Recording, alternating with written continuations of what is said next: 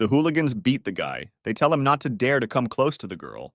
The attackers are stopped by an unfamiliar guy. He demands to stop immediately and stop the beating. The stranger's name is Linmu, a business college student from a wealthy family. Linmu kicks the guy and says that if he gets close to the girl again, his legs will be broken. Linmu leaves with his subordinates. He tells them that is enough for today. The main character's name is Zhao. He intends to take revenge on his offenders in the near future. Zhao is in severe pain and is trying to get back on his feet. He needs to get to the university as soon as possible. Suddenly, the guy hears a voice that tells him that the owner has been activated and a scan is expected. Zhao realizes that the strange voice came from the ring lying on the ground. He picks it up and examines it carefully. The voice informs the guy that he is the chosen one, and the virtual god communicates with Zhao through the ring. The voice asks the guy to put the ring on his hand. Zhao fulfills the voice's demands and starts the scanning process. The guy completes the scanning process. The information received greatly shocks him. The city is completely destroyed. Crowds of aggressive zombies roam its streets. Vile creatures attack the surviving people and destroy them. The guy asks the ring about what happened. The voice says that Zhao saw information about the end of the world and stored it in his memory. Zhao doesn't want to believe what he saw. He believes that everything that happened was someone's bad joke and tries to take off the ring. The guy is in severe pain. A voice tells him that if the ring is on, the owner cannot remove it on his own. The voice tells Zhao that if you rub the ring, you can launch a virtual space that has the ability to contact objects from the real world. A huge cube appears in front of the guy, which is a system for exchanging resources and weapons. There is a shopping system in the virtual storage. Resources can be purchased by killing other zombies. One of the most valuable items is antivirus serum. The voice tells Zhao that there is very little time left before the disaster begins, and the guy needs to carefully prepare for it. Zhao packs a large bag with food, water, and necessary items that will help him survive at first. A guy comes to a university dormitory where he is met by his roommate, whose name is Bean. Zhao tells his roommate that tomorrow will be the end of the world and the world will be overrun by zombies. The guys in the room are surprised by Zhao's words. Zhao's classmates do not take his warning seriously. They believe that the guy simply overplayed computer games. They call Zhao a poor loser and plan to visit an internet cafe. Zhao demands that his friend believe him and take his words seriously. The main character and his friend Bean use furniture to barricade the entrance to the room. For a long time, they sit near the front door, waiting for a zombie attack. Bean gets tired of waiting and falls asleep. The night flies by. Bean says that during this time, nothing unusual happened. Zhao answers the guy. He tells him that he cannot relax, since mortal enemies are somewhere nearby. Bean is about to leave the main character and go to bed, as he is tired of the pointless waiting and is tired. Suddenly, they start knocking hard on the barricaded door, and loud cries for help are heard in the corridor. Bean is very scared. He asks Zhao about the reason for the terrible screams coming from the corridor. Zhao and his friend go to the window to look out at the street. The city street is captured by a large number of aggressive zombies. They attack people who did not have time to hide. Bean begins to become very hysterical. He strongly doubts the veracity of his friend's stories. Zhao's voice is heard. He asks Bean to calm down. The guy tells him that they need to hide until the zombies leave. Zhao invites his friend to find a place where they can hide. He says that the zombies have not yet evolved much, and they have time. Zhao is going to go down to the first floor to the fire shield to arm himself with an axe. The guy understands that it will be much easier for him to fight zombies if he is armed. Zhao asks Bean not to open the front doors to anyone after he leaves. Bean asks the guy to return quickly and be extremely careful. Bean is overcome by a strong feeling of fear. He does not want to be alone and asks Zhao to take him with him.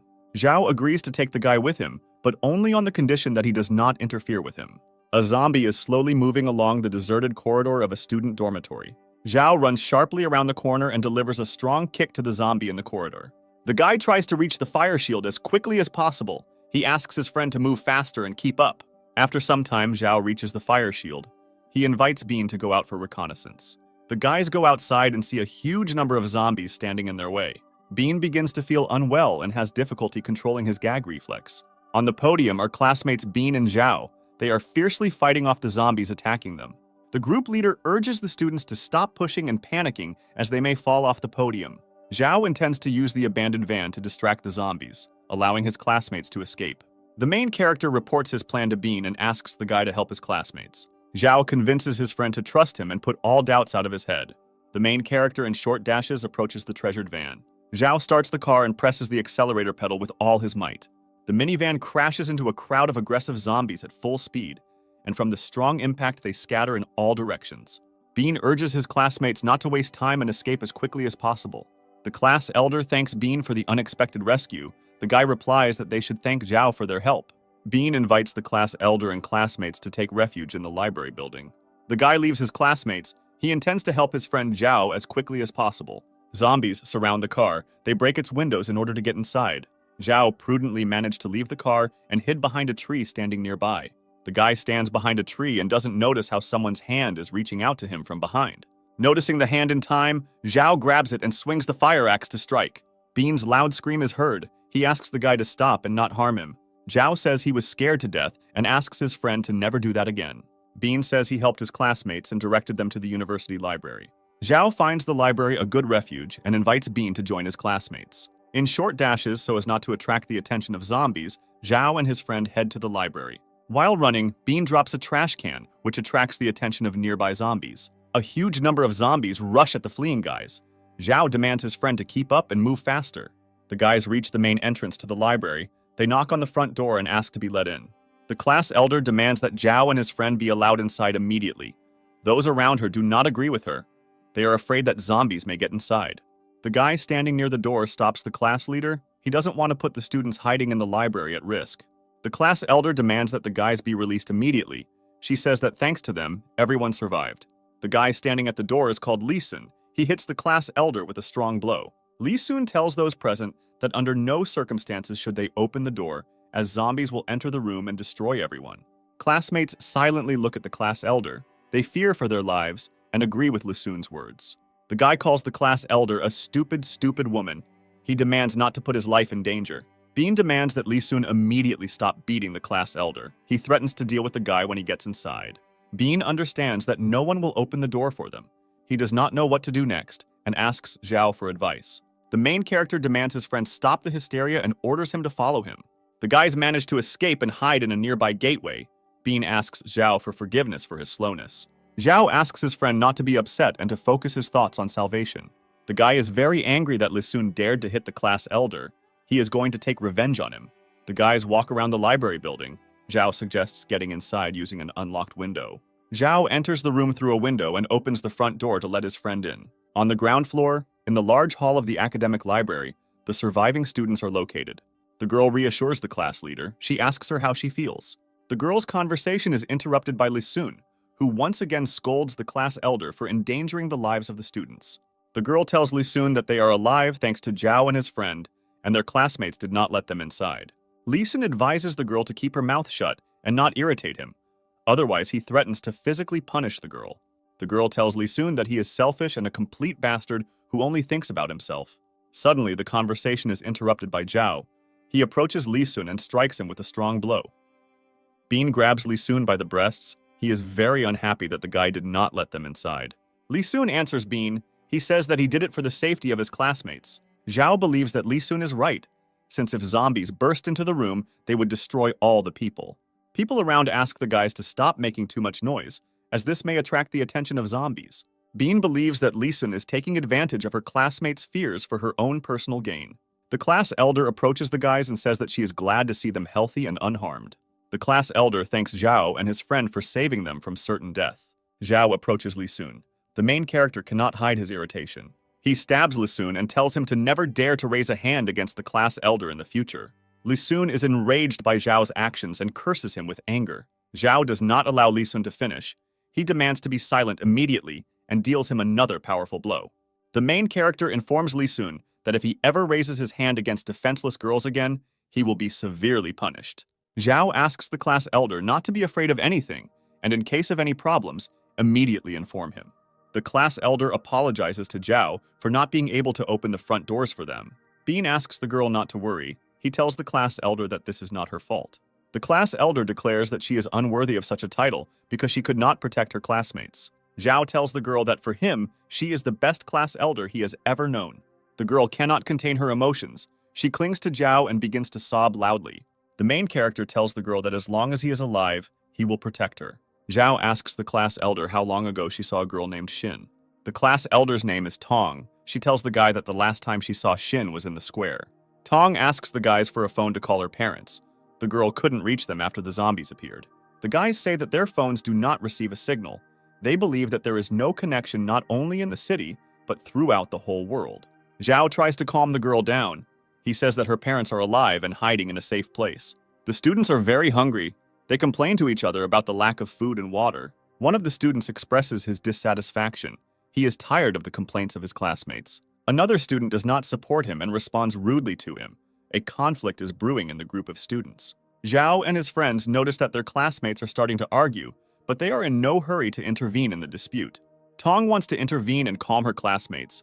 Zhao stops her. He says that this is a useless and dangerous activity. Classmates sort things out, trying to find those responsible for their current situation. Students begin searching for water and food, but this does not bring any results. The students are about to go to the second floor.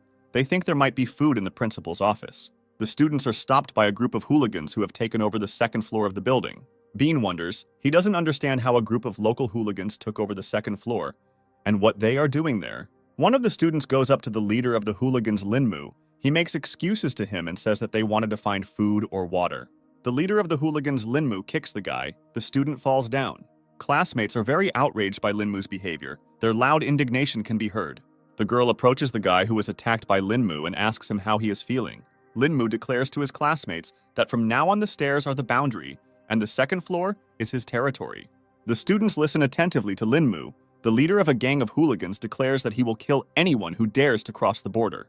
Linmu tells the students that he has a lot of food upstairs, and anyone who wants to eat can exchange it for their valuables.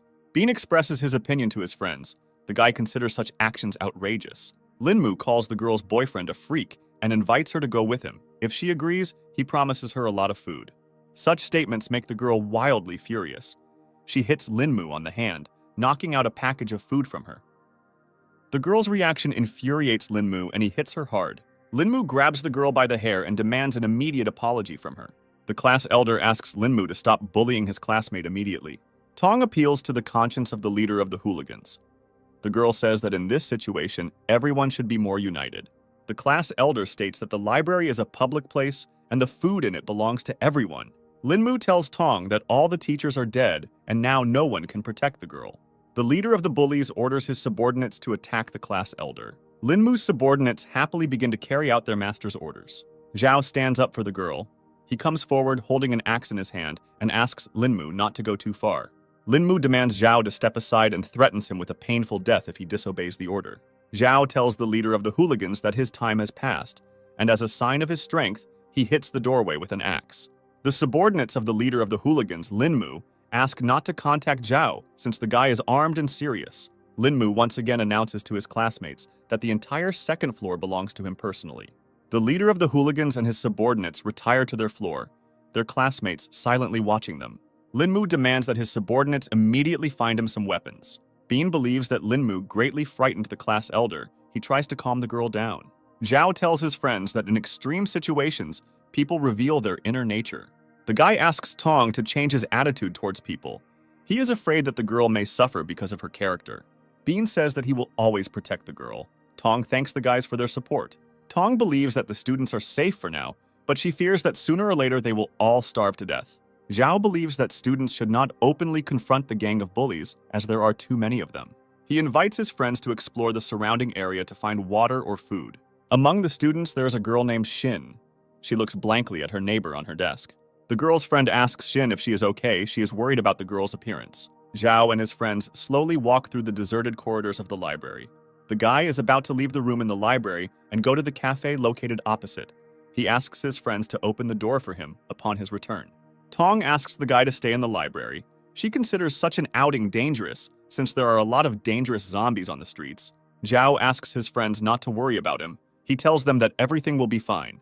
Bean hopes that his friend will not be noticed by the zombies and will return safe and sound. Zhao moves along the street in short dashes. He hopes that the zombies on the street will not notice him. In one of the gateways, a guy notices dead students. He decides to take away food and water that they no longer need. Zhao opens the dead student's backpack and sees a large amount of water and food in it. The main character activates his ring to launch a vault into which he will place the necessary items.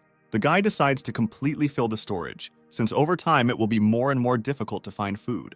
A loud, terrible roar distracts Zhao from filling the vault, and the guy slowly turns around. Screaming loudly, a huge 2-meter zombie attacks the main character. Zhao dodges the attacking zombie and hits him hard with a fire axe.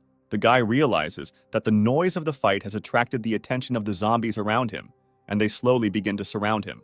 Zhao notices a window and tries to use it to escape inside the building. The main character finds himself in the kitchen of a large restaurant. He hopes to find a large amount of food. Zhao finds a large container with a lot of cooked rice inside. Bean and the class elder hear a knock on the door and Zhao's voice. The guy asks his friends to let him in. Tong rushes to the guy and hugs him tightly. The girl is very happy that the guy returned safe and sound. Bean tells his friend that the class elder was very worried about him. Zhao tells his friends that he did not return empty-handed and invites them to eat rice.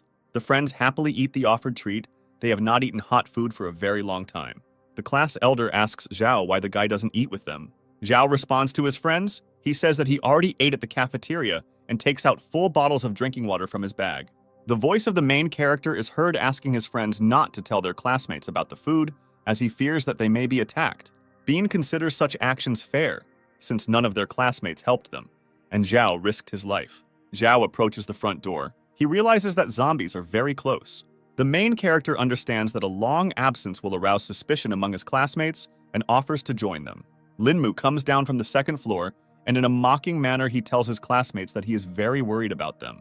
Zhao invites his friends not to react to such provocations, since the gang of hooligans is very strong.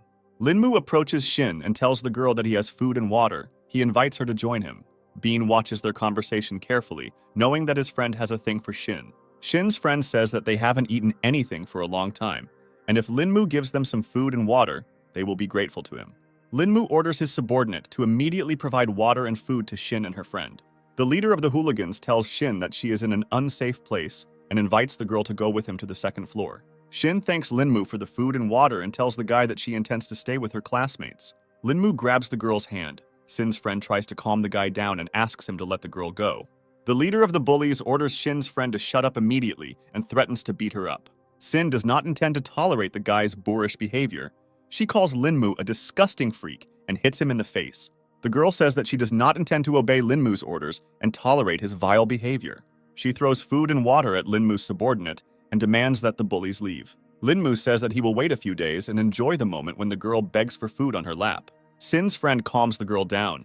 She's very outraged by the behavior of the leader of the hooligans. Tong is very worried about the girl and tells his friends that Shin is in serious danger. Zhao is pleased with Shin's reaction. He would start to despise the girl greatly if she went up to the second floor. The guy approaches Shin and her friend and asks if the girl is okay. The girl's friend asks Zhao not to disturb Shin and let her calm down and rest a little. Zhao is not going to bother the girls. The guy offers them water and food. The main character asks Shin and her friend to accept some food and water from him. The guy says that he does not pursue selfish interests and says that he just wants to help the girls. Lee Sun stands on the threshold of the hooligan leader's office, asking to listen to him. Linmu asks the guy why he is taking up his precious time. Lee Sun tells the leader of the hooligans that they had a very good relationship in the past and says that he can be very useful in the gang. Linmu asks to name at least one reason why he should accept the guy into the gang. Lee Sun promises to bring the leader a woman he likes. Shin's friend was very surprised by Zhao's action. She asks what the relationship was between them. Shin answers his friend. She says that she doesn't know Zhao at all. They were just in the same class together. The girl tells Shin that they are in great danger, and the best way to protect themselves is to find someone they can rely on. Shin's friend's name is Eliza. She believes that Zhao is an attractive young man who can protect them. Zhao asks his friend why the class elder is depressed. Bean tells Zhao that Tong was very upset about his communication with Shin. Zhao's conversation with his friends is interrupted by the loud impact of a body falling from the second floor. Zhao pushes his classmates aside and wants to get closer to find out what's going on. A gloomy sight appears in front of the guy. A dead girl lies on the floor, having fallen from the second floor. Lee Sun tells his new master that he will bring him a new girl in the near future. Zhao's heart is filled with anger and hatred. The guy wants to avenge the girl, but he understands that this is impossible now, since the Linmu group is very strong. Zhao approaches the murdered girl. He covers her with his jacket and reads a farewell prayer. Lee Sun informs his new master that his classmates were greatly affected by the girl's murder, and they intend to take revenge. Zhao says that Linmu will sooner or later pay for his crimes and beg for mercy. Night has fallen. Tired and exhausted students sleep on the floor of the first floor. A loud noise wakes up Zhao. The guy opens his eyes. He is very frightened by incomprehensible sounds. A large crowd of zombies has found an emergency exit to the library and is trying to break down the doors to get inside. Students panic. They are very frightened and run chaotically around the floor. Zhao orders his classmates to calm down and begin barricading the door to prevent the zombies from breaking in. The guy tries to run to the emergency exit as quickly as possible, as he considers it the weakest point of the building. One of the students turns into a zombie. Her classmates don't understand how this could happen. The zombie stands in front of the students and looks attentively at his classmates. After a moment, the zombie lets out a loud scream and rushes at the students. The guy can't stand on his feet and falls to the floor, attracting the attention of zombies.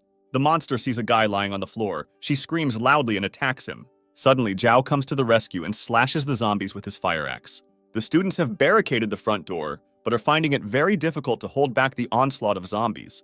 The back door of the library opens and a huge crowd of aggressive zombies rushes into the room. The zombies move towards the students and Zhao's voice is heard, ordering the students to run away. Zhao shouts to his friend. He asks Bean to stay with the class elder and protect her. Creepy creatures have broken into the library and are attacking defenseless people. The surviving people run to the stairs, trying to escape on the second floor of the building. One of the students suggests going up to the curator's office to hide there. Access to the second floor of the library has been blocked by hooligans led by Linmu, who are refusing to help students in trouble. In the crowd of people distraught with horror is Shin. The girl is disoriented and very scared. Zhao finds Shin in a crowd of people and invites the girl to follow him to save her life. The guy asks the girl to trust him.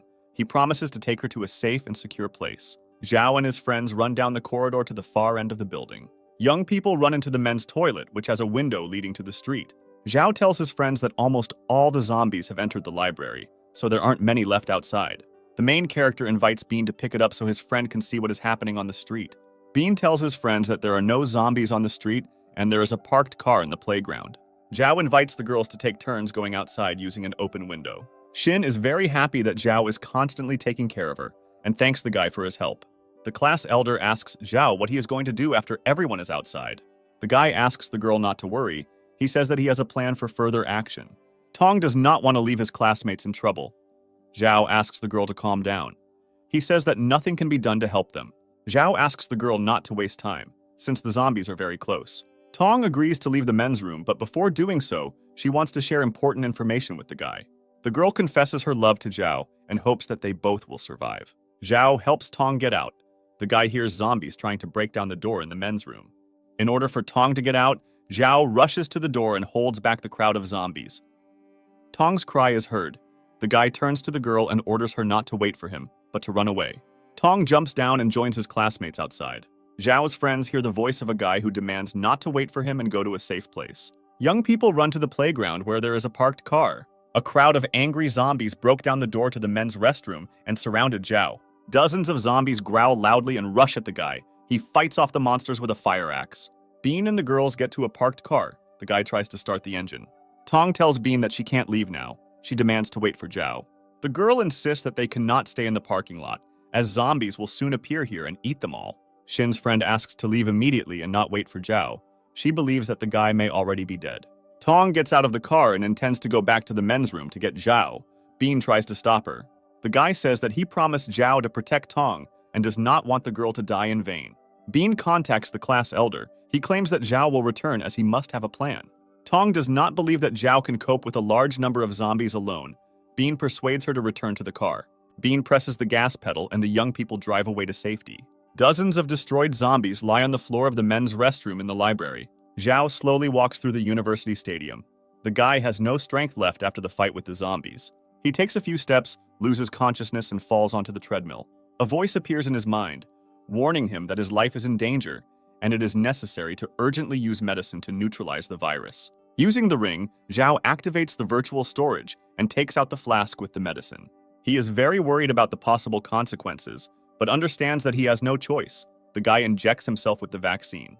The next morning, Zhao comes to his senses, feeling severe pain throughout his body. Zhao is glad that he is alive. He realizes that he has no mutations or serious bodily injuries.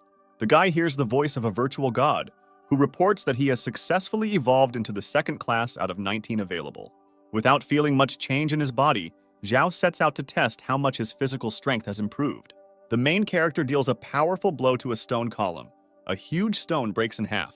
Zhao is incredibly happy about the physical strength the second level of evolution gives. The guy thinks that Bean will be very jealous of such strength. The main character returns back to the academy to examine the premises for the presence of survivors. Zhao wanders for a long time through broken classrooms and rooms. During all this time, he has not met a single living person. The guy finds a working shower. He is going to wash off the dirt and get himself in decent shape. Zhao sits on the couch and watches TV. The news channel reports an outbreak of an unknown biochemical virus. The guy hears rustling sounds coming from the closet. He quickly jumps off the sofa and approaches the source of the sound.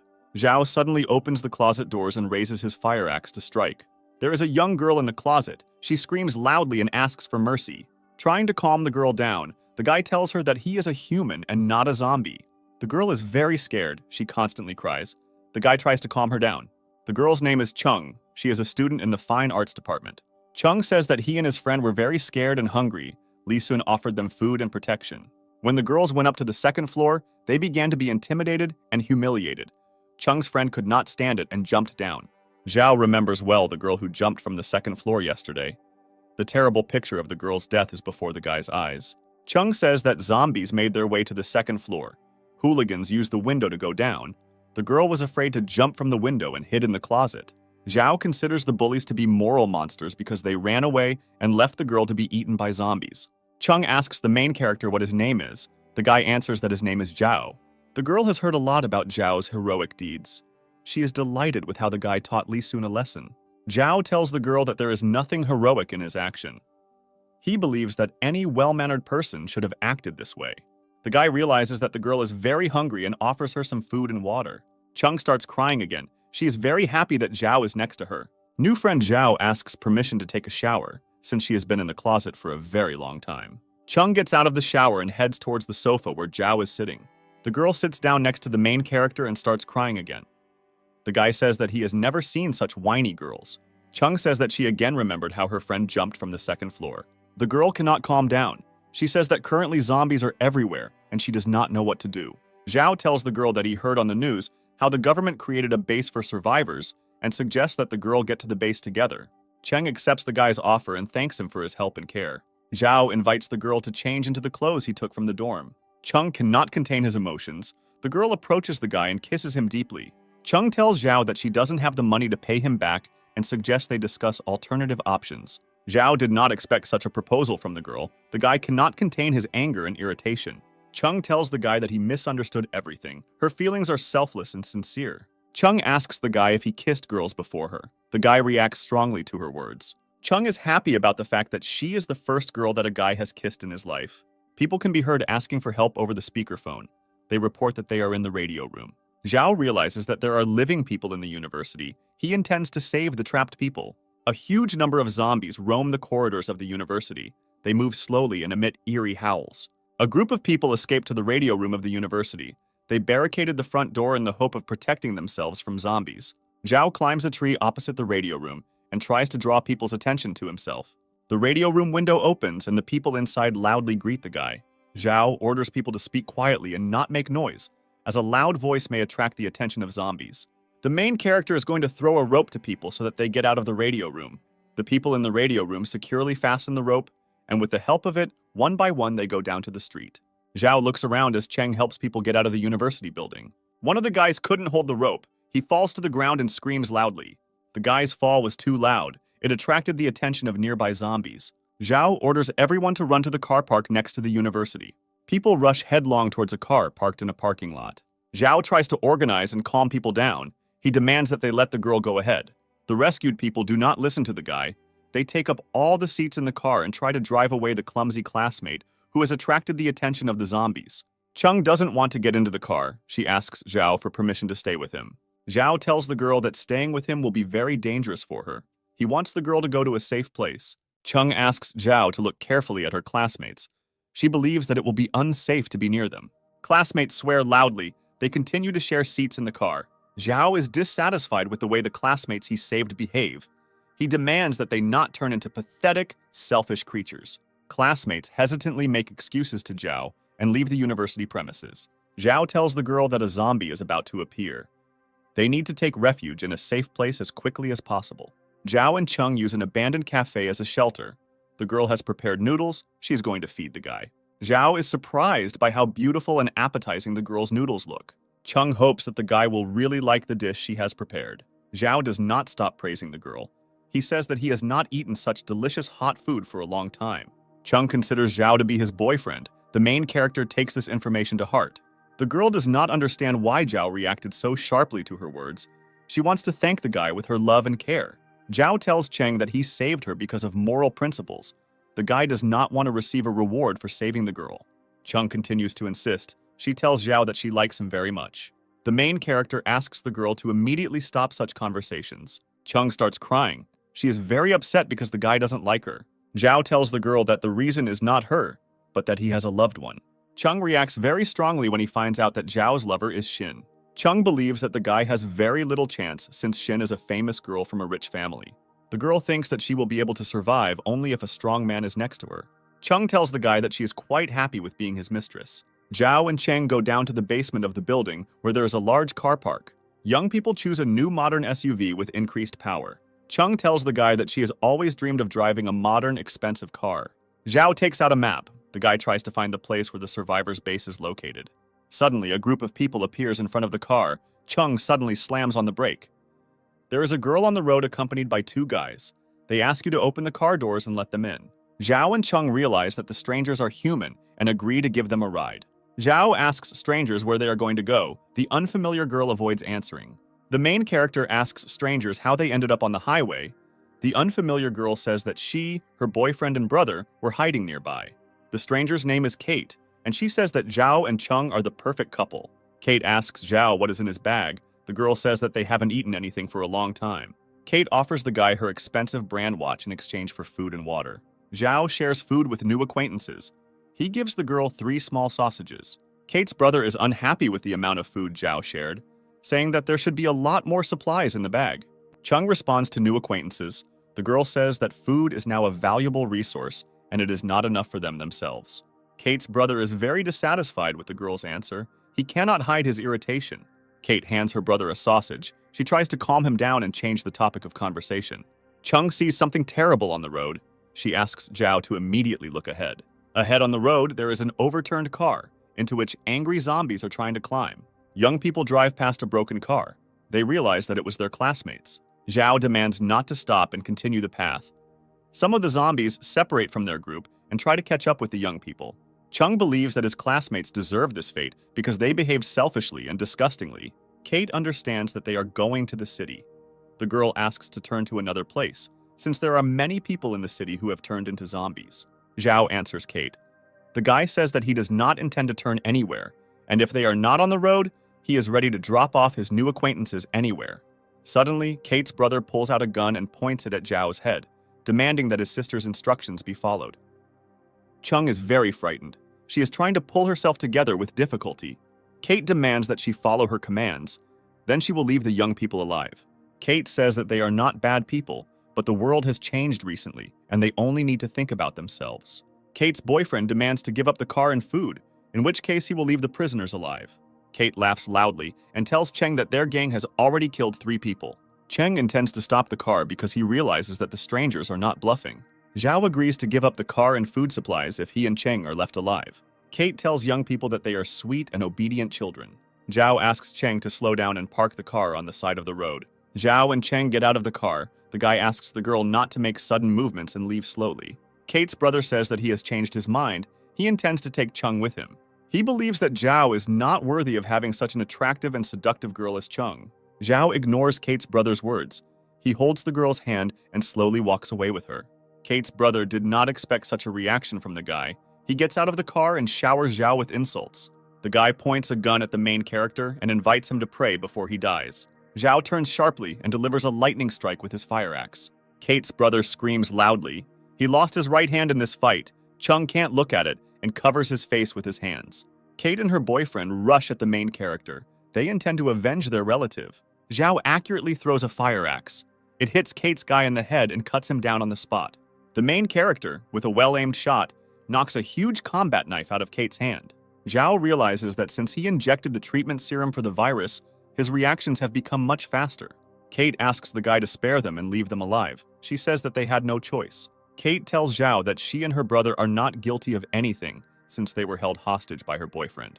The girl asks to spare her. She promises to fulfill any desires and fantasies that Zhao has. Chung does not believe a single word the girl says. She considers Kate a deceitful and shameless woman. Kate tells Zhao that she is much better than Chung, as she is an older and more experienced woman. Zhao promises to leave Kate and her brother alive. The main character understands that the sound of the gunshot will soon attract many zombies here. Kate is very surprised that the guy left her alive and didn't ask for anything in return. Zhao and Chung get into the car and drive away. After a while, zombies appear at the scene of the fight. Creepy creatures scream loudly and instantly attack Kate and her brother. Chung can't calm down. The girl is trembling violently. Zhao is thinking about how to calm the girl down. Zhao believes that Chung is afraid of him. He tells her that he had no choice. Chung answers the guy. She says that she is fine and needs time to accept the new reality. The girl tells the guy that she is scared, not because she saw Zhao killing people, but because she might be left alone. Chung recalls the terrible moments on the second floor of the library when everyone ran away and left her alone to be eaten by zombies. The girl is grateful that she met Zhao and intends to be a useful member of the team. The young people's path is blocked by many abandoned cars left on the bridge. Zhao and Chung get out of the car and continue on foot. The girl is frightened by the eerie silence that reigns around. She asks Zhao if there could be ghosts here. Zhao believes that it is much better to face ghosts than a crowd of aggressive zombies. Chung hears a strange sound. She rushes to the guy and screams loudly. A large black cat stands in the way of the young people, looking at them in bewilderment. Zhao tells the girl that he hears the sounds of zombies approaching, and tells her that these are not single zombies, but a large group. The guy intends to get closer and find out the reason why the zombies gathered in one place. Several hundred aggressive zombies are trying to enter a large shopping center.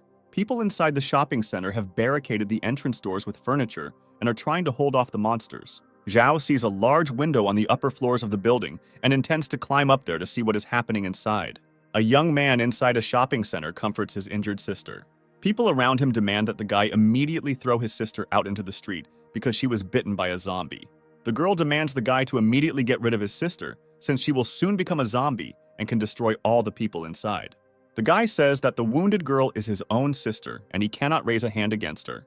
The girl insists that the guy kill his sister immediately, explaining to him that his sister is no longer human. The guy's name is Dennis. He asks the girl to be more humane since his wounded sister saved her life. Sister Dennis is conscious. The girl says that she does not want to become an ugly zombie. The surrounding people demand that Denis immediately get rid of his wounded sister. Otherwise, they will destroy them both. Dennis screams at those around him, threatening to kill anyone who touches his sister. A huge man rushes at Denis, intending to destroy the guy and his sister. Dennis has excellent boxing skills, which allows him to quickly deal with a huge man. An elderly businessman orders those around him to attack Denis altogether. Zhao and Chung carefully observe what is happening through the window. They believe that in extreme situations, people are prone to selfishness. The furious battle continues. Dennis repels the attacks of numerous opponents. Zhao is amazed by the tenacity of a guy who is ready to save a loved one at any cost. The main character intends to create a team of such people.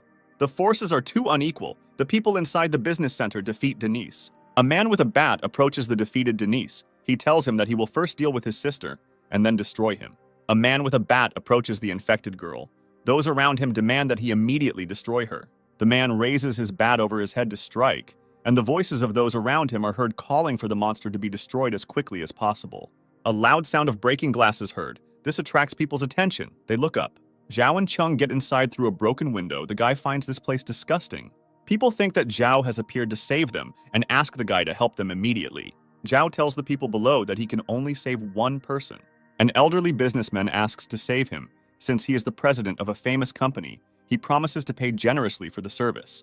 The girl begins to argue with an elderly businessman, considering herself too young and beautiful to die. Zhao shouts to Dennis and asks him what his name is. Dennis says his name. Dennis hopes that there is a way to save his wounded sister. The guy asks not to save Denise under any circumstances, since his sister was bitten by a zombie. Zhao invites Dennis to join him and become part of the team. Dennis accepts the guy's offer. Zhao tells people that after he saves Dennis and his sister, he will leave a rope so that everyone can get out. The girl apologizes to Denis for her behavior. She explains this by saying that she was very scared. The girl turns out to be Dennis's fiancée. She says that she still loves the guy very much. The voice of Dennis is heard, telling the girl that now they have nothing in common. Zhao and Cheng examine Sister Dennis. The wounded girl is feeling very bad. Dennis's sister moans quietly and coughs up dark liquid. Soon the girl will turn into a monster. Cheng asks Zhao if there is any way to save Dennis's injured sister. Dennis says that he will not leave his sister and will be with her until the very end. Zhao invites his team to leave the business center and find a safe place. The main character and his team find shelter in an abandoned warehouse. Dennis reassures his sister. He promises her to find a doctor soon. Chung considers the situation hopeless. The girl is very worried about Dennis and his sister. Zhao understands that the injured girl is too weak, and even if there is a cure, there is no chance that she will remain human. The main character tells Dennis that there is only one way to help his sister. Dennis asks what this way is. Zhao invites the guy to take the fire axe from him and stop the girl's suffering. Dennis says that even if his sister becomes a zombie, he will not allow anyone to hurt her. Chung invites the guy to look at the situation realistically. The girl believes that her sister cannot be saved. The wounded sister tells Dennis that she doesn't want to turn into an ugly zombie. She asks her brother to kill her before she attacks everyone. Sister Dennis asks Zhao and Chung to look after her brother after her death. Zhao promises the girl to keep an eye on her brother and not let him do anything stupid. The wounded sister Dennis tells her brother that she will watch him from heaven and loses consciousness. Dennis cries and screams loudly. He tries to bring his sister back to consciousness. Zhao demands Dennis to immediately destroy the girl, as she has begun to turn into a zombie. Sister Dennis has turned into a zombie. She makes inarticulate sounds and begins to approach her brother. Zhao understands that Dennis cannot raise a hand against his sister. Even after she became a zombie, the main character delivers a precise blow and destroys the monster. A large fire is burning in the backyard of the warehouse. Dennis and his new friend say goodbye to his sister. Zhao extends his hand to Dennis and invites the guy to join his squad. The main character and his friends decide to spend the night in an expensive hotel. Zhao introduces Dennis to Cheng. The guy briefly talks about himself and his new girlfriend. Cheng asks Dennis to tell about herself, since the girl knows nothing about the guy. Dennis says that he comes from a poor family, their parents died early, and he was left alone with his sister. The guy studied martial art to become a master and feed his sister. Cheng asks Denny not to despair. She is sure that such a good guy will do well in the future. Zhao tells his new friends that he hears the sounds of approaching zombies. Chung is surprised by the protagonist's abilities, since she herself is unable to hear the approaching zombies. Zhao temporarily acquires the ability not only to hear zombies, but also to clearly see them from a distance. The girl does not understand where the zombies in the corridor could have come from, because before that they checked the entire hotel. Zhao invites Dennis to go out into the corridor and immediately deal with the zombies. The main character asks Dennis to turn off his fear. He tells the guy that this will help in the battle. The zombies in the corridor discover the students and immediately rush to attack. Zhao, with the help of his fire axe, deftly deals with numerous zombies, and for each killed monster, he is awarded points. Dennis barely fights off the zombies, while another monster sneaks up on him from behind. The zombie, who crept up from behind, jumps on Dennis and knocks the guy to the floor. Chung opens the door of the room and screams loudly. The loud noise attracts the attention of the zombies, which saves Dennis from imminent death as all the monsters rush at the girl. Dennis continues to fight the zombie, but cannot cope with it and throw it aside. Zhao and Cheng watch his struggle. The girl asks the guy why he doesn't want to help his new friend. Zhao believes that Dennis should cope on his own, since the guy does not need a weakling on the team. Zhao invites the girl to leave and leave Dennis alone with the zombie that attacked him. Dennis becomes furious at Zhao's words. He throws off the zombie and begins to vigorously beat the monster. Zhao and Chung carefully watch Dennis's fight. The girl is surprised where the guy got so much strength. Zhao approaches Denny to stop the guy. He tells him that the zombie is already dead. Dennis is in a state of clouded consciousness. He turns to Zhao and raises his hand to strike. Zhao effectively blocks the guy's blow and tells his new friend to calm down. Dennis is very angry with Zhao because the guy did not help him in difficult times, but simply watched the fight indifferently. Zhao responds to Dennis, saying that he saved him so that the guy would help fight and not be a useless burden. Zhao wants Dennis to stop thinking about his sister and not show pity towards the monsters. Dennis apologizes to Zhao and asks for forgiveness for being too impulsive and not understanding the guy's actions. Dennis thanks Zhao for saving him and promises not to be so soft in the future. Zhao and his friends watch a news broadcast that states that the government has created a base where they are collecting all the survivors. Chung asks Zhao why he is so upset. The guy tells her that the base will not solve all problems. Zhao says that tens of millions of people live in the province, and the base can accommodate no more than 100,000. The guy worries about the fate of people who will not have time to get into the defense base. In addition, Zhao is worried about where the government will get resources to support people's livelihoods. Cheng wonders what they will do next, go to the base or stay in the city. Zhao decides that he needs to move towards the base, but not to place high hopes on it.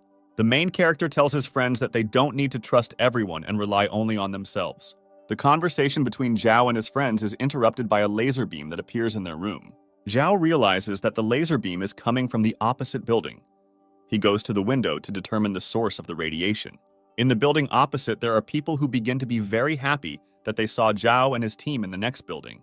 Zhao begins to shout to the people in the building opposite, but the guy quickly realizes that they are far away and cannot hear him. Dennis tells his friends that he masters the art of conveying information through gestures. The guy is trying to convey information using gestures, but the people in the building opposite do not understand him.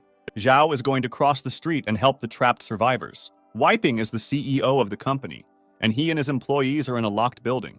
Company employees tell Wiping that they saw living people in the hotel opposite. Wiping takes the binoculars from his subordinate and carefully peers at the building opposite. The CEO tells his staff that he doesn't see 3 students. The chairman of the company named Binyan and her secretary enter the office. Wiping reports to the company chairman that employees have found 3 students in the building across the street. He believes that the students are not able to help and save the company's employees. The secretary of the company's chairman is called Tong, and she asks Wiping how the corporation's employees are feeling. Wiping reports that people are very hungry and demoralized, and employees have not eaten for 2 days. The CEO of the company asks Tong for permission to send a detachment to explore and get food. The girl believes that such an outing would be unsafe. Wiping responds to Binyan. He says that it is necessary to do something and not sit still, waiting for help. Binyan suggests contacting the military and expecting help. She believes that employees should not risk their lives. Binyan asks employees to have faith in the government and not lose hope. She hopes that everyone will be rescued soon. Wiping harbors a grudge against Binyan. He considers his boss a stupid woman. Mr. Yamada comes into the room. He is very dissatisfied with the current situation. Yamada demands a safe evacuation for him immediately, or he threatens to file a lawsuit when he returns home. Binyan and Tong apologize to Mr. Yamada. They deeply regret that the outbreak caused him inconvenience. Binyan promises Mr. Yamada to fully compensate for all losses after the situation returns to normal. The chairman of the company asks Wiping to take Mr. Yamada to the office to rest. Tong's secretary doubts that the military will send anyone to rescue the corporation's employees. Binyan asks Tong not to escalate the situation. She believes that the government will organize an evacuation soon. Tong is worried about the situation and tells Binyan that food supplies are almost gone. Binyan hopes that the military and rescuers will find them and provide assistance in the near future. Mr. Yamada greatly regrets visiting the corporate office and expresses his dissatisfaction with the secretaries. Wiping asks Mr. Yamada to give him some food.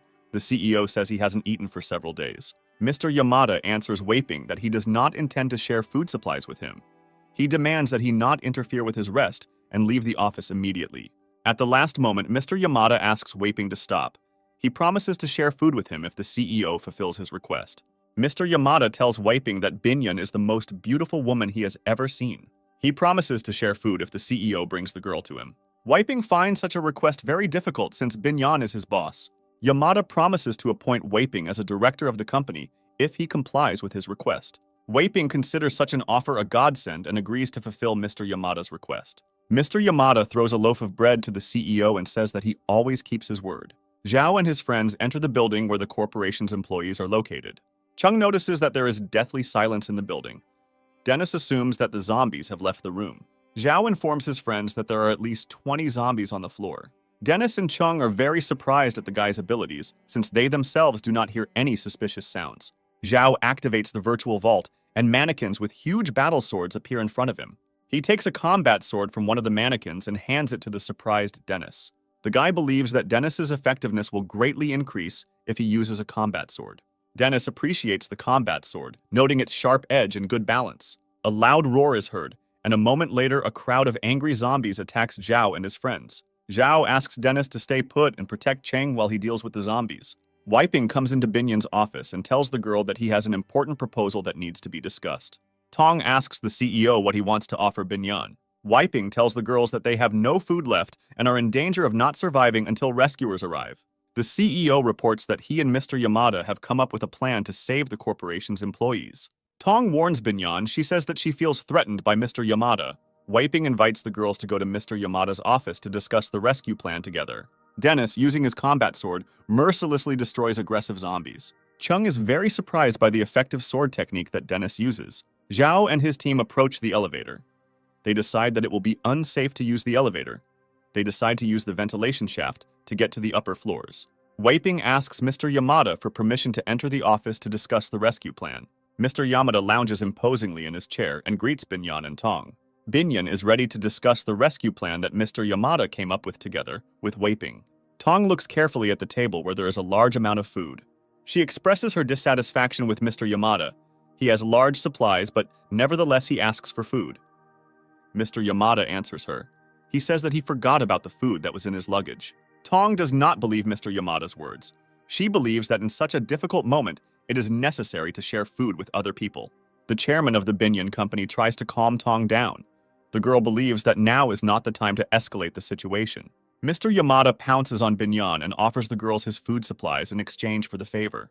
Tong is very shocked by Yamada's behavior and demands that such behavior stop immediately. Mr. Yamada says he will pay for the service with a huge amount of food. He throws the chairman of the Binyan company onto a chair and attacks the girl. Tong demands the immediate release of Binyan and rushes to the aid of the defenseless girl. Wei stops Tong, who is running towards his boss, and he strikes her with a strong blow. Mr. Yamada praises Wei. He tells the man that it is a good job. Binyan screams loudly and calls for help. She demands to be released immediately. Yamada tells the girl that no one will hear her screams since the office is well soundproofed and the corporation's employees are in the conference room. Suddenly, Zhao and his team fall into the room. The ventilation shaft passed through Mr. Yamada's office. Zhao carefully looks around the room and immediately understands what is happening here. Tong shouts loudly, asking Zhao and his friends to protect them from Mr. Yamada and Wei. Mr. Yamada calls the students idiots and demands that they leave the office premises immediately. Chung tells Mr. Yamada that such behavior is disgusting and demands that the company chairman be released immediately. Dennis calls Yamada and Wei vile creatures. The guy intends to destroy them both. Mr. Yamada knows martial arts. He deftly dodges Dennis's blow and gets into a fighting stance. Dennis realizes that despite his unimpressive appearance, Mr. Yamada is a serious opponent. Tong runs up to Binyan. She tries to calm her down and says that everything will be fine. Mr. Yamada demands that Denise put away his sword, suggesting that he fight unarmed like a man. Dennis agrees and puts his combat sword aside, relying on his skills and strength in hand-to-hand combat. Mr. Yamada declares that he will destroy the guy. He delivers a series of powerful blows. Dennis successfully blocks the enemy's blows and prepares for a counterattack. Cheng asks if Dennis needs help. Zhao replies that the guy can handle it on his own. Mr. Yamada jumps and hits Dennis with both legs. The guy continues to deftly defend himself. Dennis successfully implements the hold and applies a throw, causing Mr. Yamada to fall to the floor. Mr. Yamada cannot get up after a successful technique. He lies on the floor and wheezes quietly. Dennis decides not to finish off his opponent. He turns and heads towards his friends. At this time, Mr. Yamada takes out a knife and tries to attack the unsuspecting guy from behind. Dennis blocks the enemy's hand, which contains the knife, and strikes him with a strong blow to the head. Chung is very outraged by the behavior of Mr. Yamada, since he suggested fighting in hand-to-hand combat, and he himself cowardly used edged weapons. Dennis thanks Zhao for helping him choose the right path to protect the weak and defenseless. Zhao believes that Dennis has always been a fair and noble young man. The doors to the office open and excited corporate employees rush into the room. Wei falls to his knees. He says that Mr. Yamada forced him to do this and asks for mercy. Tong is full of anger and hatred. The girl approaches Wei and strikes him hard. The corporation's employees attack Wei, intending to beat up the traitor. Binyan orders the beating to stop. She wants the corporation employees to tie up Yamada and Wei and lock them in a utility room. Mr. Yamada tells the corporation employees that they do not know who they are dealing with and demands that they release him immediately. Tong and the chairman of Binyan thank Zhao and his friends for their assistance. Binyan tries to calm down after suffering an attack. Her assistant Tong meets Zhao and his team. Chung recognizes Binyan as a Business Academy graduate who is an honorary representative of the university. Zhao recalls that last summer he came to Binyan for an internship, but his application was rejected. Binyan answers the guy. She tells him that the company's employees are highly qualified specialists who made a fair decision. Binyan believes that refusing the internship was the right decision, but promises to study applicants more carefully in the future. One of the company employees asks Binyan when the military will come to their aid. He tells the girl that they have no connection with the outside world. Zhao tells company employees not to rely heavily on military help. The man is upset by this information. He hopes that there is some way out of this situation and asks Zhao to help them. Zhao says that there are a large number of zombies around the building, and if you get out, they will immediately attack people. The voice of the main character is heard, telling Binyan that he has options for salvation, but he and his friends need to get a good rest first. Binyan and her subordinates leave the office. The girl asks her assistant to find plans for the building in preparation for the evacuation. A corporate employee asks Binyan if she has any food left. He tells the girl that people haven't eaten for several days. Tong answers the man. She says that all the food available has already been distributed to the company's employees earlier. A man comes into the room. He is in high spirits and says that he has food. Binyan realizes that the man is holding a backpack that belongs to Zhao. The man says that as soon as the three teenagers left the office, he snuck inside and stole their backpack with food. Binyan is outraged by the actions of her employee and demands that the backpack be returned immediately. The man believes that it is impossible to think about morality at this time and offers to eat the stolen food. Binyan continues to consider his employee's act immoral, since the backpack was stolen from people who were going to help them. A corporate employee tells Binyan that the students are bluffing. He has explored the building and believes that there is no other way out other than the ventilation shaft. The men intend to eat the stolen food and then go on reconnaissance to inspect the surrounding area. Using a ventilation shaft, a corporation employee descends to the first floor of the building. Other men join him. They try not to make noise so as not to attract the attention of the zombies. The man tells his colleagues that the students have been deceiving them since they do not observe any zombies. Corporation employees are walking along the first floor of the building. They believe that Zhao and his friends have misled the company's chairman. Suddenly, one of the men sees a dead zombie around the corner. He is very scared and is unable to contain his scream. The squad leader notices an unusual object on the dead zombie's waist belt. The excited exclamations of the corporation's employees can be heard.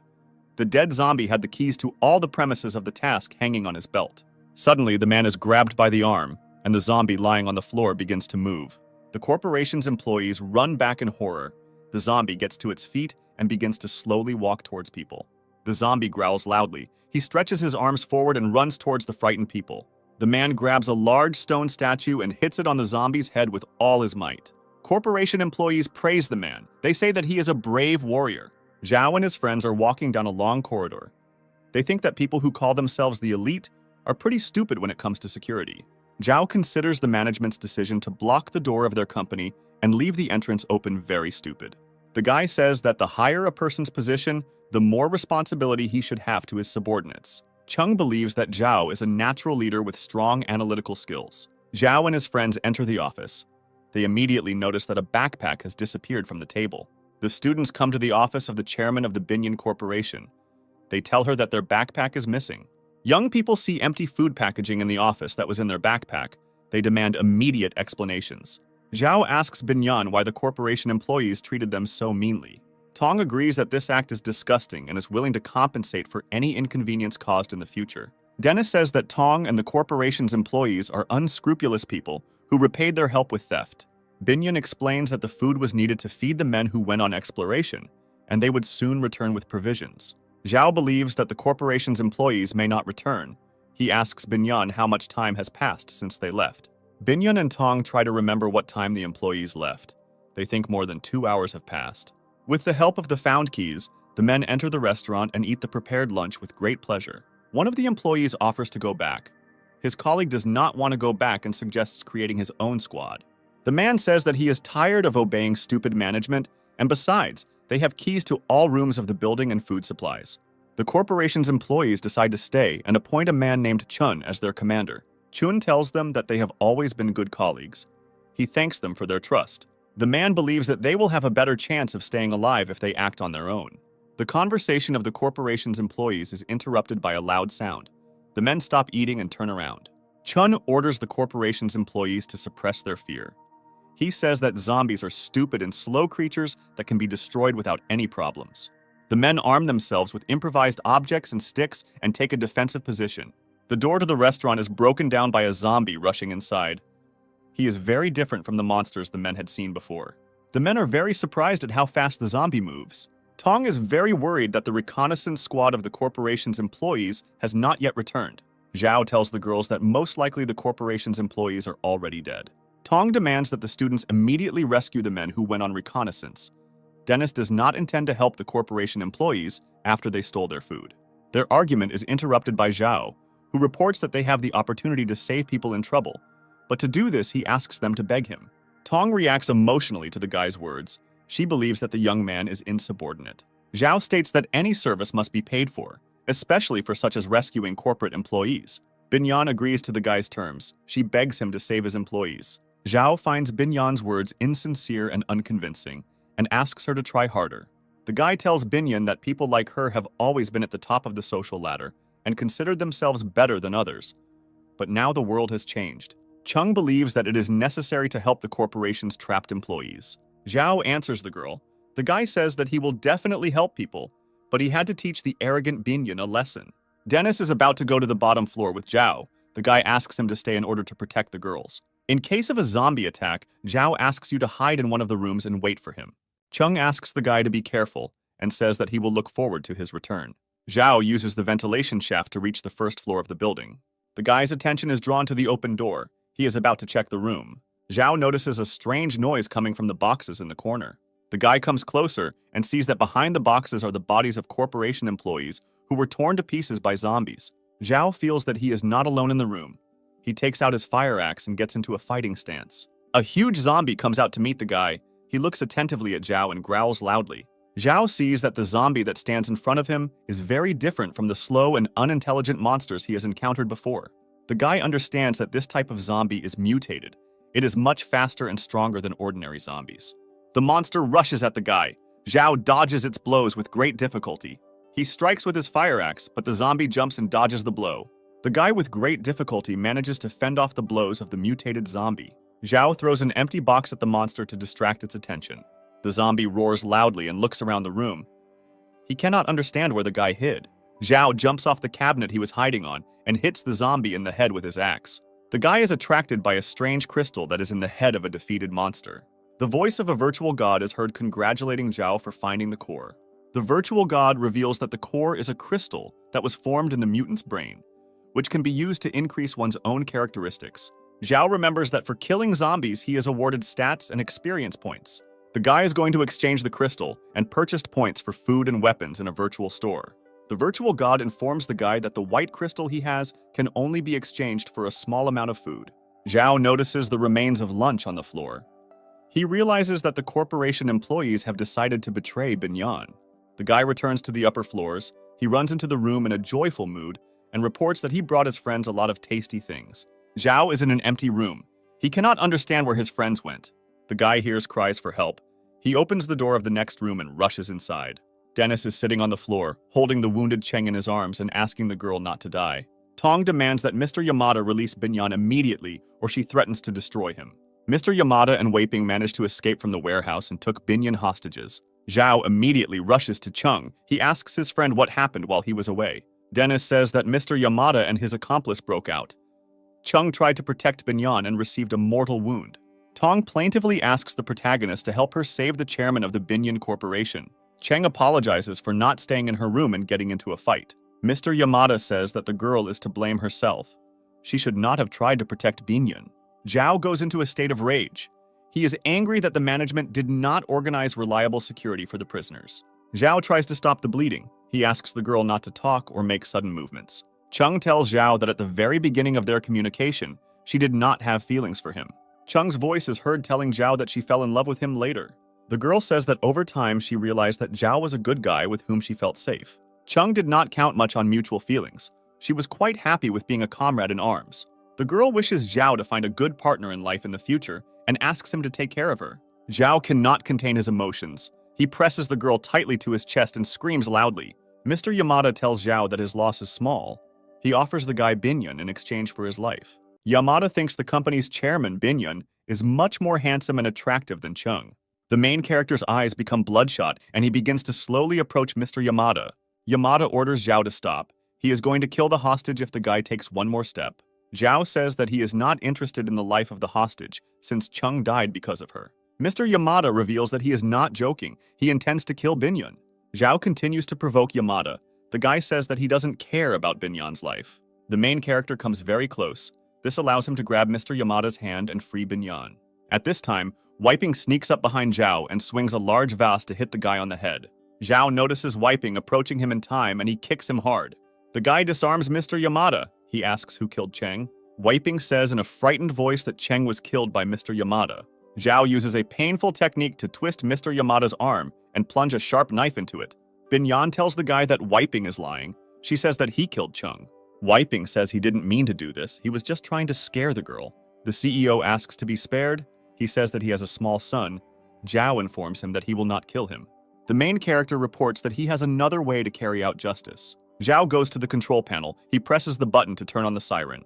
People around him have to cover their ears from the loud sound of the siren. They don't understand why the guy turned on the sound signal. The guy informs others that there are a large number of zombies around the building. A loud sound will attract their attention. The zombies hear a loud siren and begin to gather at the entrance to the building. Mr. Yamada calls Zhao crazy. He says that zombies are about to break into the building.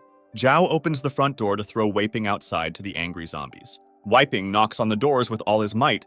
He asks to open the doors and let him inside. A huge number of zombies instantly surround the CEO and attack him.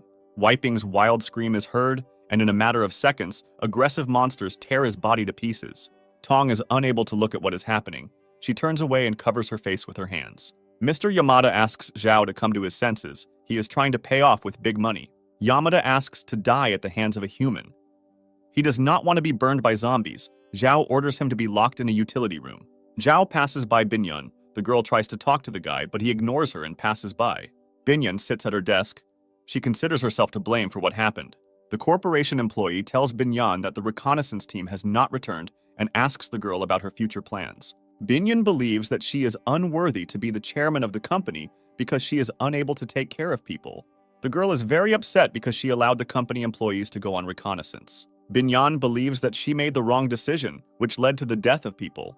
The girl decides that from now on she will protect her employees and take care of their lives. Zhao sits for a long time opposite the bed on which the body of the murdered Chung is located. The guy believes that Chung should have first of all thought about herself and not saved someone else's life at the cost of her own. Binyan opens the door to the room. She stands on the threshold and looks at Zhao sitting in a chair. The guy asks what she is doing here. Binyan replies that she wanted to say goodbye to the man who saved her life. Binyan tells the guy that she knows that he hates her and asks him to help the corporation employees who are not to blame for anything. Zhao tells the girl that Chung always wanted a dress as expensive as hers, but could not afford it. Binyan says he will organize everything and find an expensive dress for Chung. Zhao says that Chung wanted exactly her dress and asks the girl to undress right now. Binyan believes that the guy just wants to humiliate her. Zhao tells the girl that she is alive, only thanks to Chung. Zhao tells her that successful people consider themselves the elite of society, but in reality they are selfish and hypocritical. Binyan understands that all her life she did not give in to anyone and did not respect other people. She believed that all her actions were correct. Binyan tells Zhao that he promised to save the corporation's employees and begins to take off his dress. Zhao tells the girl that no action will bring Chung back to life. He asks Binyan to leave. The main character asks Binyan to gather the corporation's employees in a conference room in an hour. The girl hopes that Zhao will save her people. Zhao asks the girl to leave the room immediately before he changes his mind. The guy asks Chung for forgiveness for not being able to save her. He thanks the girl for her support and faith in him. Zhao carries Chung's body to the balcony on the upper floors of the building. The guy intends to burn Chung's body. He pours gasoline on him and throws a burning lighter. Fire engulfs the girl's body, and the guy's voice is heard saying that he will never forget her. Corporation employees want to know from Zhao how they can leave the building. Dennis tells the guy that after the siren turns on, the building is surrounded by a huge number of zombies. Mr. Yamada calls Zhao. The prisoner asks the guy what he is going to do. The main character asks Mr. Yamada not to worry. He says that he will not kill him and will take him with him. Zhao and the corporation's employees are slowly moving through a narrow ventilation shaft. Through the ventilation grill, people observe a large number of zombies inside the building. Tong is very worried. The girl is afraid that they will all die. Binyan calms down his secretary. Zhao ties Mr. Yamada's arms with rope and throws him down as zombie bait. Mr. Yamada is hanging in the air at a considerable distance from the zombies. The monsters are trying to reach him. Zhao tells the corporation employees that they need to hurry while Mr. Yamada distracts the zombies. Corporation employees climb out of the ventilation shaft and move towards the exit. People try to open the door, but the entrance door to the building is locked. Binyan informs those present that there is a fire exit on the other side of the building. Mr. Yamada's secretaries remain in the ventilation shaft, trying to save their boss. The girls pull the rope and drag Mr. Yamada into the ventilation shaft. Yamada hugs the girls tightly and thanks them for saving him from certain death. A moment later, Mr. Yamada grabs the girls and throws them down into a crowd of angry zombies. In a sarcastic manner, Mr. Yamada says that he will take care of the girls' families when he arrives home. While the secretaries distract the zombies' attention to themselves, Yamada flees for her life. People quickly run to the fire exit, located on the opposite side of the building. Suddenly, their attention is drawn to the sound of car brakes and gunshots. Mr. Yamada appears in the building, and from a car he shoots at people with a gun. Zhao realizes the gravity of the situation and orders everyone to find shelter immediately. Mr. Yamada continues to shoot randomly and non-stop at the corporation's employees. Zhao and Binyan took cover behind a nearby wall. The guy is considering his further actions. Tong was unable to maintain her balance. She fell to the floor. The girl lies in the open space and screams loudly. Mr. Yamada believes that people do not have the slightest chance to survive. He intends to kill every single one.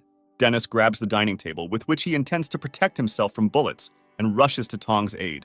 The guy takes Tong in his arms and tries to reach the shelter as quickly as possible. The girl begins to get very hysterical. She clings to Denny and thanks him for saving her. Mr. Yamada continues to mercilessly shoot corporate employees. Binyan is going to help his subordinates, but Zhao forbids the girl to come out of hiding. Dennis doesn't know what to do next. He asks Zhao if he has any plan. Zhao uses his ring and activates the virtual store system. The virtual god informs the guy that he does not have the opportunity to buy good weapons. Zhao asks for items on loan. The virtual god informs the guy that he cannot lend things from the store. He is forced to follow the rules. Dennis and Binyan carefully watch the guy. They don't understand who he's talking to. Zhao asks Dennis to distract Mr. Yamada's attention. The guy looks out from behind the table and calls Yamada a fat freak. While Mr. Yamada was trying to destroy Dennis, Zhao sneaked up on him from the back of the car. Zhao tells Mr. Yamada that the last seconds of his life are coming. The guy presses a button and activates an explosive device, which he quietly threw under the bottom of the car. Young people watch as Mr. Yamada's car burns out. Dennis is very surprised where Zhao got the explosive device and asks the guy about it. Binyan sees that almost all of the corporation's employees have been destroyed. She cannot hold back her tears. Zhao tells the remaining people that there will be zombies here soon, and they need to leave this place immediately. The main character examines the local area and intends to find a working car. Of all the corporation's employees, Tong, Binyan, and a young girl were the only survivors. Binyan believes that she cannot be the chairman of the company because she failed to protect her subordinates. Dennis realizes that the girls have nowhere to go and they have no escape plan. He invites them to join him and Zhao. The main character asks Denise when he started making decisions alone. Dennis asks the guy to take the girls with him, since otherwise they will be destroyed by zombies. He says that if Chung had survived, she would definitely have taken the girls with her. Zhao agrees with the guy's proposal and asks him to quickly take a seat in the truck. Dennis tells the girls that they have little time left. He asks them to hurry up and get into the car. Young people using a truck leave the central areas of the city. The girls and Dennis are in the container of the truck. Tong looks attentively at the guy. Tong asks him how long he has known Zhao. She makes the assumption that the guy is not a classmate of the main character. Dennis tells the girl that he met Zhao quite recently when he saved his life. The guy tells his story about how he was blocked in the business center where his sister died. Dennis is grateful to Zhao for saving him and from now on considers him his older brother. Tong asks the guy if he has a girlfriend. Dennis replies that he broke up with her. Tong tells the guy that from today she will be his girlfriend. Dennis perceives her words with great surprise. Tong says that she fell in love with the guy, and from now on he must be responsible for her. The girl tells the guy that he will not regret it, since she is smart, beautiful, and attractive. Tong informs the nearby girls that from now on Dennis is her boyfriend. The truck stops. Zhao opens the doors of the container. He says that they will continue their further journey tomorrow. Zhao and his new team are located in the outskirts of the city, in a scientific research area. Binyan recognizes this place as her corporation was involved in investments in this project. Zhao says that there is a canteen nearby. He invites his new friends to spend the night there. Dennis finds a large amount of fresh vegetables and fruits inside the dining room. He is glad that they will have a delicious dinner. Denny asks the girls present which of them will cook the food. The third girl who survived is called Royan. She is ready to cook dinner, although she is not sure whether everyone will like her food. Zhao agrees with the girl's proposal. He says that now the main thing is not to die of hunger. Dennis approaches Zhao, who is sitting at the table, and offers him a can of beer. Zhao replies that he rarely drinks alcohol, and now is not the time to relax. Dennis tells the guy that in this case he will drink all the beer himself. After some time, Zhao decides to join his friend. They chat and drink beer. Binyan asks Tong if she really wants to be Dennis's girlfriend. Tong replies that Dennis is not a rich or famous person, but he is kind and caring. After a while, Tong tells the truth to Binyan. She wants to have a man next to her who will protect her. The girl says that in the current situation, it is necessary to have a strong person next to you so as not to feel fear. Tong tells Binyan that she needs to act before it is too late. She suggests that the girl start a relationship with Zhao. Tong suggests seducing the guy as quickly as possible before another girl takes him for herself. Binyan considers a relationship impossible since Zhao hates her after everything that happened. Tong considers herself the more experienced woman and tells Binyan that she will succeed. Tong enters the room, asks for help. She calls Dennis her husband. Zhao is very surprised by the girl's words and asks Dennis when the relationship began between them. Screams and sounds of struggle are heard in the room. The guys immediately get up from the table. Zhao and his friends run to the sounds of fighting. They realize that Royan is in danger. In the far corner of the room, the girl was attacked by a huge zombie dog. Royan is unable to resist it. The girl slowly raises her head. She looks at Zhao and his friends and asks them to run away immediately.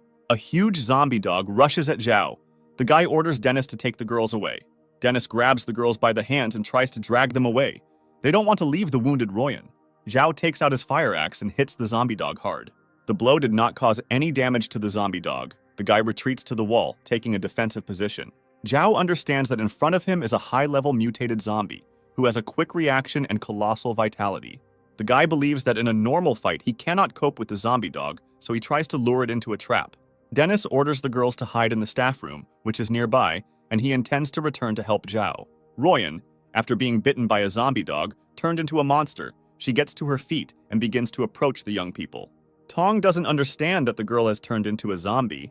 She asks Royan how she feels. Royan raises his head and lets out a terrible scream. The girls realize with horror that their subordinate has become a zombie. Dennis orders the girls to step aside and hide behind him. The guy gets into a fighting stance. He is ready to repel the attacking zombie. Dennis jumps in the air and delivers a powerful kick to the monster. Zhao runs away from the zombie dog, intending to lure the monster into a trap.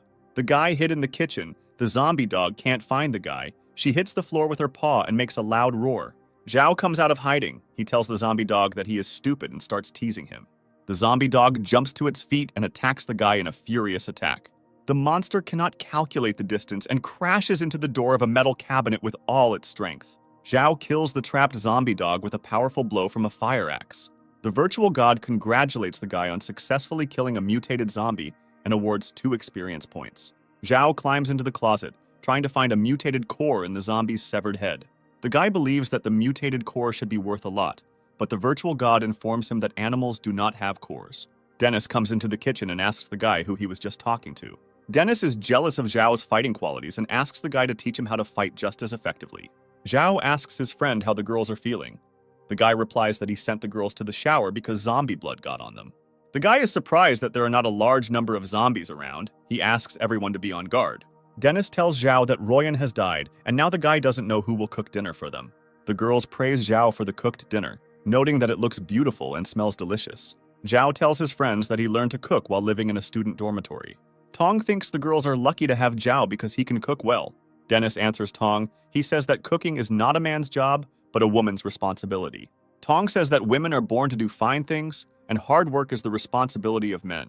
Zhao says that now he doesn't care who anyone was before, and that the days when girls were leaders and commanded people are gone.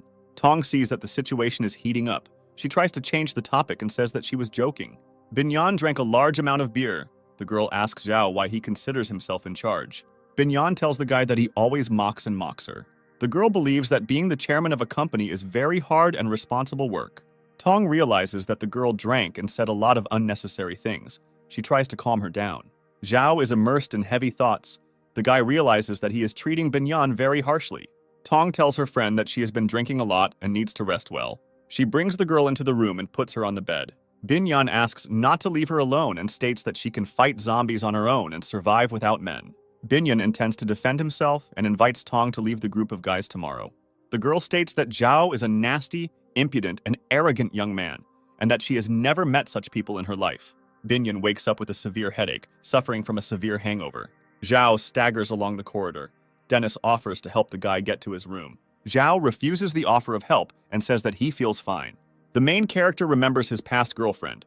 His thoughts are interrupted by sounds coming from the next room. Zhao looks into Binyan's room and watches the girl slowly change her clothes. The guy looks at Binyan, but sees his ex-girlfriend named Shin.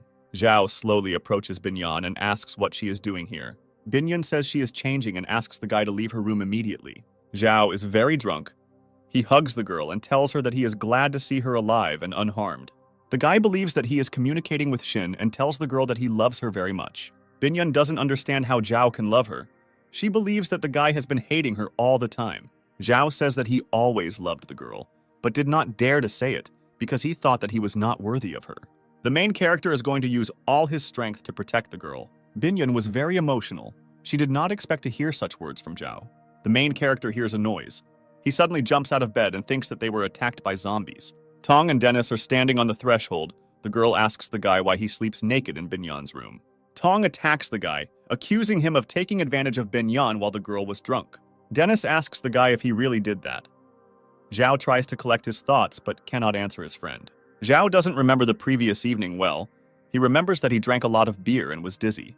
The guy experiences a strong feeling of shame. He does not understand how this could happen. Binhyun asks the guy not to feel guilty. She says that they are adults. Zhao believes that Dennis is to blame for what happened, since the guy forced him to drink beer. Zhao tells Binhyun that it was his fault and asks the girl to apologize for his behavior. Binhyun recalls that yesterday the guy said that he loves her and will protect her even at the cost of his life. The girl is overwhelmed with a feeling of anger and resentment. She calls the guy a bastard and hits him in the face. The attention of young people is attracted by shots that occur on the street. Zhao invites his friend to immediately go downstairs and see what is happening there. The guys ask the girls to hide in a safe place, and they run to the exit. On the street, a group of people are trying to escape from a crowd of zombies. One of the people shoots at the monsters with a pistol. A young man lags behind a group of people to save his wounded friend. The guy asks his friend to leave him and save himself, otherwise they may both die. The man orders the guy to abandon his wounded comrade and continue the retreat.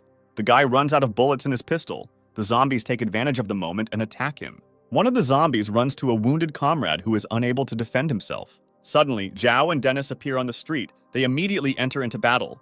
The man, who hid behind a tree, is very surprised by the behavior of the young people, since they are not afraid of zombies. Zhao informs people on the street that there is a cafeteria nearby where they can take shelter. The guy thanks Zhao for his help. He is going to immediately take refuge in the cafeteria. The main character continues to destroy zombies. For each destroyed monster, he is awarded points. The virtual god informs the guy that he has scored the required number of points to increase his combat level.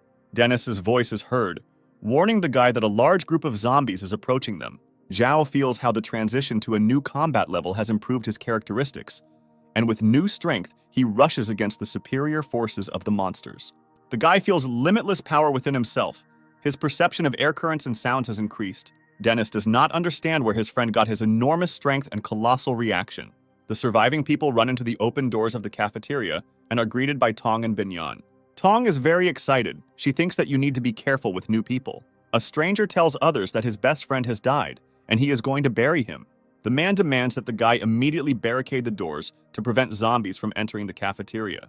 Binhyun intends to stop the man and tells him that there are still people on the street. The man begins to barricade the door, telling the girls that most likely the young people are already dead. With a powerful kick, Zhao opens the door. The man flies to the side, falling to the floor.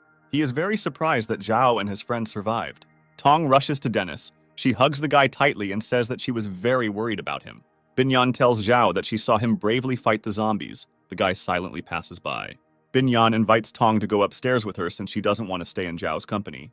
Tong tells Dennis that she needs to be with Binhyun and promises the guy to come back later. The man who survived is called Honey, and he carefully examines the girls standing opposite. Honey suggests barricading the doors immediately and orders everyone present to help him. Zhao asks the man not to be nervous and tells him that all the zombies on the street have been destroyed. Honey does not believe Zhao and says that he himself saw a huge number of zombies. He believes that such a number of monsters cannot be destroyed. Zhao invites the man to go outside and see for himself. The main character drags the man to the cafeteria exit and throws him out onto the street. Honey knocks on closed doors and demands to be let inside immediately. Zhao sharply opens the front doors.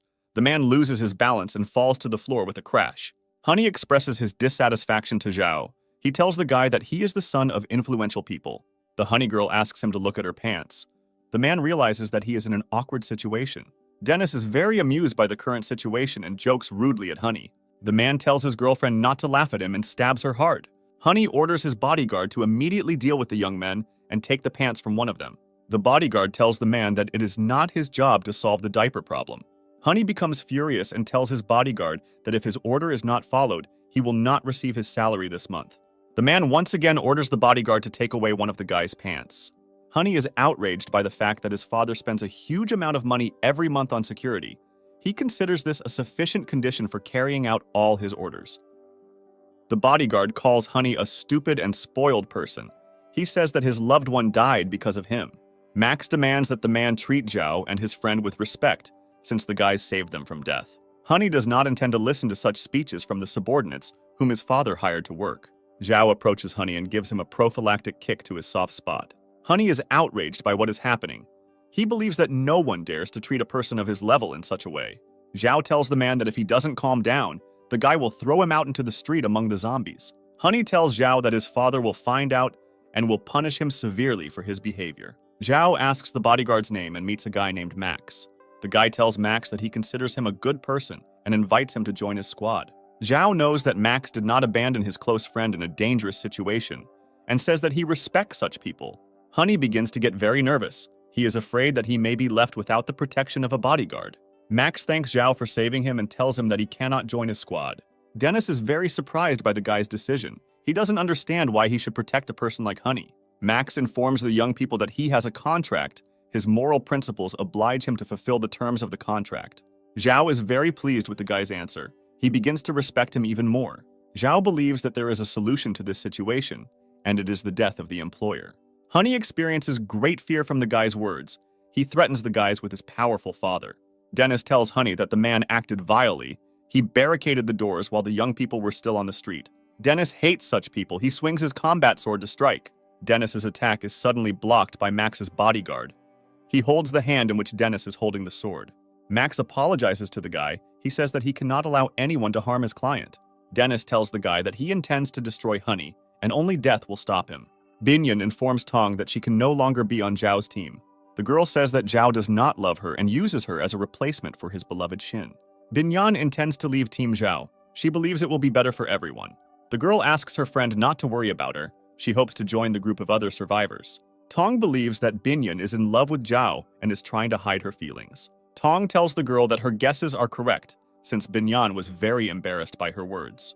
The girl assumes that Shin is already dead, so Binyan can take her place in the guy's heart. Tong thinks her friend is a beautiful girl. She hopes the guy won't be able to resist. Secretary Tong demands that Binyan pull himself together. She reminds that the girl led a large corporation and solved serious problems. During the conversation, Tong manages to convince the girl that Binyan intends to fight for the guy's heart. On the lower floor of the cafeteria, Dennis's hand-to-hand combat with Max's bodyguard continues. The girls hear noise coming from the lower hall. They see guys fighting and do not understand what is happening. Bodyguard Max demonstrates his graceful hand-to-hand combat technique. He manages to break Dennis's defense. He goes behind his back and performs a chokehold. Tong is very scared that her boyfriend is being strangled by Max's bodyguard. The girl asks him to stop and stop the fight. Dennis tells his opponent that he has good hand-to-hand combat skills. A moment later, Dennis performs a throw against which Max's bodyguard is defenseless. Zhao moves towards Honey and his girlfriend. The man is shaking in fear. Honey asks to spare him and not kill him. He promises a generous reward to the young people.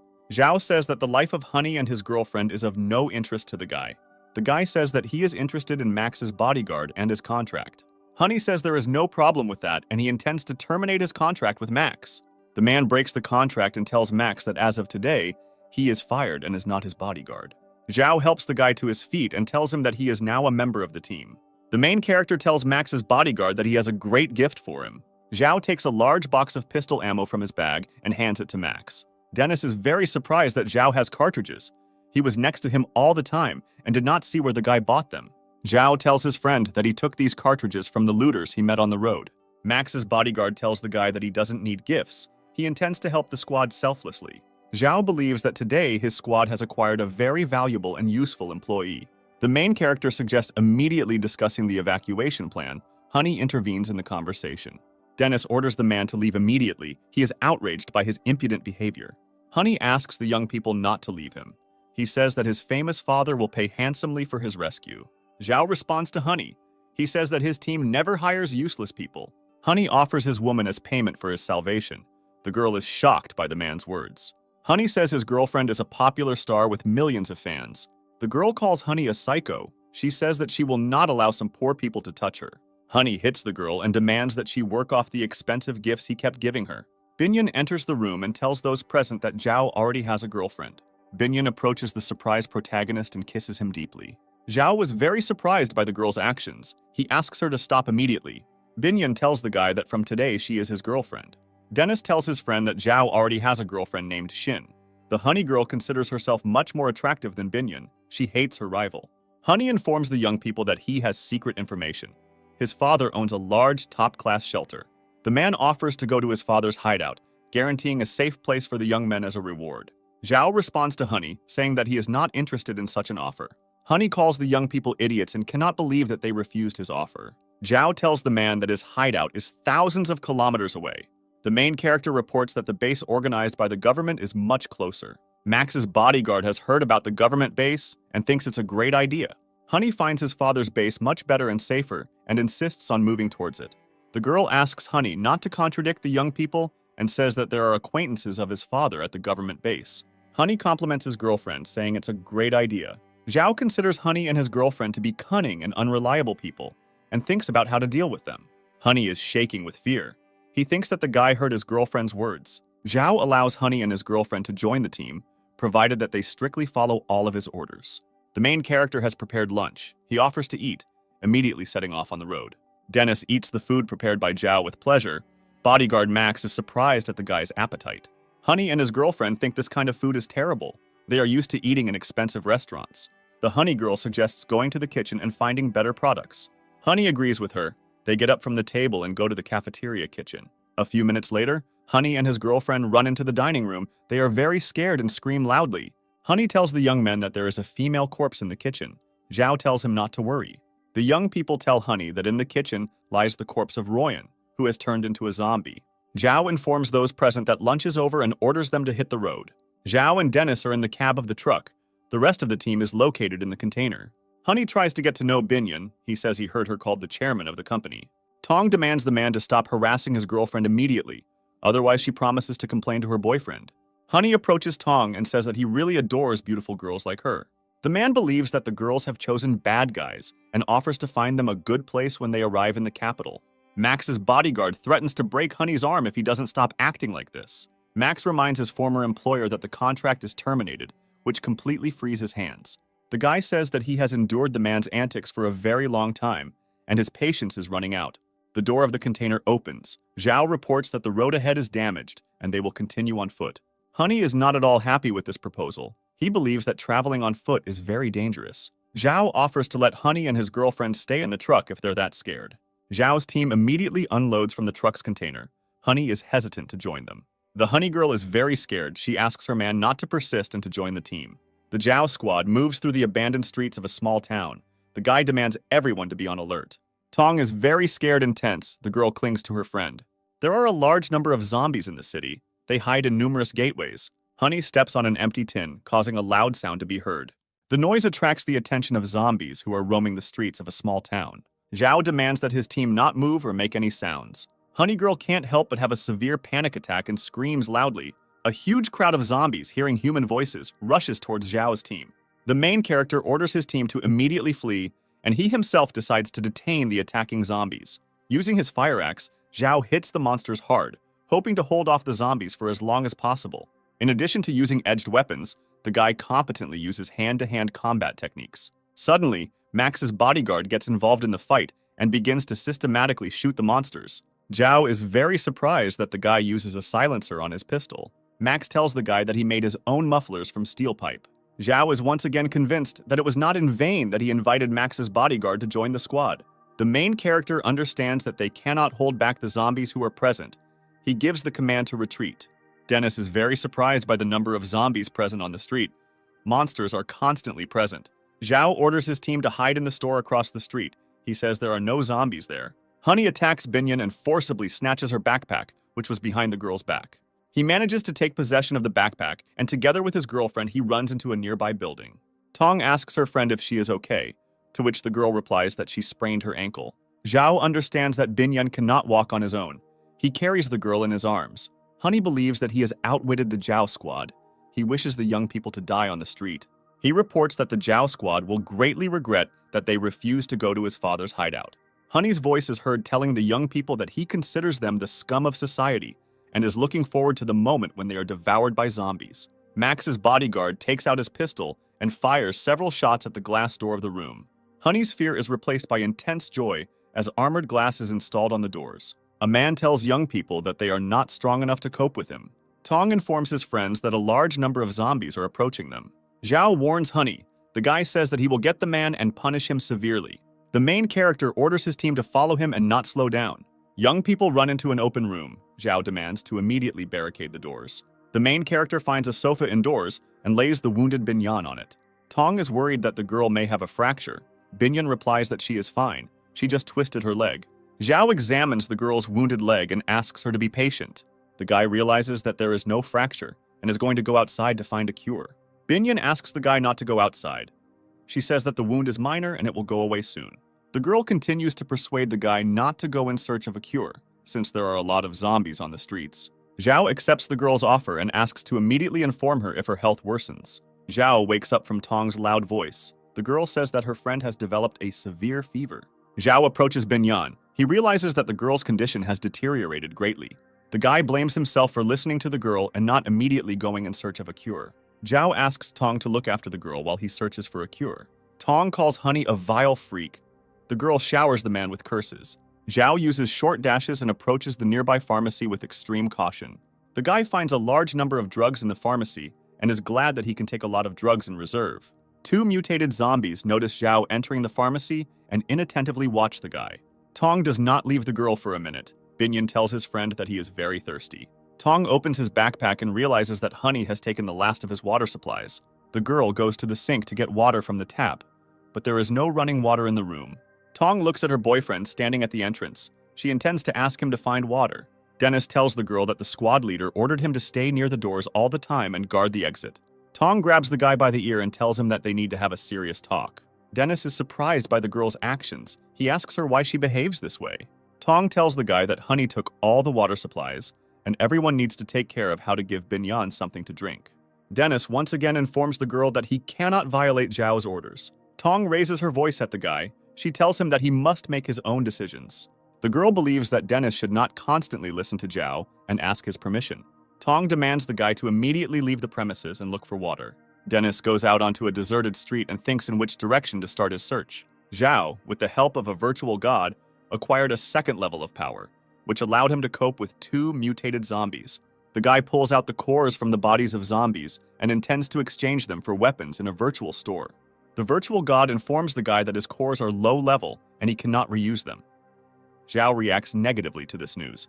The main character is thinking about what to buy in a virtual store with the points he earns.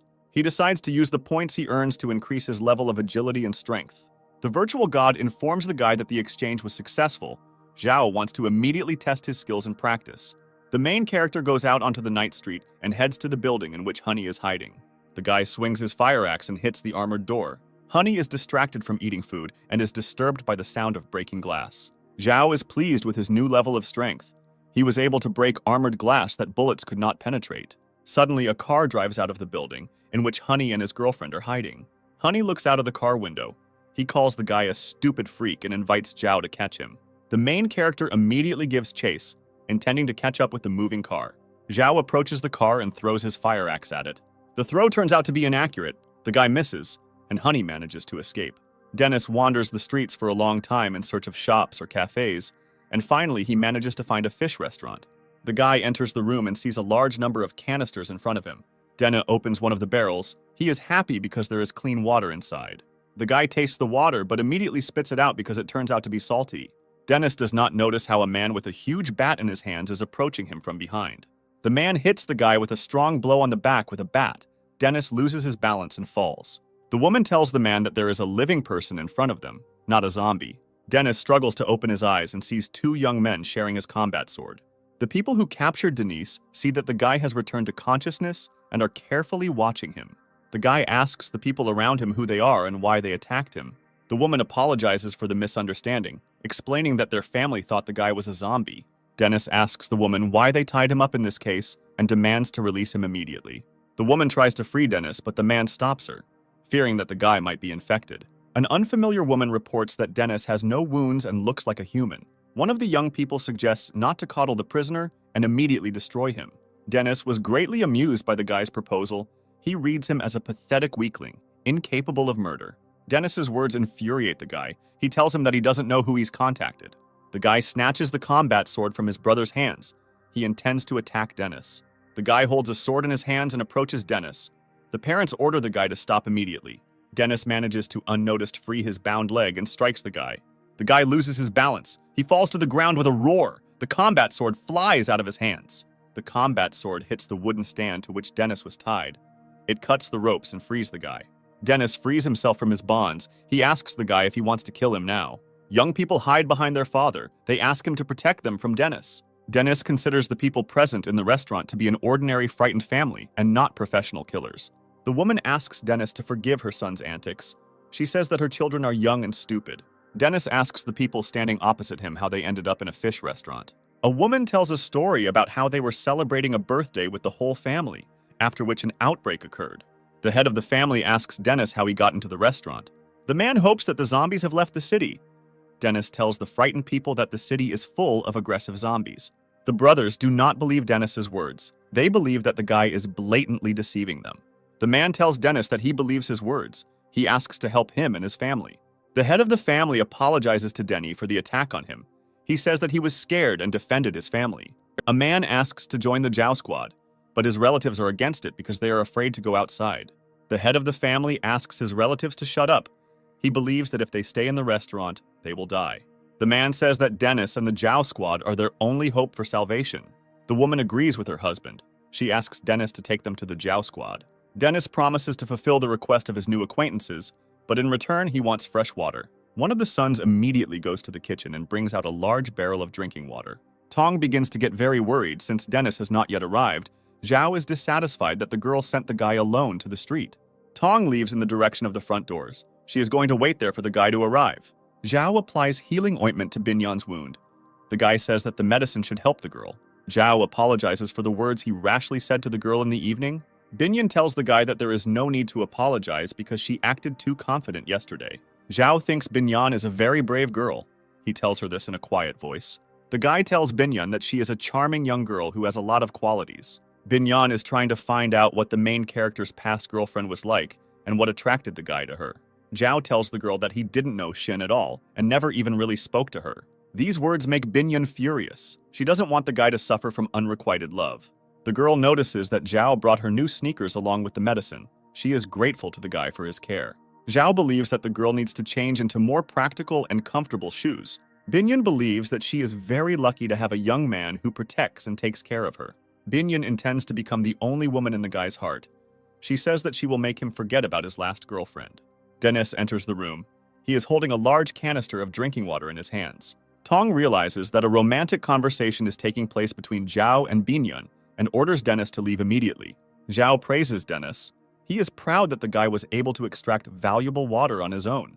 Dennis asks the guy to come with him. He wants to show him something. Zhao is very surprised that Dennis came with an unfamiliar family. The head of the family introduces the guy to his family. He says that his name is Li, and next to him are his two sons, Hai and Yong.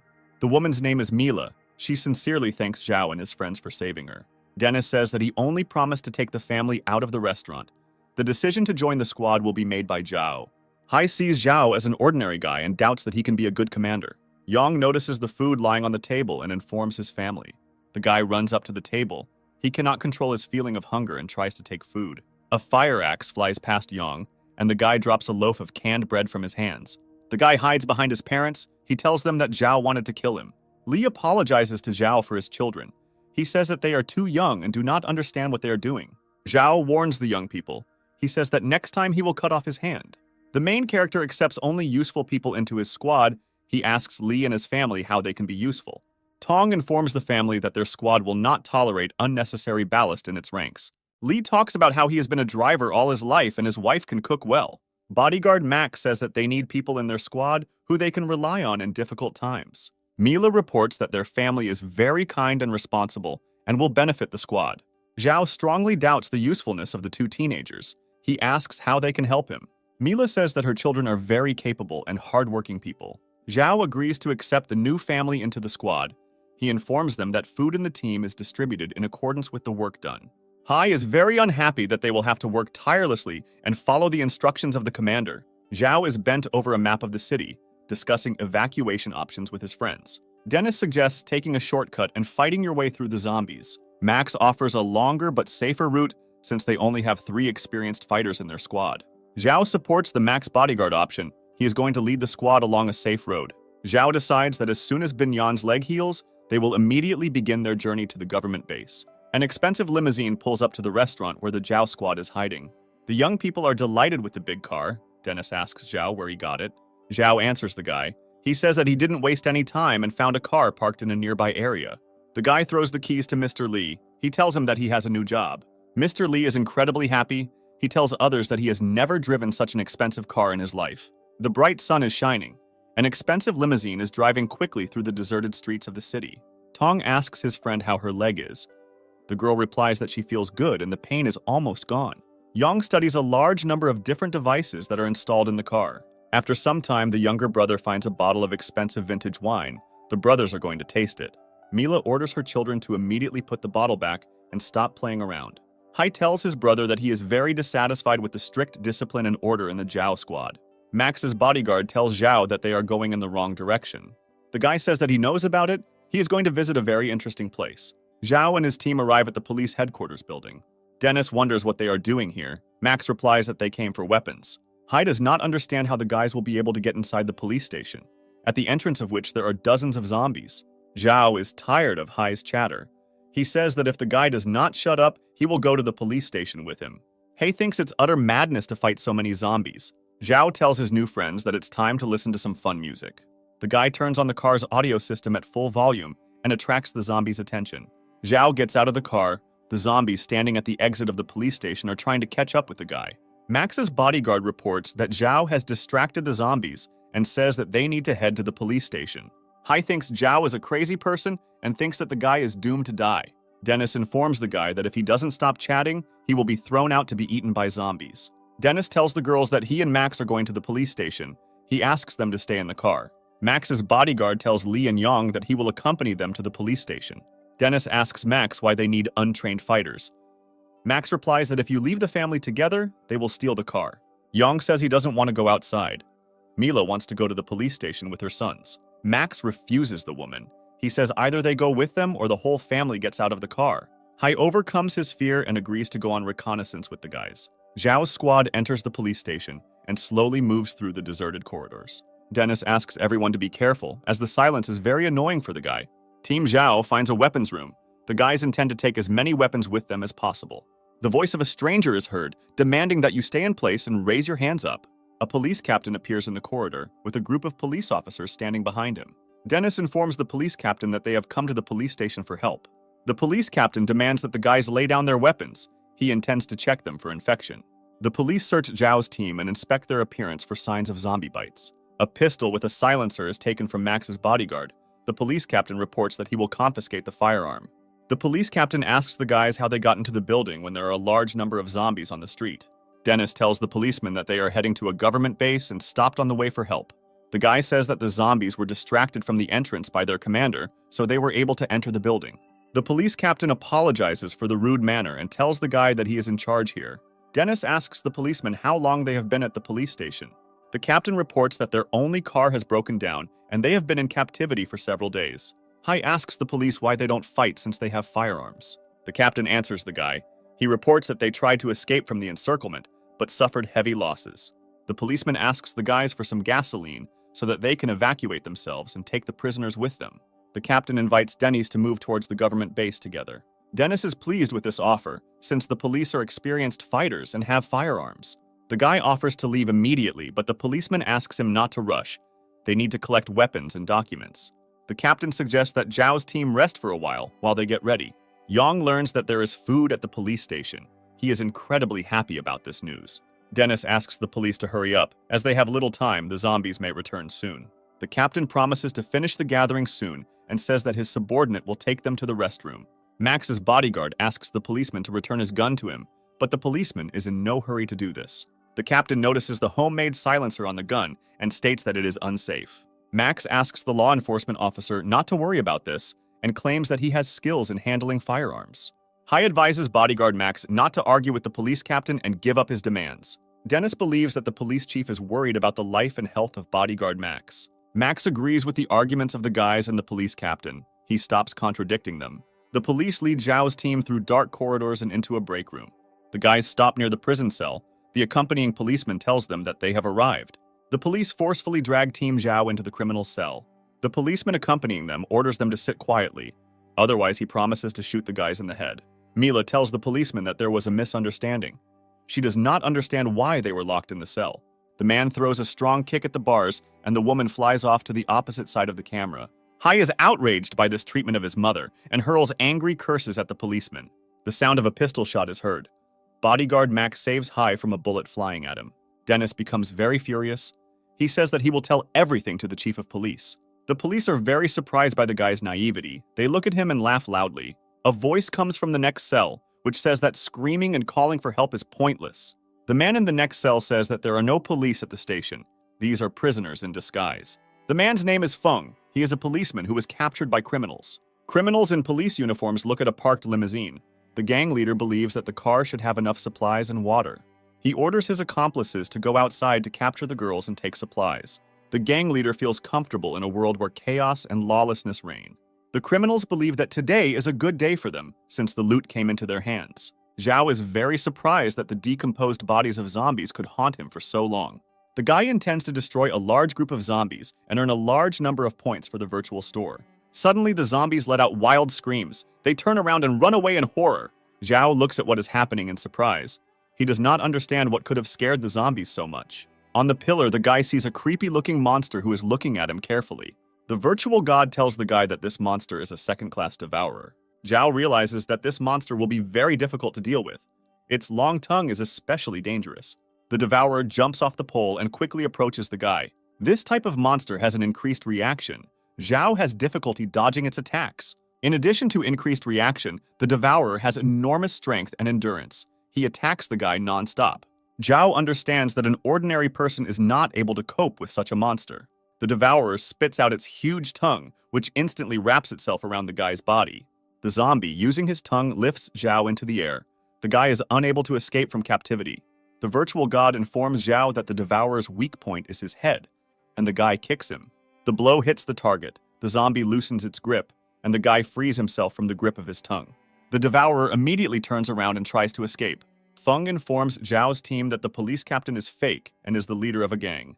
The policeman says that during the outbreak, the criminals broke out and killed his colleagues. Max's bodyguard says that he immediately noticed strange behavior in the fake police officers. Max asks Feng why the criminals left him alive and did not kill him along with his partners. Feng says that there are many places in the police station where a fingerprint or eye pupil test is required.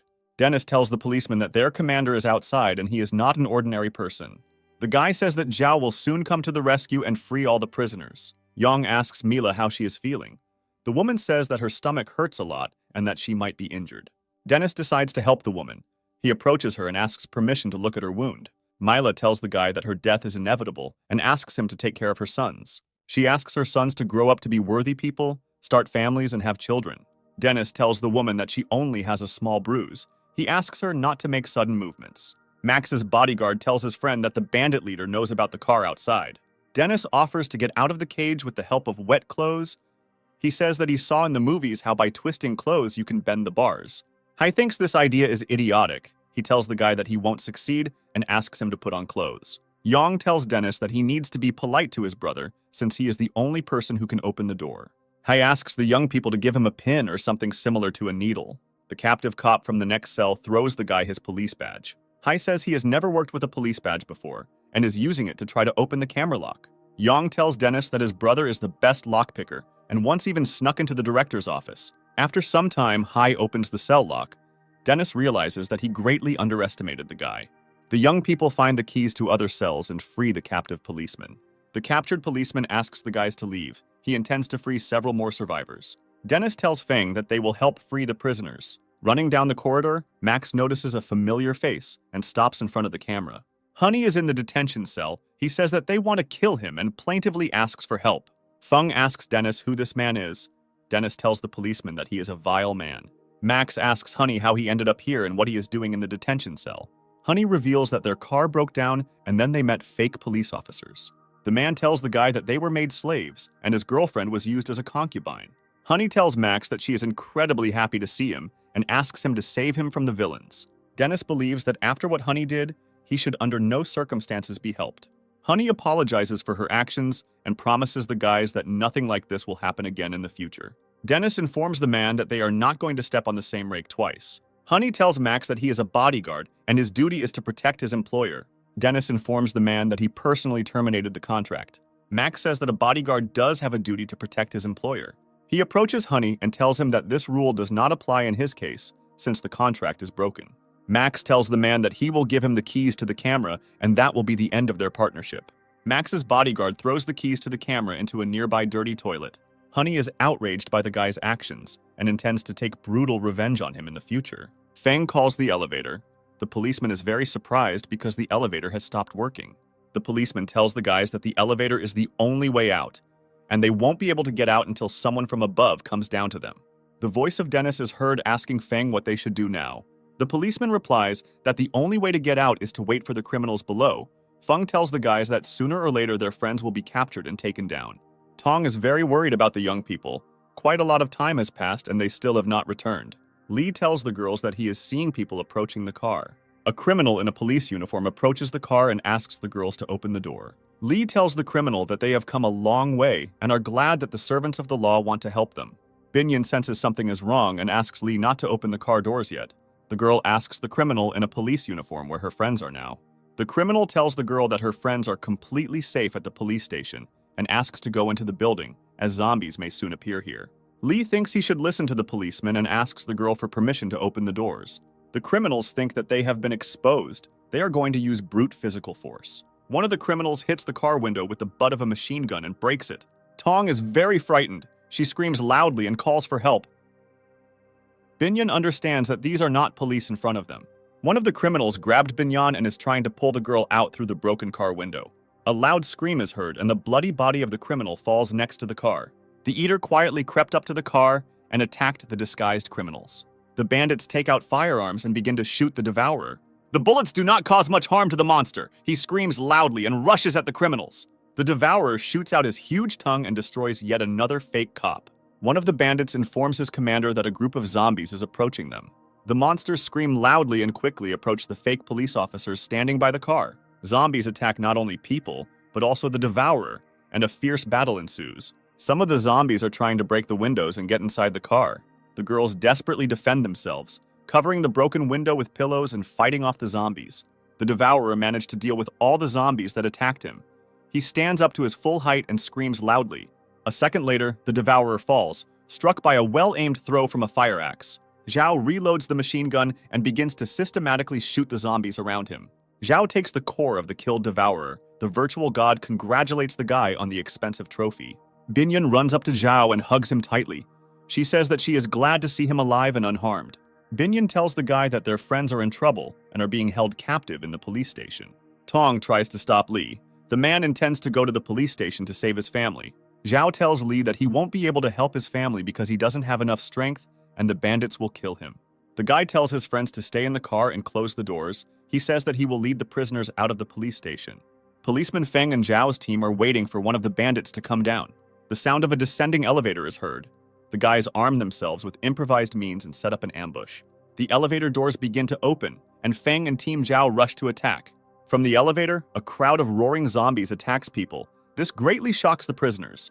Policeman Feng orders everyone to run and hide in the detention cells. Max's bodyguard and a police officer hold off the zombies so that the teenagers and their mother have time to escape.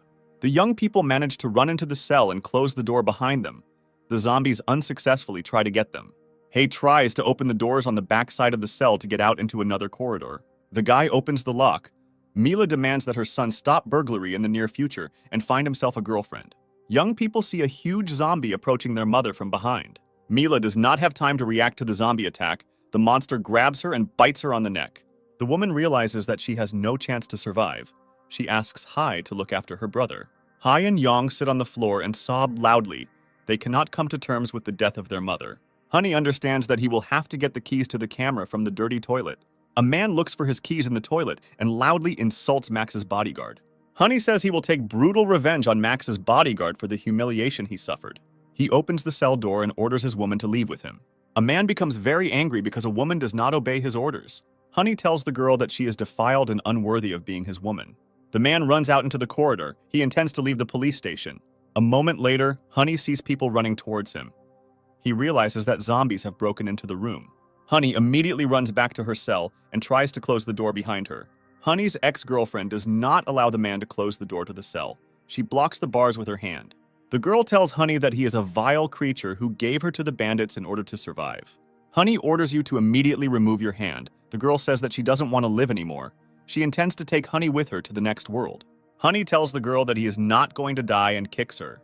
An angry zombie bursts into the open door of the cell in which Honey is located and immediately attacks the man. Dennis and his bodyguard Max desperately fight off the zombies attacking them. Yang is very scared and tells his brother that he doesn't want to die. Team Zhao and policeman Feng are locked in one of the cells. They have difficulty holding back the onslaught of zombies. The policeman tells his comrades that his strength is already running out. Suddenly, Zhao appears in the room and starts shooting zombies with a machine gun. Zhao asks Dennis how he is doing. The guy says that he is glad to see Zhao and reports that he is fine.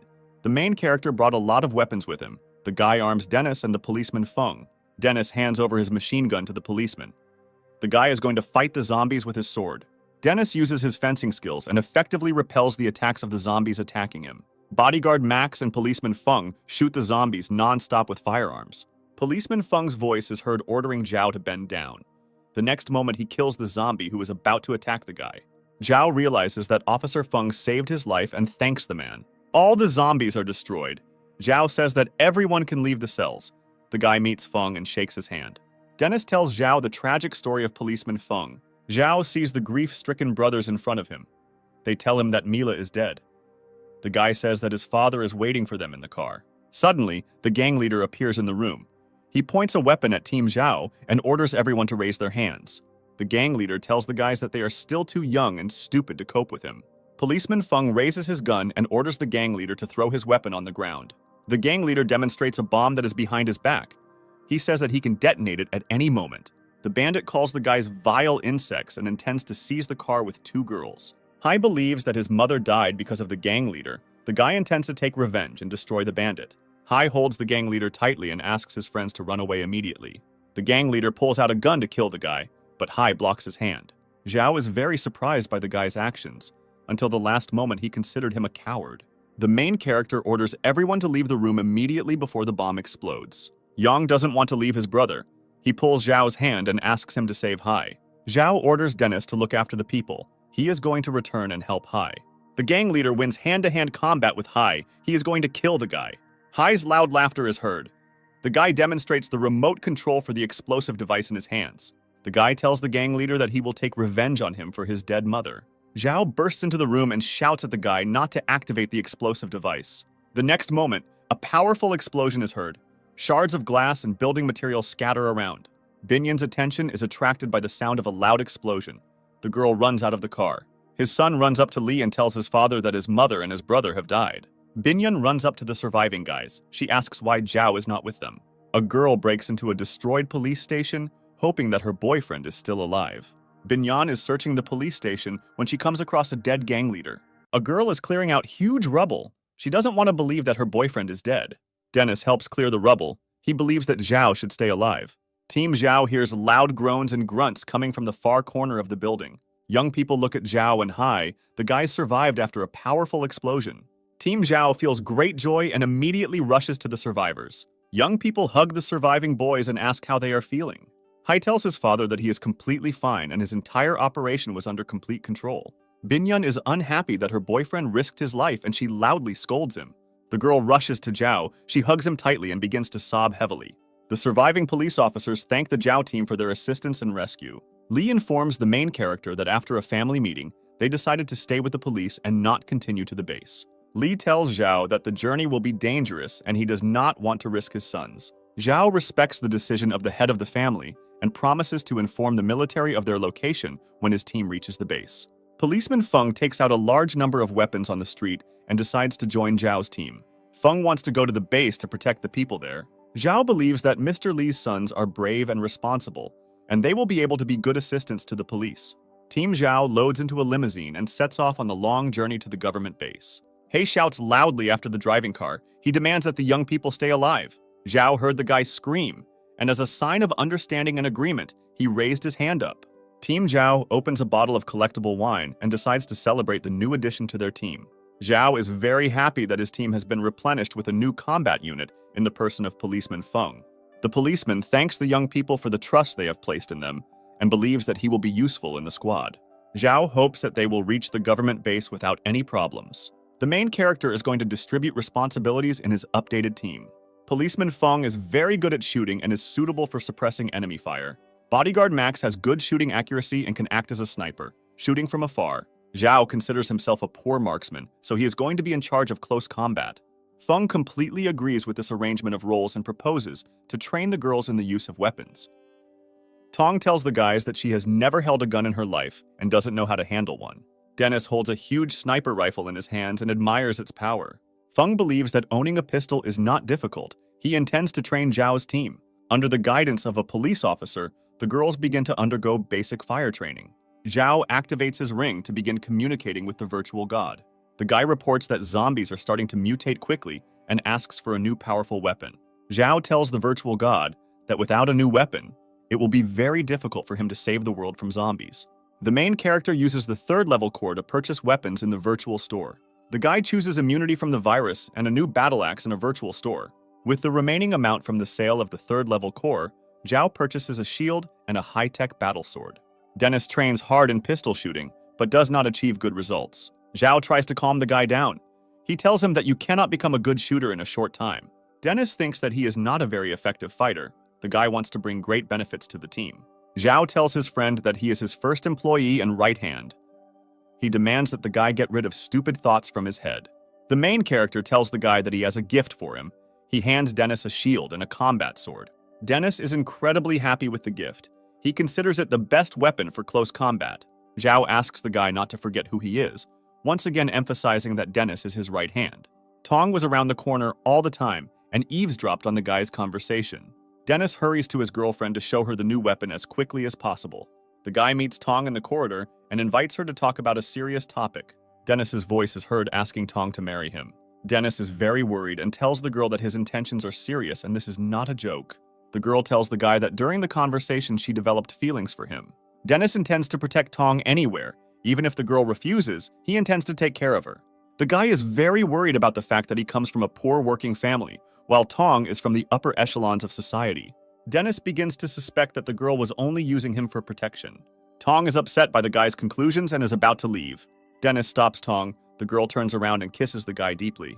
Tong says she wants to be with a guy and doesn't need another man. Dennis receives this news joyfully.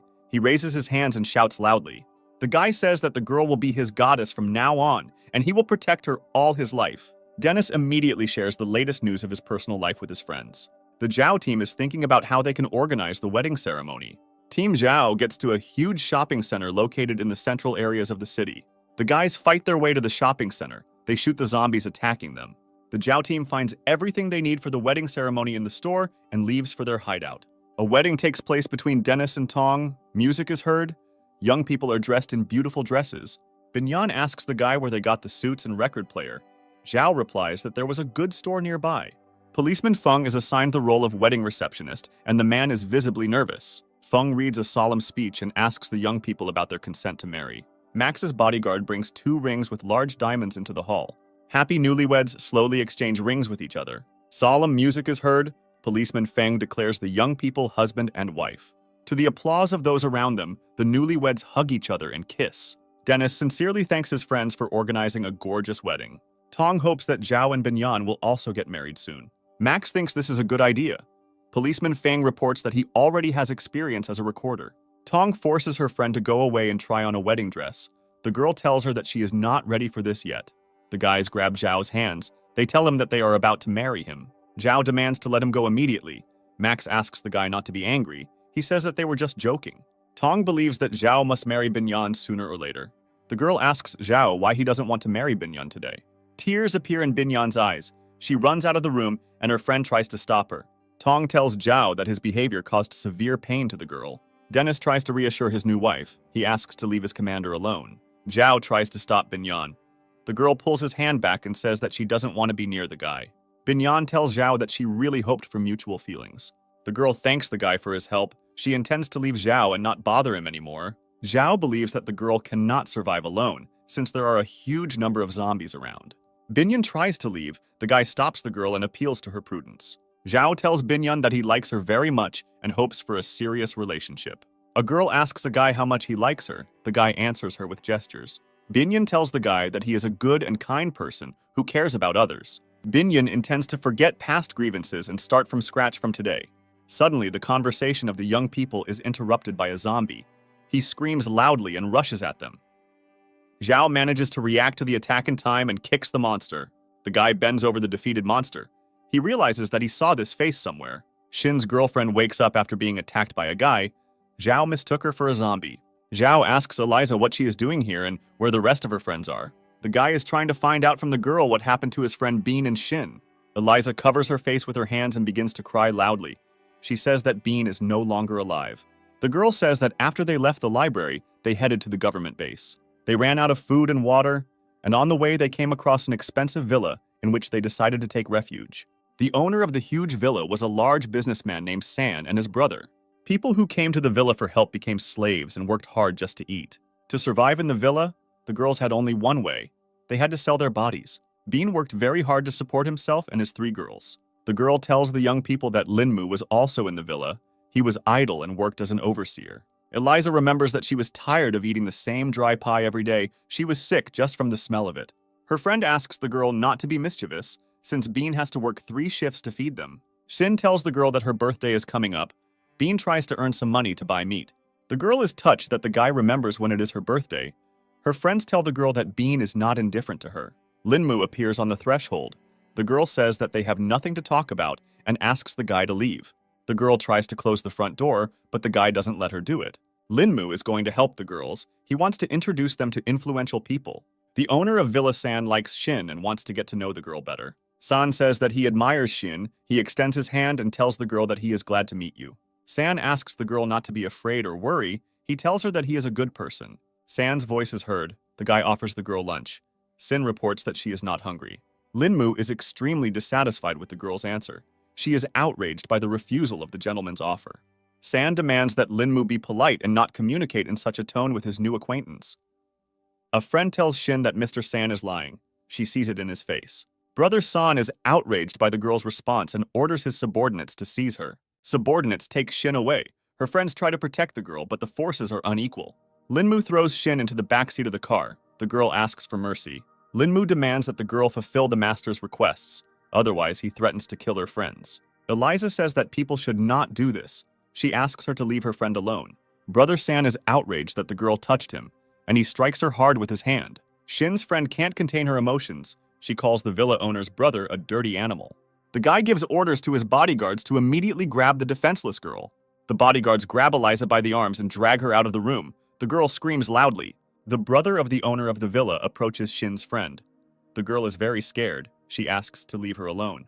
Bean appears on the threshold of the home. The guy reports that he has brought some delicious delicacies. A terrible picture appears before Bean's eyes. He understands that something terrible has happened. The brother of the owner of the villa is very unhappy that the bodyguards allowed Bean into the home. Bean grabs a huge kitchen knife and lunges at the villa owner's brother. One of the bodyguards hits Bean with a strong blow. The guy loses his balance and falls to the floor. Bean asks the girl not to be afraid. He says that he can protect her. The villa owner's brother is outraged by Bean's behavior and is thinking about how he can humiliate the guy. Bean abruptly jumps to his feet. The guy hits the table that was standing nearby. Bean swings a piece of the table to destroy the villa owner's brother. The bodyguards draw their pistols and open automatic fire on Bean. Bean does not have time to avenge his girlfriend. His body is pierced by dozens of bullets. The girl screams loudly and rushes to the young man lying on the floor. The brother of the owner of the villa leans over Bean. He reports that a similar fate will befall everyone who raises a hand against him. The girl hugs Bean's body tightly. She asks him not to die and not leave her alone. The villa owner's brother orders his men to throw Bean's body out for the zombies to eat. Zhao goes into a state of wild rage from the girl's story. He intends to tear his enemies to pieces. Eliza continues her story. She says that after that she was put under arrest, but she heard that Shin was still alive. Zhao promises the girl that he will save Shin and the other hostages in the villa. The Zhao team supports the guy in his endeavors. They offer him their help. Zhao asks Eliza to tell everything about the villa building. The guy intends to come up with a plan of action. Tong is surprised by the huge amount of grain. Binyan tells his friend that the guys found it in a nearby store. Tong is going to disguise Eliza since people in the villa might recognize her. Binyan has feelings for the guy even though he wants to save his first girlfriend. The girl is grateful for saving Zhao. She believes that they could have suffered the same fate as Eliza. Binyan is ready for a love triangle. She intends to emerge victorious from the fight. Tong advises the girl not to worry. She believes that Shin may already be dead. Tong cuts and applies makeup to Eliza so that the girl will not be recognized in the villa. Zhao informs his girlfriend that he has checked the building for zombies and carefully blocked the exits. The guy offers Binyan to leave Dene to protect him. The girl refuses, since the squad needs all the fighters. Zhao tells the girl that he cannot take her with him. This is too dangerous a task. Binyan thanks Zhao for his concern. The girl hugs the guy and kisses him deeply. Zhao orders his team to take the grain and load it into the truck. The villa is surrounded by a metal fence and is well guarded by armed men. A Zhao squad is approaching the villa.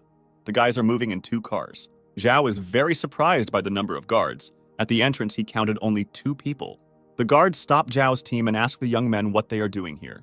Zhao tells the guards that they are survivors and want to find shelter from the zombies. The security guard informs the guy that in order to get into the villa, he needs to pay with food. The guards report that to enter the territory, you need 10 kilograms of food, and further stay in the territory is also paid. Zhao says that he is satisfied with the conditions. He reports that they have enough food. The security guard requires you to leave your cars and weapons in accordance with the rules. Eliza asks Zhao not to trust the guards. She says that these people are very dangerous and can kill. Zhao offers a deal. He intends to pay a high price and keep the cars for himself. The guard doubts that the young people have that much food.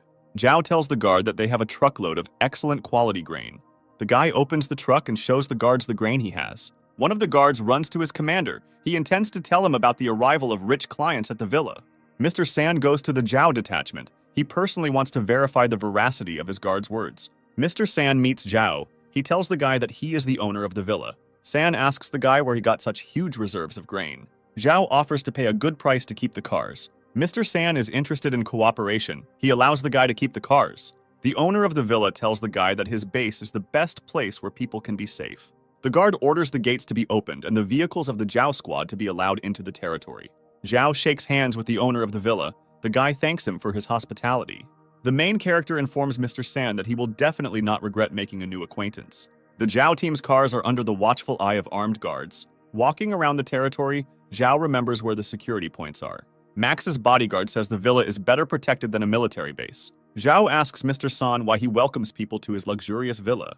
Mr. San tells the guy that he is a nobleman and cares about defenseless people. The owner of the villa reports that he has high security costs, since he needs many fighters to protect people from zombies. Mr. San invites the guy to leave the cars in a garage next to his house. The head of security informs the Zhao team that from today on, they are honored guests of the villa. Zhao thanks the security chief for doing his job well and protecting people from zombies. The head of security pretends to leave. He hides around the corner of the building to eavesdrop on the conversation of Zhao's team. Mr. San's brother finds out that the guys have a whole food warehouse. He offers to immediately grab the guys and take away all their food supplies. The head of security informs Mr. San that the Zhao team is being monitored around the clock. Mr. San answers his brother. He asks him to be patient and watch the guys for now. Brother San believes that they need to capture Zhao's team and use torture to find out where their warehouse is located. Mr. San believes that a big fish has fallen into his net, and he is going to develop an operation plan. Brother San thinks that if the operation is successful, they will be provided with food for several years. San asks his brother to be careful and not do anything rash. The brothers are going to gain the trust of the Zhao team and then trick them into finding out the location of the warehouse. Brother San states that after they find out the location of the warehouse, he will brutally deal with Zhao's team. Bodyguard Max tells his friends that he has not seen such rich apartments for a long time. Officer Feng notes that their room has an excellent location from which they can observe the villa grounds. Guys are attracted to strange noises coming from their travel suitcases. Dennis tries to calm the guys down. He says that he will explain everything now. The guy opens the travel suitcases, from which the girls crawl out, gasping for breath. Zhao is very unhappy that the girls joined them under false pretenses. Binyan asks Zhao not to scold Dennis. She says that he is not to blame for anything. Zhao yells at the girls. He is very angry because they did not follow his orders. Tong reports that Binyan was very worried about Zhao and therefore could not stay in the shelter. Zhao says that this place is very dangerous and they could get hurt a lot. Binyan tells Zhao that she won't be able to bear it if anything happens to the guy. Policeman Feng believes that nothing can be done, and extra people will not interfere with the squad. Binyan apologizes to the guy and plaintively asks him not to be angry with her. Zhao orders the girls to stay at home with Eliza and under no circumstances go out. A knock is heard on the door. A guard appears on the threshold, who reports that Mr. San invites the guys to join him for lunch. Zhao and his team enter the huge banquet hall located in San's house. Mr. San greets his guests and invites them to immediately go to the table. San introduces Team Zhao to his younger brother, whose name is Ji. Mr. San invites his guests to try expensive collection wine. Max's bodyguard warns Zhao and asks the guy to be careful with the offered wine. Zhao replies to the owner of the villa that he is a simple student who is used to drinking cheap beer. The main character brought a box of beer with him, takes out a bottle and makes a toast. San praises Zhao for his choice and plans to support the guy by switching to beer. The owner of the villa says that beer is an excellent drink for survivors. San is interested in the plans of the Zhao team and asks how long they want to stay with him. Z tells the guys that their shelter is the safest and that the government base cannot compare with it in terms of comfort and safety. The brother of the villa owner informs the guys that their team will be provided with better conditions. Zhao responds to the owner of the villa. He says that his offer sounds tempting. San invites Zhao's team to stay with him for a while and then make their final decision. Zhao says he doesn't feel well after drinking beer and asks to be taken to the toilet. San immediately calls an armed guard standing nearby. Zhao, accompanied by a security guard, walks down the long corridor of the building towards the toilet. The guard tells the guy that he will wait for him downstairs and goes down the stairs. The guy makes sure that the guard has gone downstairs. He is going to inspect the floor. Zhao notices a maid at one of the doors. The guy waits until the woman leaves and knocks on the door. Xin recognizes Zhao's voice standing outside the door. The girl is very surprised by his presence in the villa. Zhao's voice is heard. He asks the girl how she feels. Xin answers the guy. She says that everything is fine with her, but the girl wants to free herself quickly. The guy asks the girl to wait a little as he first needs to find the class leader. Xin tells the guy that she is very worried about Tong. She says that she does not know where the class leader is now. Zhao heard that the maid persuaded the girl to drink medicine. The guy asks Xin to drink medicine to be cured. Xin promises the guy to take medicine and eat well so that he will be in good shape when the guy comes to save her. Suddenly, Mr. San appears in the corridor. He asks Zhao what he is doing here. Zhao tells San that his villa is huge and he got lost when he came out of the toilet. San intends to punish the guard who left the guy alone and did not show him the way out. Zhao says that he heard sounds outside the door. The guy asks who lives in this room. San answers the guy. He says that his fiancée lives in the room. She has health problems and she rarely leaves the room. The owner of the villa invites the guy to go downstairs to the table and not make the company wait for them. Zhao is pleased that he has found the room where Xin is located. He intends to save the girl in the near future. The main character enters the banquet hall. The brother of the villa owner asks how the star is feeling. San is very nervous about his brother talking about Xin in front of strangers. Zhao tells San that he didn't know his fiancée was a star and is upset that she couldn't have dinner with them. San tells the guests that his fiancée has appeared in several commercials. Brother San tells Zhao's team that his brother doesn't like to talk about his fiancée. San asks his brother how the girl he took for himself is feeling. Brother San thinks that the girl is not worthy of him. He says that he sent her to Linmu. Zhao cannot hide his anger. He understands that we are talking about the class president. San sees the change in the guy's face and asks how he is feeling. Max informs the villa owner that Zhao has a severe stomachache. Zhao clutches his stomach. The guy says that he is in severe pain and asks permission to leave the company. The main character apologizes to the owners of the villa and offers to talk next time. San says goodbye to the guy and tells him that he is waiting for him to visit at any time. Zhao thanks bodyguard Max for helping him in a difficult situation. Max asks the guy about Tong. He wants to know more information about the class leader. San enters Xin's room, holding a tray of food and medicine. The owner of the villa tells the girl that she needs to eat regularly and take medicine. San says that he has strong feelings for Xin and demands that the girl reciprocate. Xin remembers her last meeting with Zhao. The girl decides not to take risks so as not to reveal herself. Xin responds to San. She says that the man has been very kind to her and she has no reason to refuse him. San is pleased with the girl's answer. He is going to organize a magnificent wedding.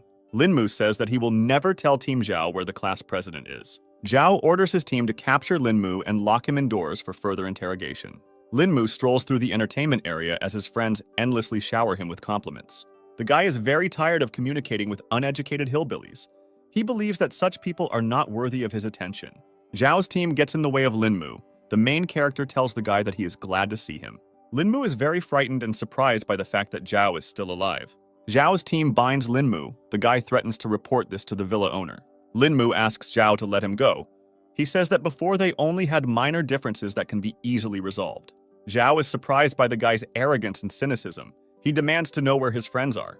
Eliza attacks Linmu. She says that he is to blame for the murder of his classmates and gave it to the owner of the villa Shin. Tong approaches the captive Linmu. The girl reads that the interrogation must be carried out using physical violence. Linmu recognizes Binyan, who was next to him. He asks the girl what she is doing in Zhao's team. Binyan reveals that she is Zhao's girlfriend. She approaches the guy and takes his hand. Linmu can't believe that a guy from a poor family can have a girl from high society. Linmu's sarcastic remarks are interrupted by a strong blow from Zhao. The guy orders to immediately tell him where the class leader is. Linmu reports that the girl is suffering. He refuses to say where she is. Linmu insults Zhao's team. He believes that nothing will be done to him since he is under the protection of the villa owners. Zhao's team gets very angry. Dennis is going to beat up Linmu. Linmu says that Bean suffered greatly before his death. Zhao promises Linmu suffering 10 times more. Zhao orders his team to cut Linmu into pieces and feed him to the zombies. Dennis raises a huge knife over the guy's head. He says that he will start with dirty language. Linmu asks to be spared. He reports that he sold the class president at the city market. Eliza cannot contain her anger. She says that the city market is a very bad place. Zhao stabs Linmu and tells him that he will finish him off if the class president is in trouble. The main character informs his team that tomorrow morning they will begin their search at the city market. The city market is a dangerous and dirty place where women offer their services for a bottle of water. Max says that he has only seen such places in films. He did not expect to see something like this with his own eyes. Policeman Feng observes the three guys. He says that they were previously arrested for disorderly conduct. Zhao says that sooner or later, the government will take control of the entire territory and restore order. The girl asks one of the hooligans to pay her for services rendered. The bully rudely pushes the girl away and tells her to get out. The bully refuses to pay for the services provided. He did not like the quality of the services provided. The group of hooligans is stopped by the loud whistle of Policeman Feng. At the same moment, Policeman Feng strikes the bully, causing him to lose his balance and fall to the ground. The bully's friends are outraged by such actions of the policeman. They intend to stand up for their friend. Zhao takes out his battle axe and tells the bullies to calm down and be quiet. The bully apologizes. He says that he did not want to do this and is ready to pay for the girl's services. Zhao hates people like this. He orders the bullies to pay and get out immediately. The hooligans take their friend, they give the girl water and food and leave. The girl thanks the Zhao team for the care and assistance provided. She asks how she can thank the guys. Zhao tells the girl that he is looking for his classmate. He describes what the class leader looks like. The girl answers the guy. She says that she doesn't know anyone with a similar description of appearance. Zhao says goodbye to the girl and intends to continue his search for the class elder. Suddenly, a girl shouts out to him. She says that she remembered a girl who looked like Tong. The girl leads Zhao's team to a miserable shack. She says that the girl they are looking for lives here. A man flies out of a room on the street. He falls to the ground and screams loudly. The man is in an angry state. He says that today he will definitely sell the girl at the market. Zhao believes that he is talking about Tong. He approaches the man and hits him with a strong blow. A woman runs out into the street and demands that the beating of her husband stop immediately. A woman treats her husband's wounds, and Zhao's voice is heard apologizing for what he did. The man says that he has no complaints against the guy. He reports that everything is fine with him. The woman is dissatisfied with the actions of the Zhao team. The man makes excuses for the guys. He believes that they can be understood. The man says his name is Qing and introduces the Zhao team to his wife Wang. The man says that he is a mechanical engineer and his wife worked as a doctor. Qing tells the guys that while in the villa, they tried to protect themselves, which greatly angered the owners of the villa, and they sent them to live in the city market area as punishment. The man reports that his wife is a very good practicing doctor. She was close to a rich man in the villa who was not indifferent to her. Wang rudely interrupts the man. She says that they promised each other to be together for the rest of their lives. Qing asks his wife for forgiveness. He says he doesn't want her to starve. Zhao looks at the married couple with emotion. The guy is going to help his new acquaintances. Zhao's voice is heard telling the man that in the near future, he will give him 100 kilograms of grain. Zhao promises the man that he will soon deal with the owners of the villa, and all residents will be able to live in peace. The main character says goodbye to his new acquaintances and promises that food will be delivered to them in the near future. The guy is stopped by Wang. The woman tells him that she knows where the class leader is. Wang says there are entertainment venues for wealthy people across the street, which may include Tong. Zhao thanks the couple for providing useful information. Team Zhao heads to a nearby street where there is an entertainment bar. In one of the rooms, naked young people with their hands and feet tied are sitting on the floor. The Zhao team uses the utility room to change into staff costumes. Max's bodyguard reports that he would rather pretend to be a rich guest than an employee. Zhao answers the guy. He says that they know all the rich clients by sight, which can disrupt the operation. The main character shows his friends a photograph of the class leader. In expensive apartments, rich people spend their free time in the company of beautiful girls. Zhao opens the apartment door and pretends to be a waiter to find Tong. The bar client loudly shouts at the guy and demands to leave the premises immediately. Zhao has already looked through many rooms, but still has not found the class leader. The main character meets bar administrators in the corridor who are talking about Tong. The guy understands which room the class leader is in and runs to the girl's aid. Zhao bursts into the apartment. He sees in front of him a man dressed as a nurse. The class leader is very frightened. She looks pitifully at the guy and asks him to help her. A man dressed as a nurse asks the guy who he is and what he is doing here. Zhao strikes the man with a strong right hand, causing the bar patron to fall to the floor. The guy tells the class leader that he came to save her. The girl is depressed and does not recognize Zhao. The class leader is in an altered mental state and is experiencing hallucinations. The girl says that all men are disgusting to her and rushes at the guy. Zhao is very surprised by the state of the class leader. He guesses that the girl has gone crazy. The main character hugs Tong tightly. He tries to calm the hysterical girl. Tong cries loudly, speaks incoherent sentences, and experiences hallucinations. Binyan learns that Zhao has found the class elder. She wants to see the girl. The guy asks the girls not to disturb the class leader and says that she is not feeling well. Max says that the girl's condition is extremely unstable. Because of the bullying, she has gone crazy. The class leader is tightly tied with the bed straps. She tries to break free and screams loudly. Eliza asks the doctor for permission to untie the girl. Wang says that she does not have tranquilizers to calm the class leader. Wang is going to treat the girl's wounds. For this, she needs to be motionless. Binyan is very upset by what she saw. She cannot understand how this could happen.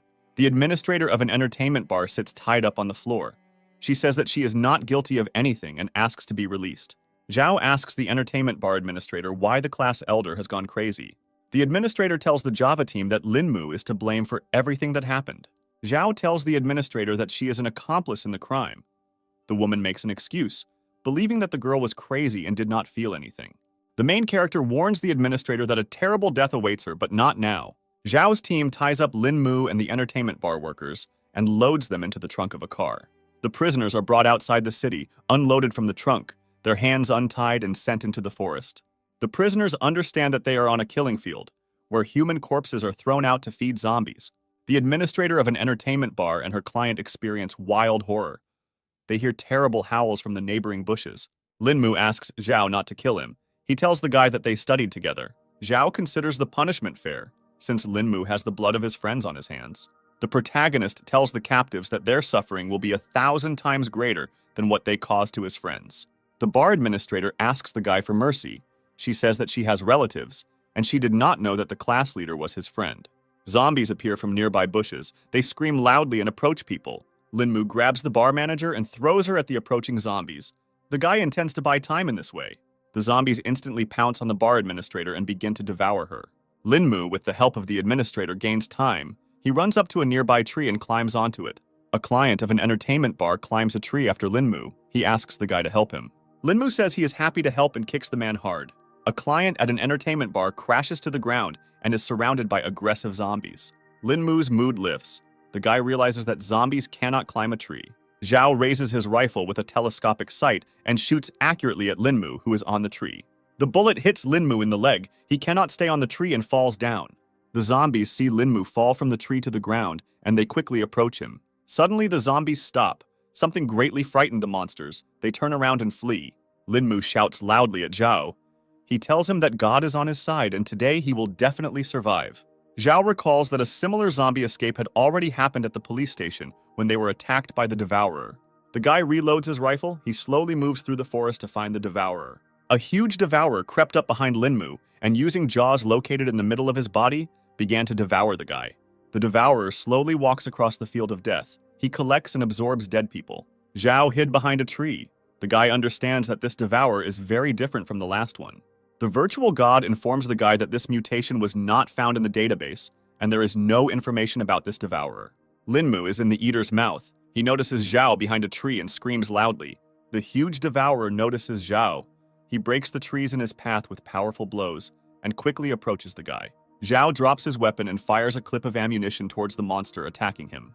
The guy accurately hits the huge devourer, but the bullets do not cause him significant harm.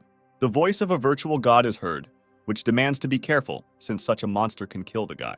Using incredible speed, the huge devourer snatches the weapon from Zhao's hands and throws it to the side. The monster picks up the guy's machine gun. He squeezes it with huge claws. The weapon turns into a piece of twisted metal. Zhao asks the virtual god to suggest the monster's weak side, but unfortunately does not receive an answer. Half of Linmu's body sticks out from the monster's mouth. The guy asks Zhao if he recognizes the devourer. Zhao listens to the words of his enemy and carefully examines the body of the huge devourer. Linmu invites the guy to look at the scars of the eater. He says that it is Bean. Zhao realizes what a terrible fate befell his former college roommate. The huge devourer continues to attack the guy. He delivers blows of enormous force, from which trees break. After some time, the devourer manages to grab Zhao by the throat and begins to slowly strangle the guy. Zhao turns to Bean, who has turned into a devourer. The virtual god reports that the monster does not have human memory and does not recognize the guy. The virtual god offers the guy to cut off the devourer's hand, otherwise the monster will soon kill him. Linmu is almost completely consumed by the devourer. He asks Zhao what it's like to be eaten by his own friend. Linmu says that Zhao himself is to blame for the loss of friends since he turned them against him. Linmu informs the guy that he and his friends are human trash that must be destroyed. Zhao turns to Bean, who has turned into a devourer. He asks for forgiveness for not being able to help in time and causing pain. Suddenly, the devourer loosens its grip, and the guy frees himself from the deadly grip. A huge devourer is approaching Zhao. He is having difficulty trying to name the main character. Zhao is incredibly happy that Bean, in the guise of a huge devourer, recognized him. The virtual god orders the guy to run away immediately, since the devourer has a small part of his memories left, and he begins to lose control of himself. Zhao once again asks Bean to forgive him for allowing him to die such a terrible death. While Bean controls the mind of the devourer, the main character tries with all his might to escape to a safe distance. Linmu tells Zhao that he will not leave him alone and will get to him sooner or later. Bean is no longer able to control the mind of the devourer. The monster absorbs Linmu into itself and screams loudly. Zhao is very worried about Bean's death. He punches the wall and says that he will avenge his friend. Binyan is trying to calm down the class leader. The girl got out into the kitchen and behaves inappropriately. The class leader runs up to Zhao. She hugs him and asks the guy for protection. Binyan says that she prepared some porridge to feed the girl, but the class leader was scared by this. Zhao says that the girl is in very bad condition. He asks not to bother or irritate her. Binyan tries to explain that she wanted to help. Zhao interrupts the girl and orders her to follow the instructions. Zhao takes the class president to his room to calm her down and put her to bed. Binyan asks why Zhao is in such a mood. She is informed that the guy met his friend Bean. The guys talk about the relationship between Zhao and his neighbor in the student dormitory. Zhao reassures the class president. He asks Dr. Wang if the girl's condition has improved. Wang informs the guy that the girl has severe psychological trauma. She is very irritated and withdraws into herself. Zhao asks Wang when the girl will be able to recover. The doctor says that she is not a psychiatrist and does not know much about this aspect. Dr. Wang tells the guy that the girl's condition is unstable. She needs to create calm conditions. The doctor thanks the guy for the food. Wang distributed it to everyone in need in the city market area. The class leader is trembling violently. The girl tells the guy that she is very scared. Zhao calms the girl down. He asks her not to be afraid and says that he will protect her. Zhao voices his plan to the team. He suggests using zombies to distract the guards. Wang says there are about 100 prisoners in the villa who could be harmed by a zombie attack. Policeman Feng agrees with the doctor. He is against endangering ordinary people. Zhao says that he was misunderstood. He proposes to use not real zombies, but people in disguise. The guy is going to spread a rumor that the villa was attacked by zombies, while the people in disguise will cause chaos. Zhao asks Dr. Wang to help him find people, since his team is too small for such an operation. Wang believes that many people will agree, since they have all suffered from the abuse of the villa owners. While the disguised zombies distract the guards, Zhao and his team intend to free Xin. King believes that the despotism of the villa owners must come to an end. He hopes that the villains will be held accountable for the pain and suffering they brought to people. Wang always thought that her husband was a nerd. She never thought that he would do such a thing. Wang hopes to win. She is going to start searching for reliable people today. Zhao understands that a long and difficult journey lies ahead of them. He asks Qing to put the car in order. A loud noise is heard coming from the kitchen. Zhao and his friends immediately run there. There are girls in the kitchen. The class leader is standing in front of a broken plate. Zhao runs into the kitchen. The guy asks the class leader if she's okay. The guy starts yelling at the girls, as he previously warned not to annoy or disturb the class leader.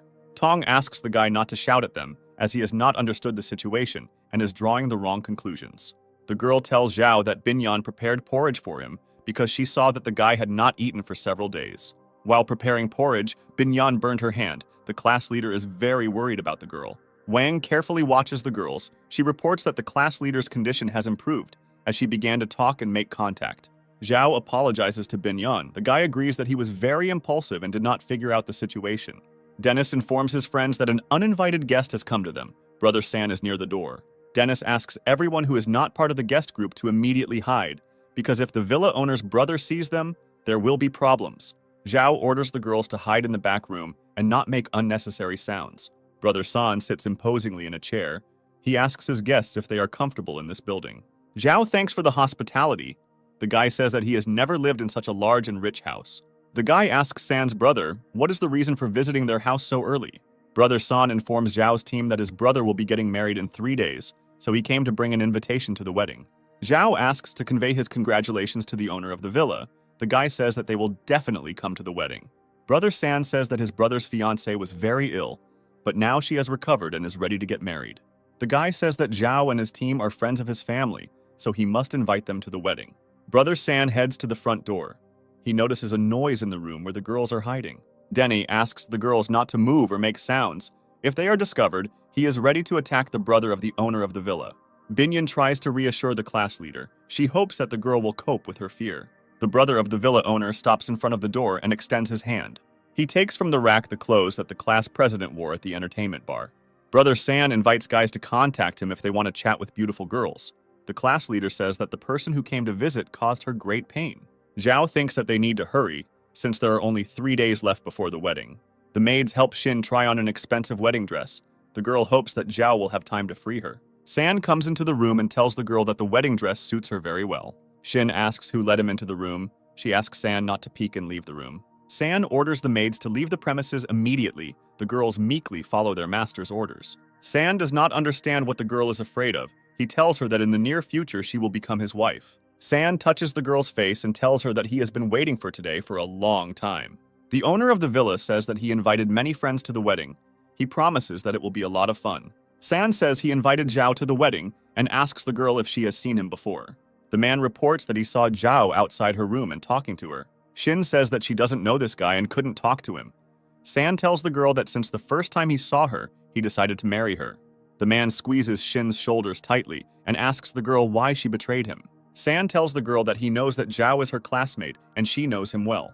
The owner of the villa grabs the girl by the hands and says that he knows why Zhao is here. Xin pushes San away. The girl says that he and his brother are selfish and cruel villains. The girl says that she is ready to die rather than be a hostage to the owner of the villa. San becomes furious at the girl's words. He roughly pushes her onto the bed next to her. The owner of the villa tells the girl that he will not let her die and is going to punish Zhao. San orders the maids to keep an eye on Xin as he leaves the room, slamming the door loudly. In the main building of the villa, everything is ready for the wedding event. A large number of laid tables await guests. Zhao appears on the threshold of the fork. He makes a congratulatory speech and presents a gift. San greets the young man. He says that Zhao could have come to his house without a gift. Zhao admires the owner of the villa. The guy believes that organizing such a beautiful wedding is very difficult nowadays. San says that he spent a lot of time and effort organizing the event. He praises the main character for helping him with food. One of the guests reports that people saw zombies near the villa. His interlocutor considers this very dangerous. San reassures his guests. He says that no zombies will break into the villa, as it is well guarded. Zhao asks the owner of the villa why he still doesn't see the bride among those present. San responds to the guy, telling him that there is no need to rush things and everyone will meet her soon. The owner of the villa's answer alarms the guy. The guests nearby joke cheerfully about this. San reports that Xin is upstairs in his room and will be downstairs soon. The guest conversation is interrupted by a security guard who runs into the room and reports that the villa has been attacked by zombies. Panic begins among the guests. They get up from the tables and begin to chaotically look for shelter. San tries to stop the frightened guests. He reports that the situation is under complete control and there is nothing to be afraid of. Zombies are moving around the villa. People are running away in horror and trying to find shelter. Taking advantage of the situation, Zhao goes upstairs to Shin's room and knocks on the door. The guy notices that the door is open. He enters the room and observes the girl standing by the window. Zhao approaches the girl and tells her that he has come to free her from captivity. In the middle of the room stood a mannequin dressed in a wedding dress. At the guy's touch, it fell to the floor. A moment later, a huge metal cage falls from the ceiling onto the main character. The guy does not have time to react and dodge the trap. Zhao is held captive in a metal cage. A bright light turns on in the room, blinding the guy. The owner of the villa is standing at the door of the room.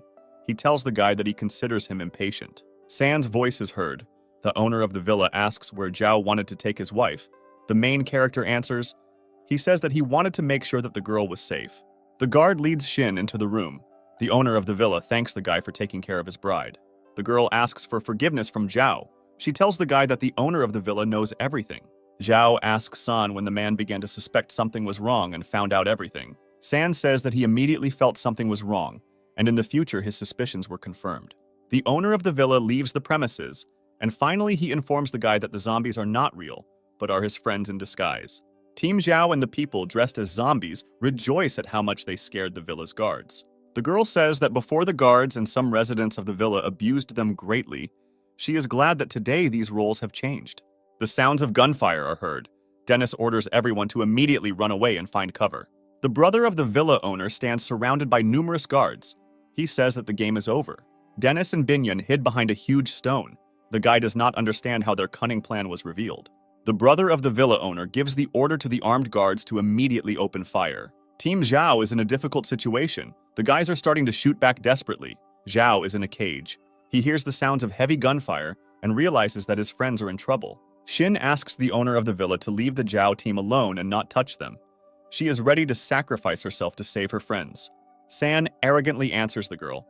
He says that he is not going to listen to her words since she is unworthy of him. The owner of the villa takes out a gun and points it at Zhao. He wants the girl to see how he kills the guy. Shin screams loudly. He asks the owner of the villa not to do this and let the guy live. Suddenly, San drops the gun and grabs his wounded shoulder. A well-aimed shot wounded the owner of the villa. Max's bodyguard used a sniper rifle with a telescopic sight to wound the owner of the villa. Zhao takes out his battle axe and with a powerful blow cuts the steel bars of the metal grill. The main character runs up to Shin. He grabs the girl by the hand and offers to run away immediately. Zhao takes the girl in his arms. The guy runs up and jumps out the window. He breaks the glass. The young people get out. The villa owner curses loudly and orders his guards to stop Zhao immediately. The main character and Shin quickly run to the truck standing nearby. San is beside himself with rage. He demands that the guards not let Zhao leave under any circumstances. Max's bodyguard is on the roof, covering the fleeing young people with machine gun fire. One of the guards spots Max on the roof and orders San to be taken to cover immediately. Max fires a burst from a machine gun at the owner of the villa, but the man manages to hide behind a security guard. Zhao and Shin start the truck and manage to leave the villa without hindrance. San throws the body of the dead guard away from him. He intends to find the guy at all costs. The security looks at the deceased comrade who gave his life defending the owner of the villa. A furious battle continues between the guards and Zhao's team, with the guards firing non-stop. King tries to shoot back ineptly. He wonders when help will come to them. Binyan and his girlfriend are behind a large stone. The dense fire of the guards does not give them the opportunity to escape. Policeman Feng fires another clip from his pistol at the opponents. He reports that his cartridges are running out. Dennis asks Policeman Feng to hold out a little longer. He hopes that Zhao will come to the rescue soon. After some time, breaking through the metal gate, a Zhao truck enters the villa. The villa owner's brother is very perplexed. He does not understand why Zhao returned. Dennis feels great joy. He had no doubt that Zhao will return and come to the rescue. Z smiles. The villa owner's brother believes that Zhao and the runaway girl have fallen into a trap. He is approached by San, who intends to take brutal revenge on Zhao and his former fiancée. Zhao comes out from behind the truck and says that he had no intention of running away. Binyan runs up to Zhao. The girl asks how the guy is feeling and if he is injured. Shin is standing not far from them. The girl is very surprised that Zhao has a girlfriend. Zhao's voice is heard. The guy asks the guards how much they sell their lives for, protecting the owners of the villa. Zhao tells the villa guards that social status and money are not important now. The main thing is the food that is in abundance in his truck. The guy reports that there are thousands of kilograms of grain in the truck behind him. He invites the guards to take it for themselves. The villa's guards are surprised by such a proposal. They stop shooting and listen carefully to the guy. Z calls Zhao an idiot. He intends to kill the guy and take all the food for himself. Zhao says that when he dies, all the food will go to the guards. The guy believes that they will not share with Ji. The main character suggests that the guards provide themselves with food and not risk their lives protecting the owners of the villa. San believes that his subordinates are satisfied with the service. He hopes that the guards will not accept the guy's offer.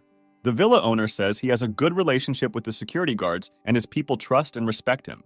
Zhao reports that he saw bodies of people dressed in security uniforms near the villa. San answers the guy. He says that this squad was looking for food so that there would be no hunger in the villa. Shin believes that the owner of the villa is deceiving people. The girl says that the situation was not so critical as to send people to certain death. The girl reports that she saw that there was enough food in the villa.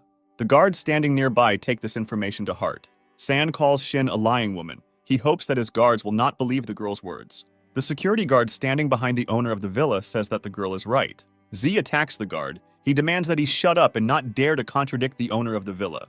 The villa guard believes that his comrades died in vain. He saw food supplies and believes that there was no need for reconnaissance. In addition, the guard reports that he witnessed his wounded colleague being thrown out like unnecessary trash. The guards decide not to be pawns that the villa owner can use as he pleases. San is very outraged by such statements. The man says that he is the owner of the villa and only he can decide who will live or die. The owner of the villa reports that everyone is alive only thanks to him. He demands that Zhao and his friends be shot immediately. Zhao tells the villa owner that he is not a king, but just a pathetic, selfish man who takes advantage of people. The guy invites San to stop resisting and surrender. He believes that his despotism has come to an end. San demands the guy to shut up immediately. He believes that his words are worthless, and the guards only need the food in his car. The owner of the villa raises his gun, points it at Zhao, and tells him that he is in charge here. San tells the guy that he can say goodbye to his food and his life. A loud shot sounds. The owner of the villa gets a bullet in the forehead. He dies instantly. At a small distance, there is a guard with a pistol in his hand. He decided to take action and destroyed San. Z cannot believe what is happening! The man screams loudly and curses the guard.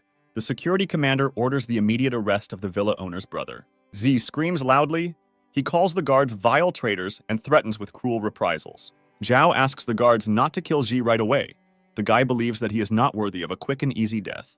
Z is taken to the central square and is tied tightly to a wooden post. Many people who have been systematically humiliated begin to throw stones at Z. The security thanks Zhao and his team for helping to free the villa from the brothers. One of the guards asks for forgiveness for the fact that he could not overcome his fear and always obeyed the owner of the villa. Dennis answers the guard. He tells the guy that it's time to start a new life. The head of security is interested in the plans of the Zhao team. He invites them to stay in the villa. King joins the security chief's proposal.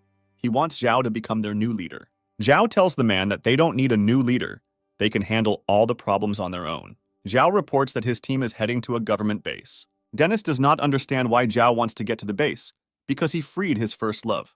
Zhao explains that his goal is to save people, and the base has a sufficient number of specialists and materials. Feng and Max also intend to get to the base. They believe that they will be very useful there. Dennis tells Zhao that he will always be by his side, wherever the guy goes. The head of security says that there are a large number of weapons in the villa. He intends to share them. King invites the guys to look at their luxury expensive car, which he has equipped with new engineering features. Thanks to King's engineering abilities, the limousine has become a powerful fighting machine. The guys are very surprised by the work done. They are especially pleased with the armored glass. Zhao tells King and Wang that they are talented people and invites them to join the team. Wang reports that there are many patients in the villa that she is responsible for looking after. The woman says that she has prepared all the necessary medicines that may be useful along the way. Wang asks to keep a close eye on the class leader since the girl has not yet recovered. Dennis asks Zhao which of the girls he chose as his girlfriend. Binyan and Xin sit opposite each other. An oppressive silence hangs in the air. Binyan asks the girl what she plans to do now that she is free. Xin intends to be close to Zhao since the guy is her old friend. Binyan invites the girl to stay at the villa and restore her health, since the road to the base is long and dangerous. Xin believes that she has enough strength and health to hit the road. Binyan continues to insist that the girl thank Zhao and stay in the villa. Eliza believes that the girl does not understand the situation. She says that the relationship between Xin and Zhao is not just friendly.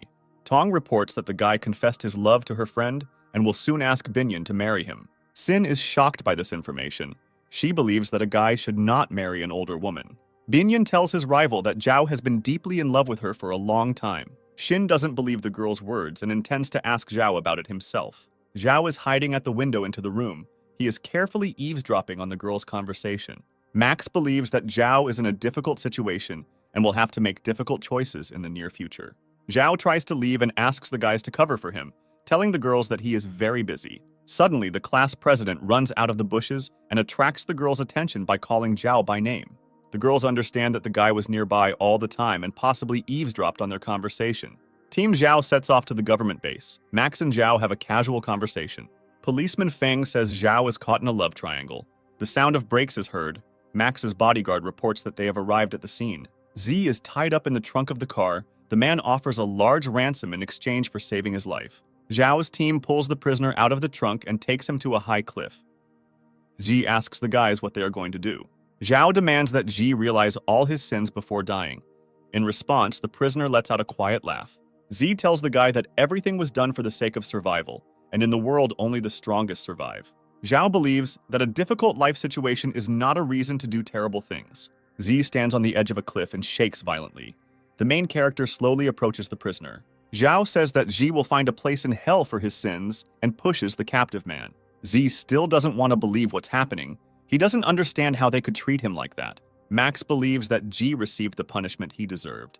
He is glad that it is over. Zhao tells his friend that G's death will not resurrect the friends he destroyed. Z lies at the bottom of a deep gorge. Thanks to the thickets of vines, the man survived. Z struggles to get back on his feet, saying that God is on his side today. The sound of bushes breaking is heard, and a huge creature approaches Z from behind. Max hears a loud roar, from which the birds at the bottom of the gorge fly into the sky. The guy tells Zhao about this. The main character looks carefully out the window. He is very surprised by what he sees in front of him. A huge creature jumps out from the gorge onto the mountain road and tries to catch up with Zhao's team. Max asks his friend what it could be.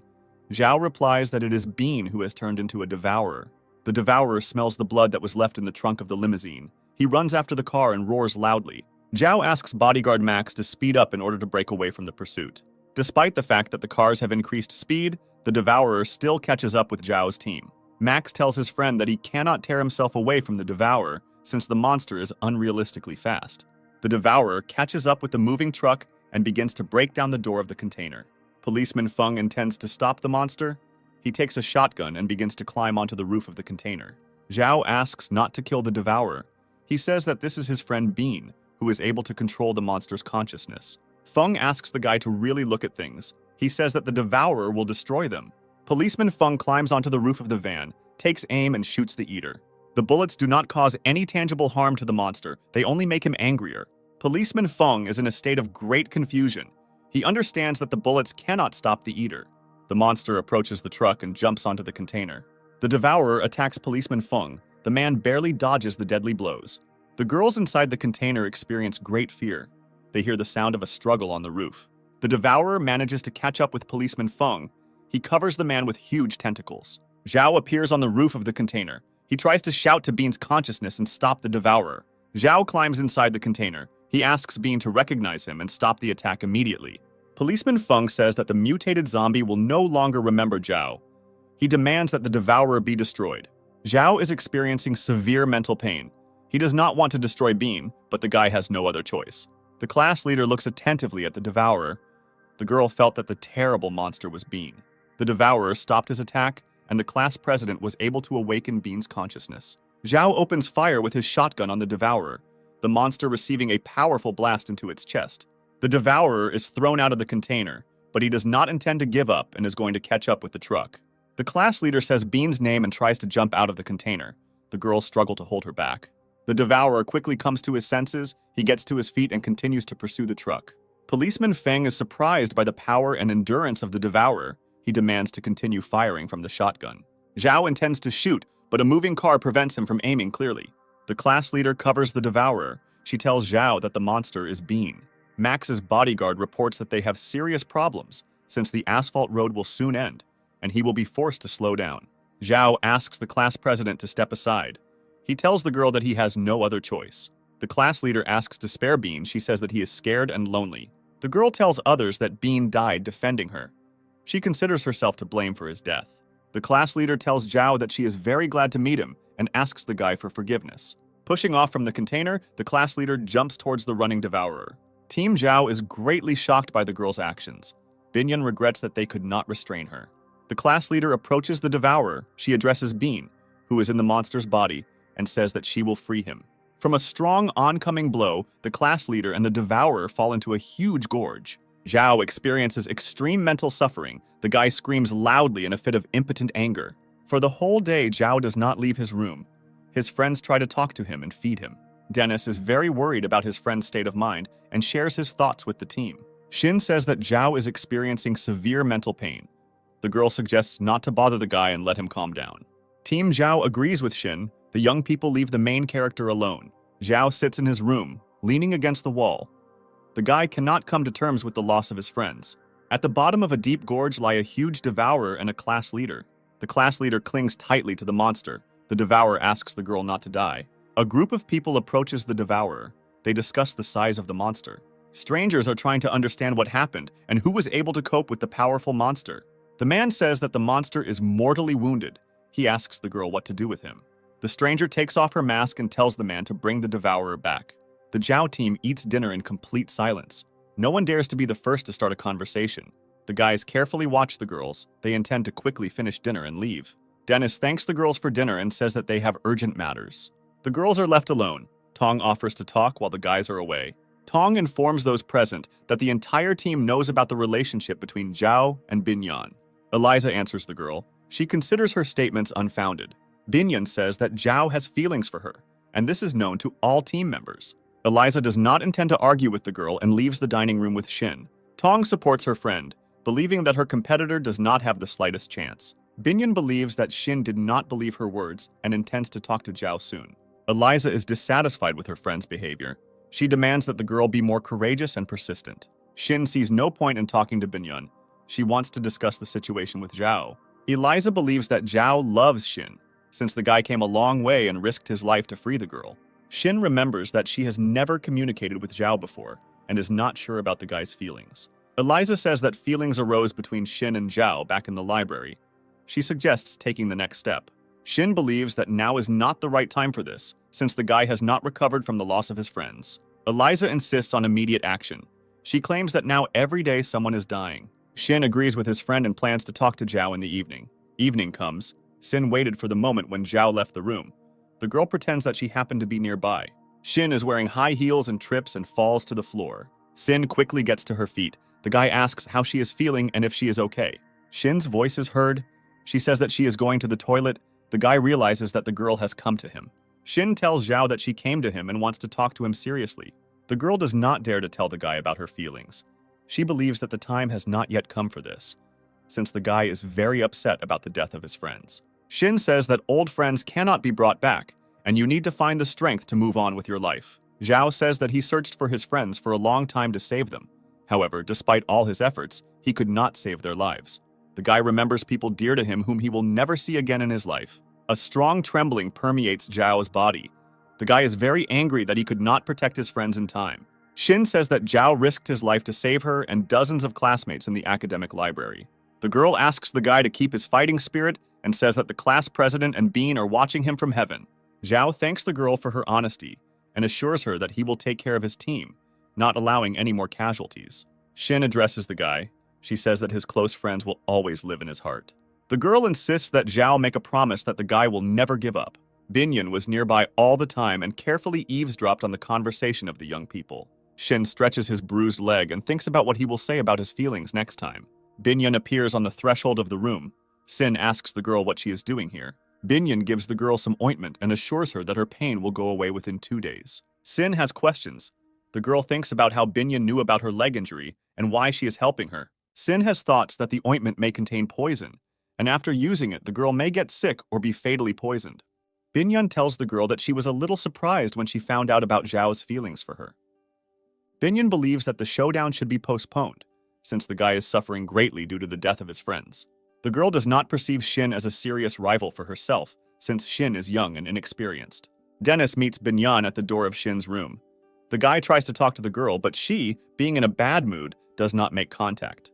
Dennis repeats his attempt to start a conversation, but the girl ignores him and silently goes to her room. The next morning comes. The dining table in the living room is filled with a lot of delicious dishes. Zhao appears in the room. He tells his friends that he got up early today and decided to pamper them with a delicious breakfast. Zhao takes off his apron and tells his friends that he needs to go away for a while. Binyan asks Zhao where he wants to go and offers his help. Zhao says that they have very little food left, and he plans to explore the nearby area. The guys discuss Zhao's condition. They believe that he is on the mend and gradually began to recover after the death of his friends. The girls silently look at each other, realizing that soon they will be able to talk to Zhao. The wind blows through the streets of the deserted city, and there is an oppressive silence all around. Zhao thinks that high-level mutated zombies have become increasingly common lately. The main character believes that only by improving his combat characteristics can he become stronger. With this thought, the guy finds a group of zombies and attacks them. Zhao has already destroyed a large number of zombies. He is dissatisfied with the fact that the system gives him a small number of points for killing them. By killing zombies, the guy hopes to increase his combat class, for which he needs to acquire another 500 experience points. The virtual god informs the guy that he is fighting a group of lower zombies, for whom the system awards a small number of points. Suddenly, the zombies stop and begin to flee. The guy realizes that a high-level mutant is somewhere nearby. Zhao intends to destroy the mutant in order to take possession of its core and more points. The main character hears the distinct sounds of gunfire coming from the neighboring block. A group of Army Special Forces is engaged in an unequal battle with monsters in the next block. Army Special Forces are trying to attack and destroy a huge mutated worm. The Special Forces captain tells his subordinates to aim and shoot at the head, since this is the monster's most vulnerable spot.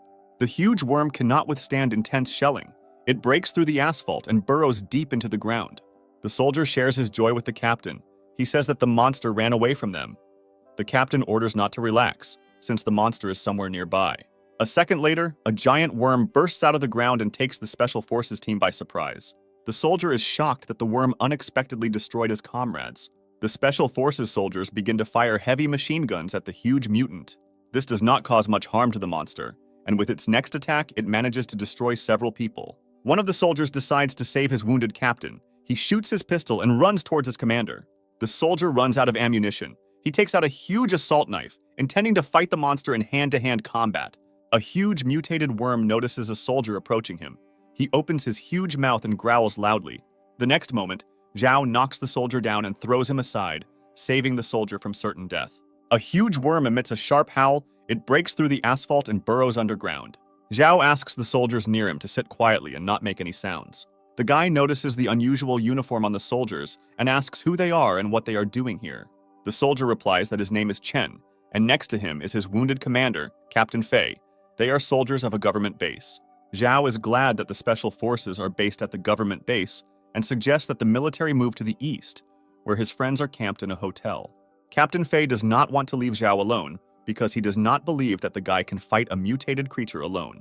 Captain Fei says that the monster has killed many of his friends and he must avenge them. Fei orders his subordinate to leave with Zhao. He himself intends to stay and deal with the monster. Chen says that he cannot leave his captain.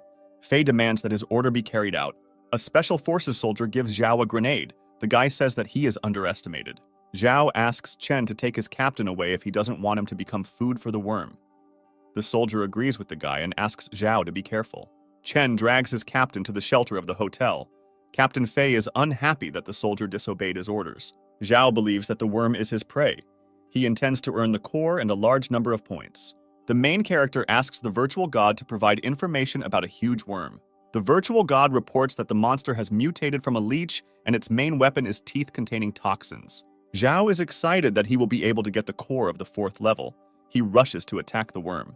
The guy learned that the monster has a relatively slow reaction, and it is difficult for him to defend himself, so Zhao tries to get as close to the monster as possible. He manages to strike the worm several times with an axe, and green goo begins to flow from the monster's wounds. The virtual god reports that the digger worm's liquid is very poisonous and acidic. Zhao immediately retreats to a safe distance. The guy realizes that fighting in close combat with the digger is useless. He takes out a grenade to throw it at the worm. The digger worm swallows a grenade thrown by the guy. After a few seconds, there is an explosion that tears the monster's body into small pieces. Zhao carefully examines the area where parts of the monster are scattered. He is worried that the explosion could have damaged the core. The crack of breaking asphalt is heard, and a wounded digger worm jumps out of the ground. Half of the monster remains unharmed. The digger worm attacks Zhao, trying to devour him. The guy is unable to cope with a huge monster in hand-to-hand combat. The virtual god reports that diggers are most afraid of fire. The guy remembers his childhood spent with his grandmother, who killed leeches with salt. Zhao, with his last strength, holds back the huge digger worm. The guy asks the virtual god to exchange the points he earned for salt.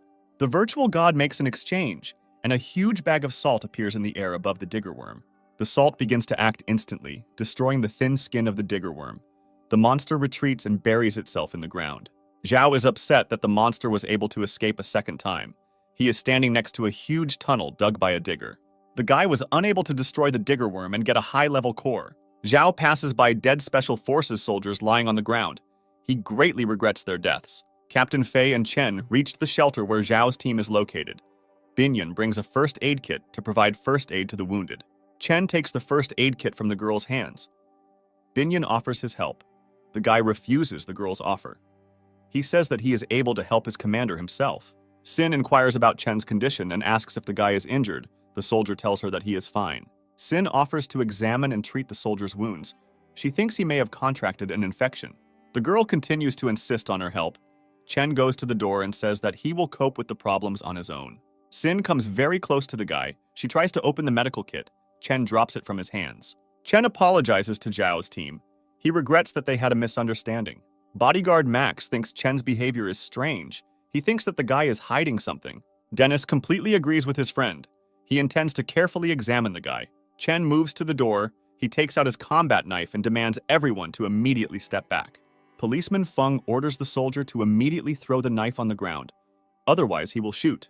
Bodyguard Max rushes at the soldier. He blocks the hand in which Chen has a knife. A hand-to-hand fight breaks out between the guys. Max tries to knock the combat knife out of the soldier's hands and strikes. Max unable to disarm the enemy, he dodges Chen's fatal blows. Dennis comes to Max's aid. The two of them try to disarm the soldier. After some time, the guys manage to knock the knife out of Chen's hands and throw him to the floor. Chen demands to let him go immediately. Denny asks the guy to calm down and answer the questions. Team Zhao enters the room where Captain Fei is located.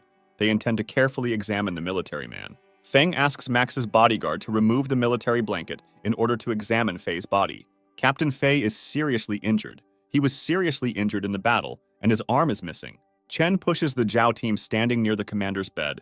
He demands to leave the captain alone. The young people believe that Captain Fei was bitten by a zombie during the battle and is infected. Chen tells the young people that they are wrong. During the battle, the captain got the liquid of a worm and he cut off his own hand in time. Xin is very worried about Chen. The girl tells her friends that she believes the guy's words. Binyan believes that the worm's fluid may contain viruses, and there is no guarantee that the captain was not infected. The girl suggests immediately isolating Captain Fei, and in case of infection, immediately destroying the military man. Chen screams loudly. He tells Zhao's team that he will not allow this to happen. Captain Fei asks his subordinate to calm down. He says that the young people are completely right. Fei believes that he can pose a great danger to others. He orders the young people to obey the demands. Zhao appears on the threshold of the room. The guy says that he has not seen such noble people for a long time. Zhao continues to admire the behavior of the captain, who cares for other people on the brink of life and death. The main character tells his friends that the captain is not infected, since his blood is not black. Chen cannot hide his joy after learning that his commander is not infected. Zhao says that this is just an assumption, and the captain still needs to be isolated from others. Chen is categorically against his commander being locked in a separate room. Fei demands that his subordinate stop acting like a small child. He reminds him that young people saved their lives. Captain Fei says that he is not sure whether he is infected or not. He agrees to isolation. Zhao tells Captain Fei not to worry. He promises to take care of him and provide medical assistance. Zhao invites Chen to talk, since the main character has several questions for the guy. Chen thanks the main character for his care. He intends to take care of the captain on his own. Team Zhao and Chen are in the corridor. The military man says that he is ready to answer the young people's questions. Zhao asks the military man about his team and what is happening at the government base. Chen avoids answering, saying that he is surprised that the guy was able to deal with the digger worm alone. Zhao informs the guy that he has the necessary skills and strength to fight strong mutants. Chen doesn't like the tone in which the guy talks to him. He can't contain his emotions and makes a remark. Chen says he is a professional soldier and demands to be treated with respect. Zhao tells the guy that he is not a recruit, and they are not in the army, and completely different orders reign in their team. Chen calms down and tells the guy that there are many people at the government base who are protected by the military. The soldier says the government base is well protected and has recently been reinforced with additional security. Zhao believes that such means are not enough, since strong mutated zombies have recently appeared. Ordinary zombies are increasingly becoming powerful mutants who can fly and have incredible speed and strength. Chen believes that his leadership and the government can successfully deal with this problem. The conversation is interrupted by Xin running towards the guys. She informs the young people that the captain's condition has become extremely unstable. Team Zhao comes to the room where Captain Fei is located. They see that the man is in serious condition. Feng tells his friends that the captain has lost a lot of blood and his chances of survival are extremely low. Captain Fei regains consciousness and asks Zhao to fulfill his request. He says that people's lives depend on it. The military man asks Zhao to hand over a notebook to the base, which contains important secret information. Fei asks the guy to inform the base management that new powerful mutants have appeared. The captain considers the base's defense insufficient. Zhao promises the military man that if he dies, he will hand over the notepad to the director of the government base. The captain's voice is heard asking the protagonist to take his subordinate Chen to the base. Zhao assures the captain that he will fulfill his request and promises to convey information, as well as bring his subordinate to the base alive. Chen is going to be on duty in the captain's room and monitor his condition. Zhao's team retires to their room. Chen intends to save his commander. He thinks about where he can get donor blood and equipment for transfusion. Night falls. Chen waits for the moment when Zhao's team falls asleep and goes into the city in search of blood. Using the map, Chen finds a rehabilitation clinic that has donated blood supplies. Inside the room, the soldier finds equipment for blood transfusion. His mood improves, as there is hope to save the commander. An unexpected noise distracts Chen from his thoughts. The guy raises his machine gun and points it at the source of the sound. There is a little boy on the threshold of the room. He stands motionless at the door and silently looks at Chen. The soldier does not understand what the small child is doing in the clinic and tries to talk to him. Suddenly, the little child turns into a zombie, using his huge tongue to attack Chen. The soldier dodges the blow of the tongue. The zombie lets out a wild scream and rushes at the guy. The zombie has a very fast reaction, but Chen manages to react in time and dodge the blow. The guy takes out 2 pistols from his holster and opens fire on the zombie attacking him. The dense fire scares the zombie. He hides in the dark corridors of the medical clinic. Chen finds a zombie in one of the rooms. The monster is holding his hand. The guy realizes that he wounded him. It is difficult for the guy to kill the monster, since the image of a small child is before his eyes. A loud crunch of a breaking ceiling is heard, and a zombie jumps on top of Chen. The guy carefully examines the 2 zombies opposite him.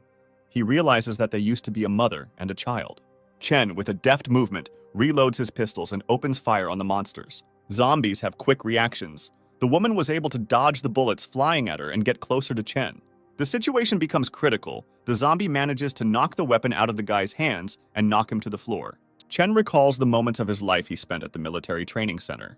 The instructor told the guy that you always need to act as a team, since loners always interfere with the implementation of the plan. The guy remembers how he first met his future commander. Chen recalls that Fei's captain told him to rely on and trust his teammates. The guy has difficulty holding off the attacking zombies. He realizes that he cannot trust his new comrades. Loud shots are heard. Bullets hit the attacking zombie and shoot off his tongue. Zhao's team enters the room. The guys showed up at the clinic on time and saved Chen's life. The wounds received have greatly angered the zombie, and he attacks the young people in the room. Dennis uses his combat sword and strikes the younger zombie with a deft, practiced movement. Bodyguard Max raises his machine gun and covers his comrades with accurate fire. Chen always wanted to become a lone hero. Captain Fei told him that everything in the world works differently. Chen hopes that there are superheroes in the world. Captain Fei replies that this is quite rare. Fei tells the guy that real heroes will never fight alone, because a hero attracts people as brave and strong as him. Captain Fei always hoped that Chen would one day become such a person. The guy realizes that the success of the Zhao team is that they are a brave and united team. Dennis strikes again with his combat sword and cuts the younger zombie in half. Max's bodyguard manages to hit the older zombie with his precise shooting. Zhao approaches the older zombie. He raises an axe over him and says that soon the monster will meet his child. Zhao's team approaches Chen. The guys ask the soldier how he is feeling and if he is injured. Chen wonders how the young people knew where he was. Zhao tells the soldier that he is predictable and behaves like a child. Chen explains his action by saying that he recently met with young people and thought that strangers would not risk their lives to save his captain. Chen informs the guys that he has found the necessary equipment and canned blood. Strong vibrations permeate the room. Zhao understands that there is a digger worm somewhere nearby. The guys' guesses are justified. Breaking through the concrete floors, a huge monster is approaching them. Zhao carefully examines the monster. He realizes that the mutant has become twice as large. The main character orders everyone to immediately run away and find shelter. The guys manage to escape from the digger worm. They run into an empty room and intend to take refuge in it.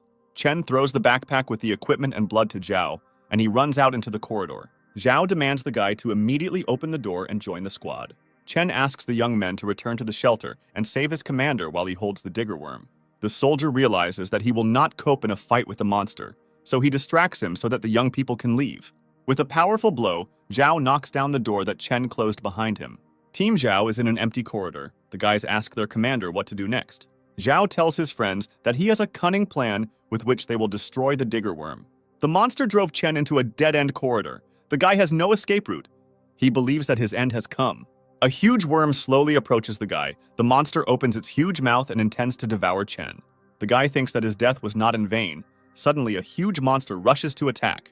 The Zhao team appears in the corridor. The guys are holding a huge number of bottles of alcohol in their hands, which they throw at the monster.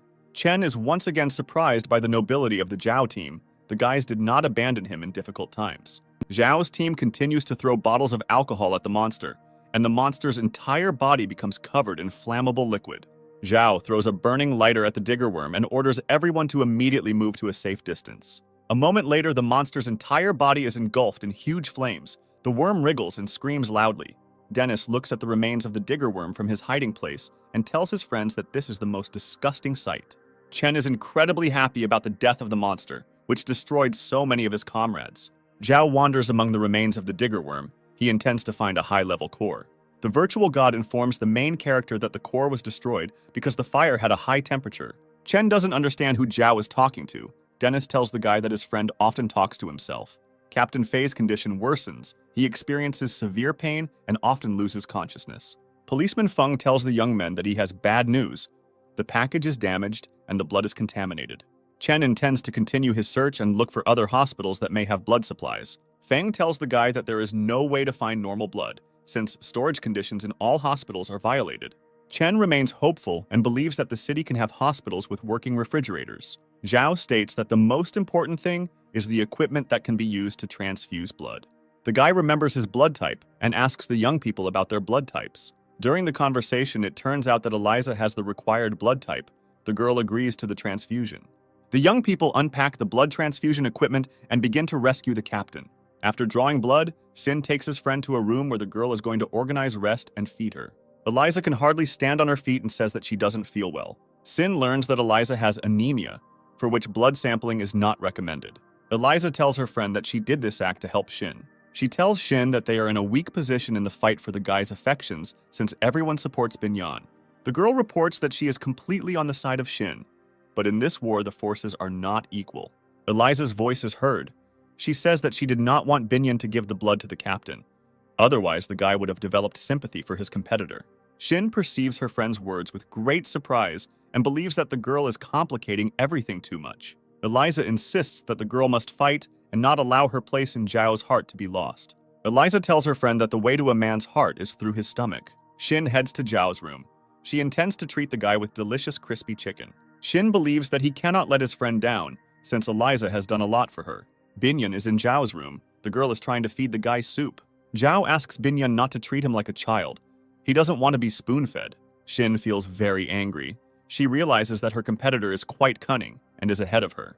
Zhao praises Binyan and tells the girl that the soup she made looks good and smells good. The guy gets burned by the hot soup. Binyan begins to slowly approach his face. Shin bursts into the room. She interrupts the conversation between the young people and calls Binyan an old woman. Shin tells Binyan that he should sleep at night and not visit the rooms of lonely guys. Binyan finds the girl's remarks strange and asks Shin what she is doing here. Binyan says that it is high time for girls her age to go to bed and tries to push the girl out of the room. Shin thinks Binyan can't cook at all and Zhao shouldn't eat her disgusting ginger soup. Binyan responds by telling her rival that she doesn't understand proper nutrition at all. Shin believes that men need fatty calorie foods. She wants Zhao to eat her chicken. The guy tries to calm the girls down. They ask him whose cuisine he prefers. Chen spent the last time near his captain's bed. The guy was very happy when Fei regained consciousness. He informs the captain that he has been given a blood transfusion and will soon be on the mend. Fei thanks his subordinate for his concern and asks if the guy is injured. Chen believes that he is in good company, as Zhao's team has already saved his life several times. Captain Fei learns from Chen that Zhao killed the digger worm, which greatly surprises the officer. The guy tells his commander that the Zhao team is incredibly strong. He has never seen people who fight zombies so fearlessly. Fei has a good opinion of Zhao. He believes that the guy will do a lot of good if he joins the rescue team. Chen and his commander notice a loud noise coming from Zhao's room. The main character ate chicken and ginger soup. He tells the girls that he liked both dishes. The girls are unhappy with his answer and insist that he choose one dish. Suddenly, the lights in the room go out. Sin asks the guy what happened. In the dark, a monster approaches Shin. It hugs the girl with its huge, ugly paw. The girl thinks that it is Zhao. Shin asks the guy not to pester her and says that Zhao chose the wrong time for this. The lights in the room turn on. Zhao screams loudly. He orders the girl to run away immediately.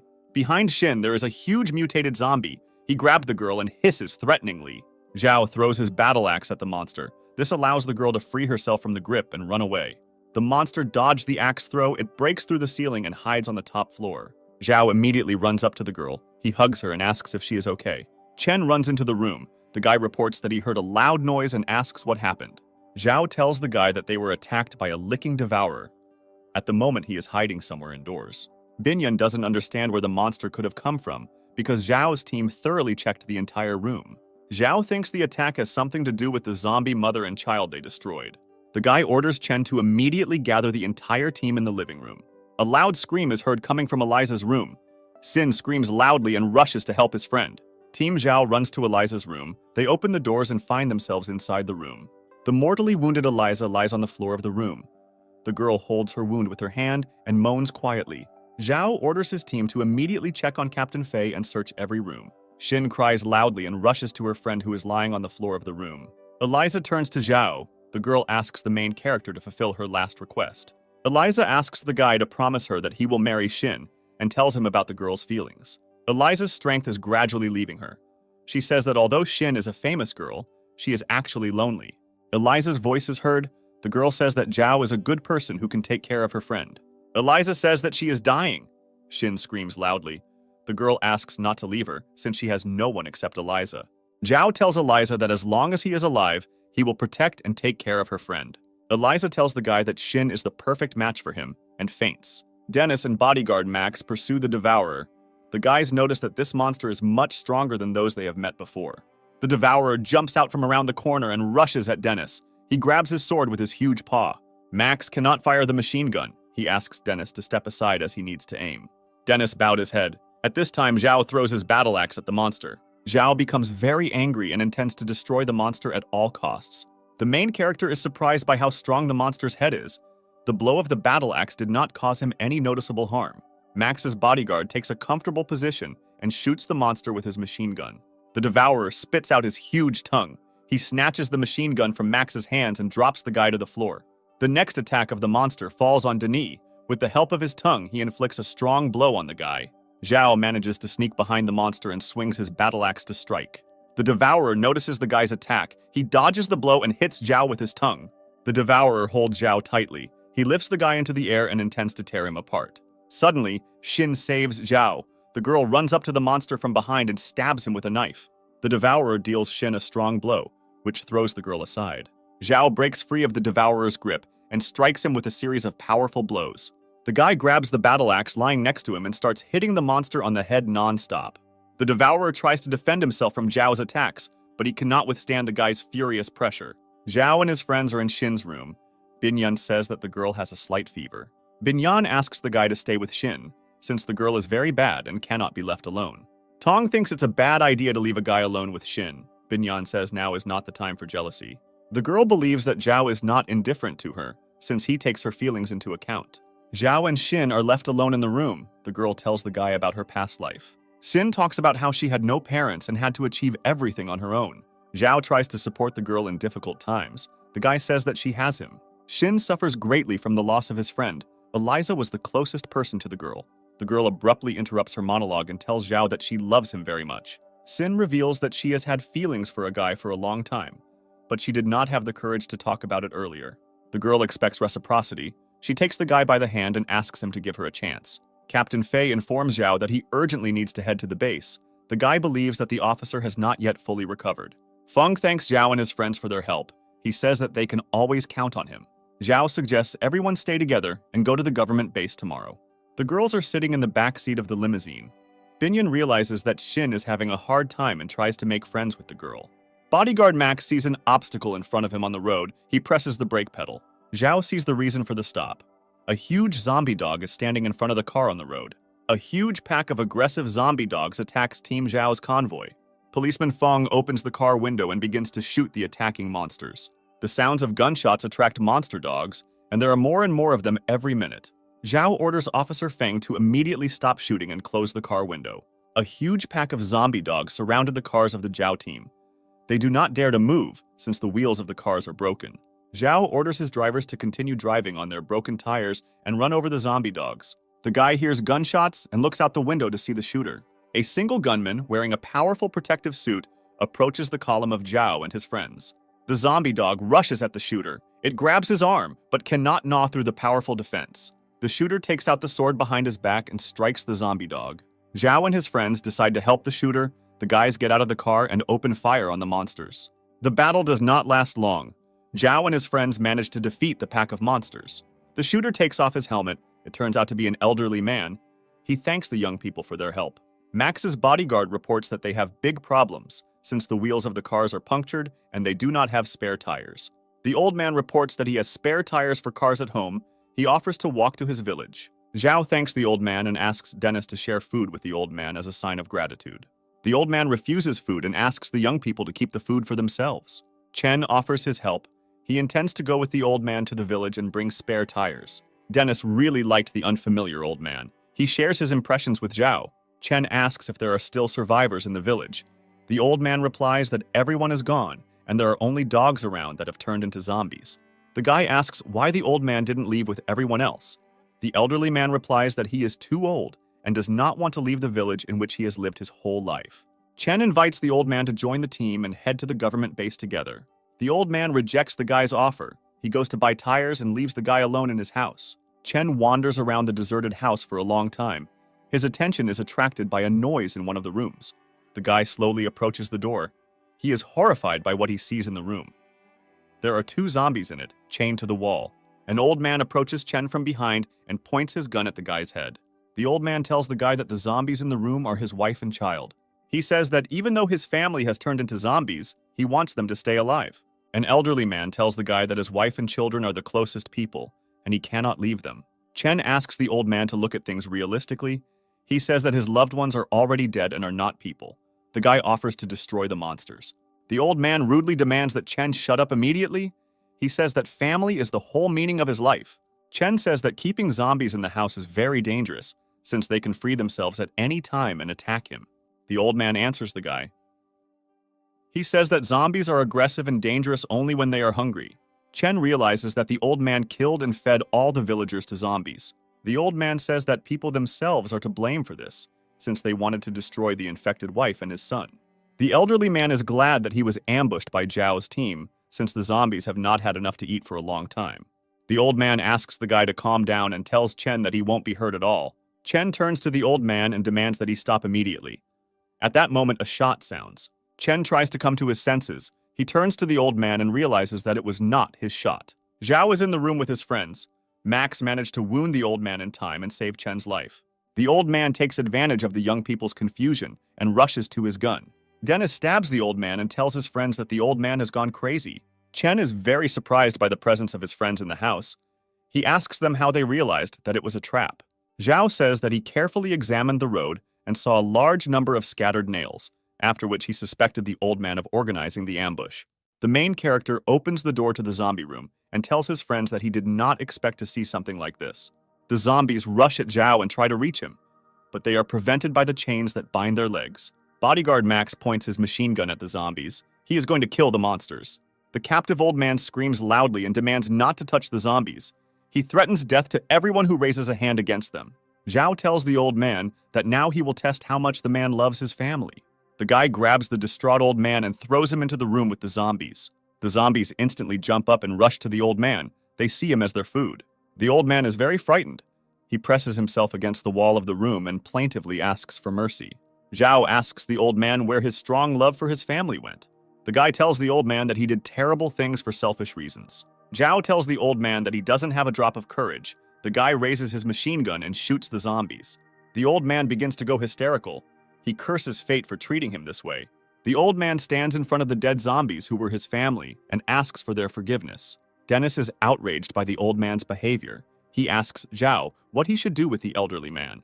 The old man says that now he has no reason to live. He asks the young people to kill him. The young people leave the room. Zhao says that the old man does not deserve an easy death. Denny believes that it was in vain for them to keep the old man alive, since he is very dangerous. Max answers the guy. He says that the old man will stop hunting people since the zombies are dead. Chen sincerely does not understand why Zhao did not punish the old man and left him alive. Zhao believes that for the old man, life will be a harsher punishment than death. A shot is heard coming from the house. Zhao tells his friends that the old man turned out to be an ordinary coward. The girls learn about the latest news. They are shocked that the old man fed living people to zombies. Zhao's team stops. Binyan asks the guy what's wrong. Zhao says that they can't move on because the road is destroyed. Captain Fei suggests abandoning the vehicles and continuing on foot to the government base. Zhao finds it too dangerous to walk, so he studies the map in hopes of finding a bypass road. Chen suggests taking a country road through a village he visited several times as a child. Zhao's team accepts Chen's offer, and they move along a narrow and broken country road. Suddenly, the convoy comes under attack. Nets are shot from the bushes, blocking the movement of cars. Loud screams are heard, and Zhao's team is attacked by a group of peasants armed with improvised tools. The peasants behave extremely aggressively. They surrounded the cars and demanded that the young people get out. The guys don't know what to do in this situation and turn to Zhao for advice. The main character opens the car door and tries to explain to the villagers that they are not a threat to them. The peasants do not believe Zhao's words. They believe that young people can be dangerous to them. Zhao tells the villagers that they are not infected and are heading to the government base. One of the peasants accuses the guy of lying, claiming that the government base has been destroyed. Chen grabs the peasant by the clothes and demands to know more about the government base. The peasant breaks free from the guy's grip and offers to beat up the aggressive strangers. A crowd of villagers surround Zhao and his friends, showing extreme aggression. Policemen Feng and Max try to fight off the attackers and ask the peasants to calm down. Dennis sees that the situation is heating up. He raises his pistol and fires a shot into the air. The peasants see that the young people are armed with firearms. They immediately run away. Dennis shouts after the fleeing peasants. He says that he and his friends will not harm anyone. Chen continues to interrogate the frightened peasant. Captain Fei demands that the guy stop the interrogation immediately. One of the villagers stops by and recognizes Chen, who lived in this village as a child. Chen looks at the villager and realizes that it is their former neighbor named Pin. Pin tells the guy that the last time he saw him was a child. He is very glad that the guy became a military man. Pin asks Chen how his grandfather is doing. The guy replies that his grandfather died a long time ago. The peasant says that life in the village has not changed, and it is exactly the same as 100 years ago. Pin tells the young people that they are very lucky, since there are no zombies in the village. The girls admire the village and how the locals harvest the crops in the fields. Chen asks Pin to tell him what he knows about the incident at the government base. Pin tells that the villagers wanted to join the government base, but after a while soldiers came to them and told them about its death. The peasant believes that they were lucky, since if they had gone to the government base, they would have been dead. Captain Fei cannot believe what was said, since the government base had trained troops and a lot of weapons. Pin reports that he does not know the details. He wants to introduce the Zhao team to the commander of the soldiers who came to the village. A villager leads the boys into a field where soldiers are helping local residents harvest their crops. Young people are watching a group of people in a field. They intend to quickly get to know them and get new information. The commander of the soldiers is called Tan. He sees the young people watching him and raises his hand to them in greeting. Captain Fei and his subordinate Chen, in accordance with the charter, introduce themselves and meet Tan. Commander Tan meets the military and thanks the guys for their hard work. He considers the Zhao team to be a well-trained and well-coordinated team. Zhao says that the main characters are military men who risk their lives to save other people. Tan reports that they had to retreat and take refuge in the village as the government base was attacked. Captain Fei asks his new acquaintance to tell him details about the attack on the base. Tan says that among the large wave of survivors, there were infected people who were not detected in time. He continues his story and says that the virus has spread too quickly and everything has gotten out of control. Captain Fei is very upset by what he heard. He does not understand how this could happen. Tan asks the captain not to be so depressed. He says that they are still alive and can benefit people. Assistant Commander Tan invites Captain Fei to his subordinate to stay in the village and join their squad. Tan invites his new acquaintances to work together and create a safe haven from the village. Zhao listens attentively to Commander Tan. The guy says that he will think about his proposal. Local residents came to see Commander Tan and brought fresh food as a sign of gratitude. Zhao realizes that Commander Tan is respected in the village and cared for by the locals. The peasants believe that Tan saved their lives as they intended to go to the base and would have died there. Zhao asks Fei if he has met Commander Tan before. The captain says that he has not seen him at the base. Captain Fei reports that there were a lot of people present at the base. He could not know all the employees by sight. Chen has been at the base for a short time. He believes that there is nothing suspicious about the fact that no one knows Commander Tan. The guy asks Captain Fei what they should do after the government base is destroyed.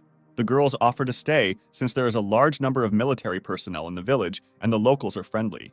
Binyun tells Dennis that she is his wife, so he should always be by her side. Max is happy with the option of staying in the village since the government base has been destroyed. Max says that the village is a safe place and wants to know what Zhao thinks about it.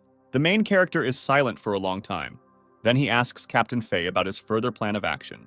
Captain Fei intends to get to the government base.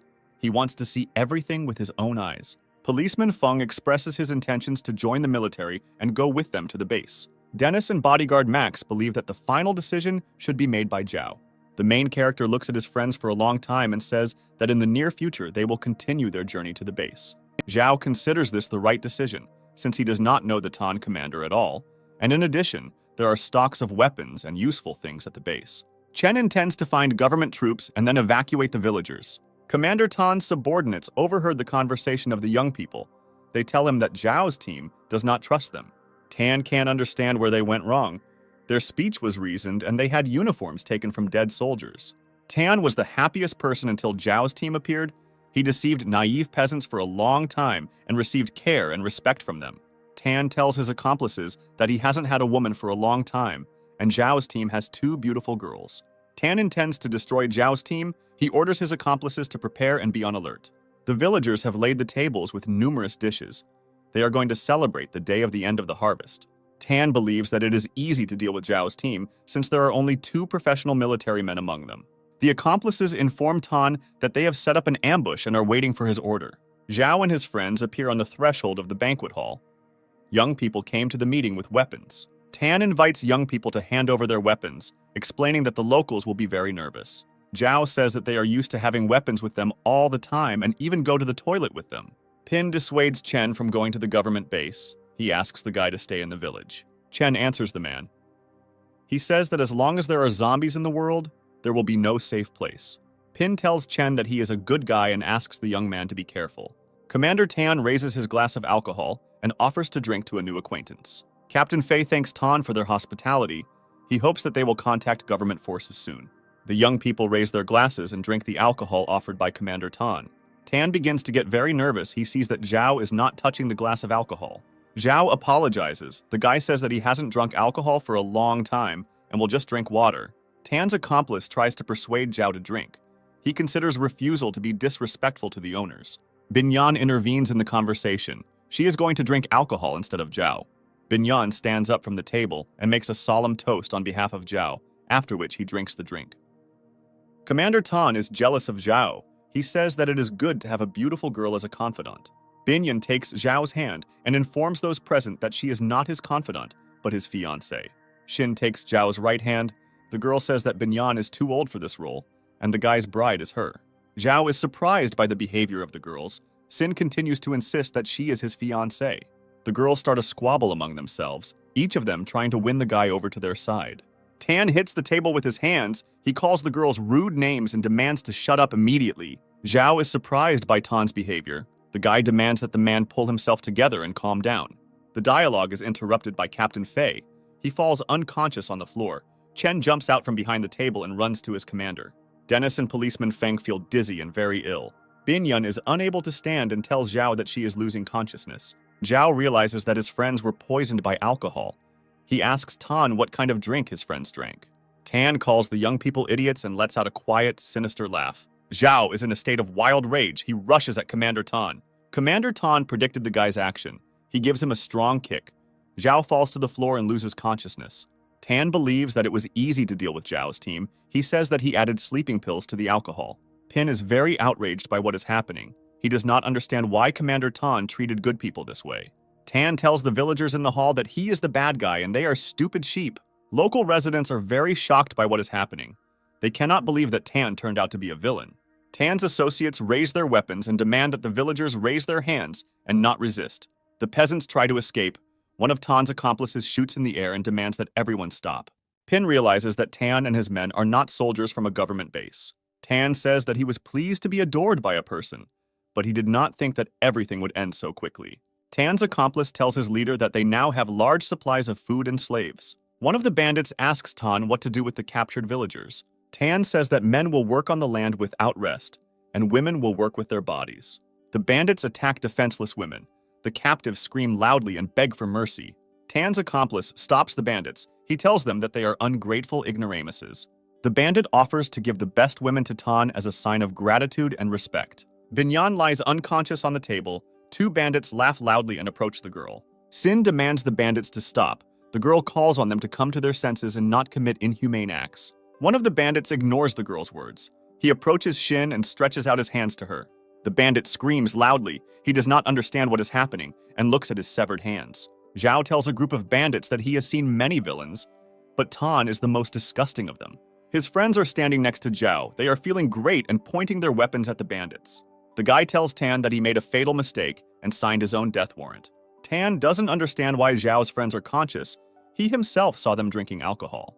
Commander Fei talks about how they did not swallow the alcohol, but spat it out while no one was paying attention to them. Tan points his hand at Binyan. He says that he carefully watched the girl and saw that she definitely drank the offered drink. Binyan took advantage of the moment when Tan turned away and replaced the drink with a glass of water. Tan is delighted with the work of the Zhao team. He understands that the operation was planned this morning. Zhao says that the criminals acted unprofessionally, and it was not difficult to uncover their plans. Captain Fei immediately noticed how the bandits were dressed. The uniform had a sloppy appearance and was not dressed according to the rules. Tan says that the village is his territory and he will kill anyone who dares to go against him. Tan gives the command. His accomplices open fire on Zhao and his friends. Zhao's friends take advantageous positions and begin to fire back at the bandits. Tan takes a little girl hostage and demands that she drop her weapon immediately or he will kill the child. Chen stops firing his machine gun. He considers Tan to be a complete bastard. Zhao waits for the moment when Tan is distracted. The guy throws his battle axe at the gang leader. The gang leader easily dodges the axe flying at him and looks at Zhao with arrogance. Zhao used a boomerang technique when throwing. The thrown axe returned and hit the unsuspecting Tan in the back. The captive girl is immediately freed. The villagers around call Tan the very last words. Tan tries to get back on his feet. He says that the second part of his team ambushed and destroyed the entire village. Dennis reports that this insidious plan was not realized and brings captured bandits into the premises. Tan is very surprised. He does not understand how they managed to reveal his plan. The bandits inform their leader that they were captured while trying to take the villagers hostage. Zhao believes that the fate of the bandits should be decided by local residents. He asks Pin what to do with the villains. The villagers feel very angry that the gang leader did this to them. Tan tries in every way to justify himself to the villagers. He asks to forgive him. Local residents do not accept the gang leader's apology and are going to beat him up. Pin plans to donate food supplies to Team Zhao as a token of gratitude for their good deeds. Zhao refuses food. The guy tells the villagers that they have enough food. Pin tells the guy that the villagers will feel awkward if the young people don't take the food. Captain Fei believes that this time they cannot refuse. Zhao agrees with the military man. Zhao is concerned about whether the villagers will be able to properly control the bandits. Pin tells the guy that they have enough security, and the chosen punishment will benefit the peasants. The villagers order the captured bandits to move faster. They use them as arable animals for fieldwork. Tan asks not to shoot at him and tells the locals that he will work faster. Pin informs Zhao that the locals are unable to kill the bandits despite the fact that they are villains. Pin asks Zhao why the young people did not immediately inform Tan about their plans. Zhao answers the man. He says that the locals would not believe them in this case. Zhao believes that without evidence, he would not be able to convince the peasants, since they considered the bandits to be their saviors. Max's bodyguard believes that sooner or later the bandits would have shown their true colors anyway. Chen says that the peasants were very lucky because Zhao's team was nearby. Zhao asks the villagers to be careful and not take the word of strangers in the future. Chen says goodbye to Pin. The guy says that as soon as he arrives at the government base, he will figure out a way to take the villagers away. Local residents bid farewell to the Zhao team and ask young people to be careful on their journey. Suddenly, Captain Fei begins to lose his balance. Chen rushes to his commander and asks how he is feeling. The young men remove Captain Fei's clothes. intending to examine his wound. The officer's wound became very inflamed, and the man developed a high fever. Policeman Feng treats Captain Fei's wound. Zhao asks him about the officer's condition. Feng answers the guy. He says that things are bad, since the wound has festered and the man has a high fever. The guys think that Fei needs to rest and recover, otherwise he won't be able to get to base. Pin considers it dangerous to transport the officer in this condition and suggests leaving him in the village. Zhao listens to the peasants' words and realizes that they have no other choice. Chen says that he will not leave his commander alone and intends to stay with him in the village. Fei says that this is not necessary and orders Chen to move to the base. Chen does not agree with his commander's order. He cannot leave Fei alone in this state. Pin asks the guy not to worry and says that Fei will not be left alone, as there are many people in the village who will take care of him. Captain Fei asks Zhao to take care of Chen and look after the guy, since he is still young and inexperienced. Zhao promises the captain to look after Chen and says that as soon as they arrive at the base, he will send help. Team Zhao set off. Chen constantly talks about his commander. Dennis is no longer able to listen to Chen. He asks the guy to change the subject or spend time in silence. Zhao reports that they will arrive at the base in 2 days and asks Chen to tell him more about the rules for visiting the base. Chen tells the young people that the rules are quite simple, but there are a lot of them. The first post of the base conducts a routine examination, which determines whether a person is infected or not. The second post has some serious heavy weapons in case zombies break through the first post. The third post is the last protective barrier and is equipped with hybrid weapons with high explosive ammunition. Chen continues his story and says that in addition to this, the base is regularly patrolled to avoid fights and provocations. Zhao asks Max to stop the car immediately. Max doesn't understand what's going on, but follows the order. The main character reports that he senses a large group of zombies ahead. Not far from the road, there is a large tree that aggressive zombies are trying to climb. There is a young man in the tree armed with a bow who is ambushed as zombies surround the tree. Dennis immediately reports this to Zhao. He is very worried about the guy who was trapped. Xin asks to save the guy. Dennis asks Zhao what they should do in this situation. Zhao intends to save the guy alone and asks his team to stay in the car. Dennis says that he will go with him. A trapped young man uses his archery skill to fight off the zombies. One of the monsters has reached the branch where the guy is on and is trying to attack him. The guy deftly performs an acrobatic trick and shoots an arrow at the attacking zombie. With the help of accurate archery, the guy manages to hold off the zombie attack. The archer is very angry because the number of zombies is not decreasing, and more monsters are joining the attack. Zhao is surprised at how quickly zombies learn. 2 days ago, he didn't know they could climb trees. The zombies stop their attack. They redirect their attention to Zhao and Dennis, who are approaching them. Dennis asks Zhao a question. He is interested in why the guy didn't take his battle axe with him. A huge flock of zombies leaves the archer and runs towards Dennis and Zhao. Zhao tells his friend that he has recently found firearms more effective than melee weapons. During a short battle, Zhao and Dennis destroy a flock of zombies. The archer watched the battle from a tree. He was very surprised at how easily and professionally the guys destroyed the monsters. Dennis tells the archer that all the zombies have been destroyed and invites the guy to climb down from the tree. The archer accepts the guy's offer and uses a graceful acrobatic leap to descend. The young man admires how the guys dealt with the zombies and invites them to meet. The archer approaches the guys. He says that he is 20 years old and his name is Robin. Robin tells Zhao that he was born and raised in a mountain village. After an outbreak, all the villagers died, and he was left alone. Zhao asks the guy why he stayed in the village and didn't try to find living people. Robin reports that his parents' graves are in the village. He doesn't want to leave them, so he didn't run away. Robin carefully examines the monsters he destroyed. The guy does not understand why other people cannot resist zombies with the same ease.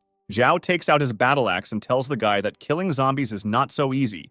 If you don't hit the monster in the head, then it won't die. Robin thanks Zhao for the information and asks what his and his friends' names are. Zhao tells the guy his name and says that his best friend Dennis is nearby. Robin is grateful to the guys for saving him and hands them a piece of dried meat as a sign of respect. Zhao tells Robin that it will soon be dark and asks the young man to return to the shelter. Dennis is very surprised by how Robin is still alive. The guy believes that he does not even have basic knowledge to fight zombies. Robin carefully watches the guys leaving and pays attention to the binoculars that hang on Dennis's belt.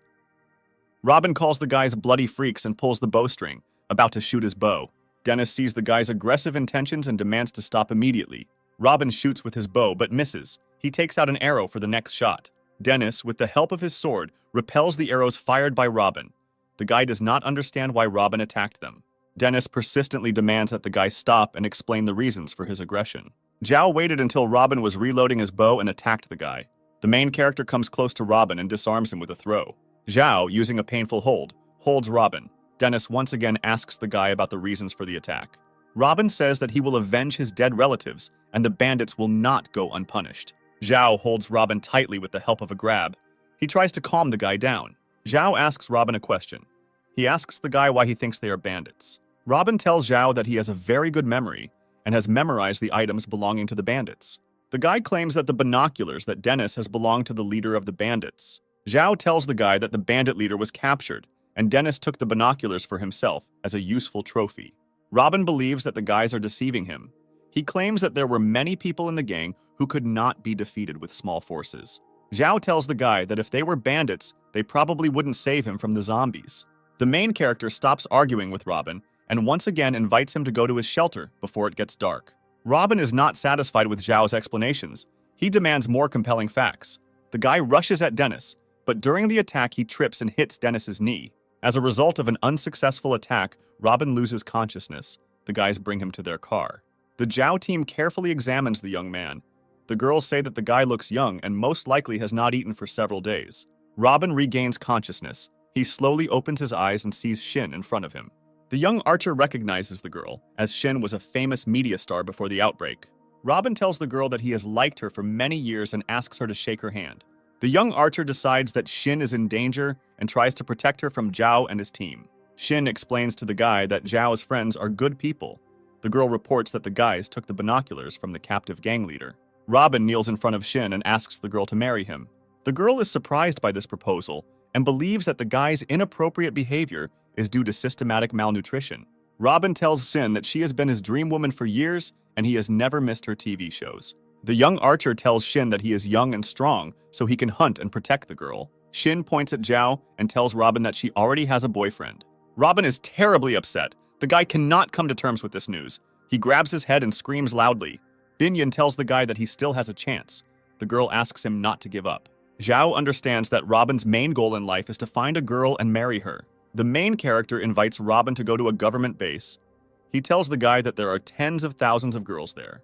Zhao does not want to leave Robin in an abandoned village because he believes that the guy is going wild there. Robin is not going to join Zhao's team. He intends to stay and guard the graves of his parents. The guys use a trick and start talking about girls, intending to interest Robin. Chen tells his friends that there are many famous girls at the base whom he intends to meet. In a matter of minutes, Robin changes his point of view. He is interested in famous girls and beauty pageant models. Team Zhao sets off. Max tells the main character that Robin is very young and only thinks about girls. Zhao believes that there is no need to underestimate the guy. He saw how Robin shoots well, almost without aiming. The Zhao team drives up to the government base. To get there, you have to stand in a queue for many kilometers. Chen is very surprised by the number of people who want to get into the base. Dennis says that they will have to go through the check for ages. Chen is trying to negotiate with the base security to allow his team to skip the line. The guy manages to convince the guards that Zhao will be very useful at the government base, so his team should be allowed out of line. The head of security reports that he has reported the situation to the command, and if the order comes, he will let Zhao's team pass without a turn. The Zhao team is located on the base. They are going through the first stage of inspection, which consists of disinfection. Nurses then draw blood from the young people to be thoroughly tested for infection. Zhao and his friends are given temporary ID cards. The guard informs them that as of today, they are official members of the base. The security guard promises to organize recreation for the young people and provide them with temporary housing. Dennis notices a large amount of modern weapons at the base.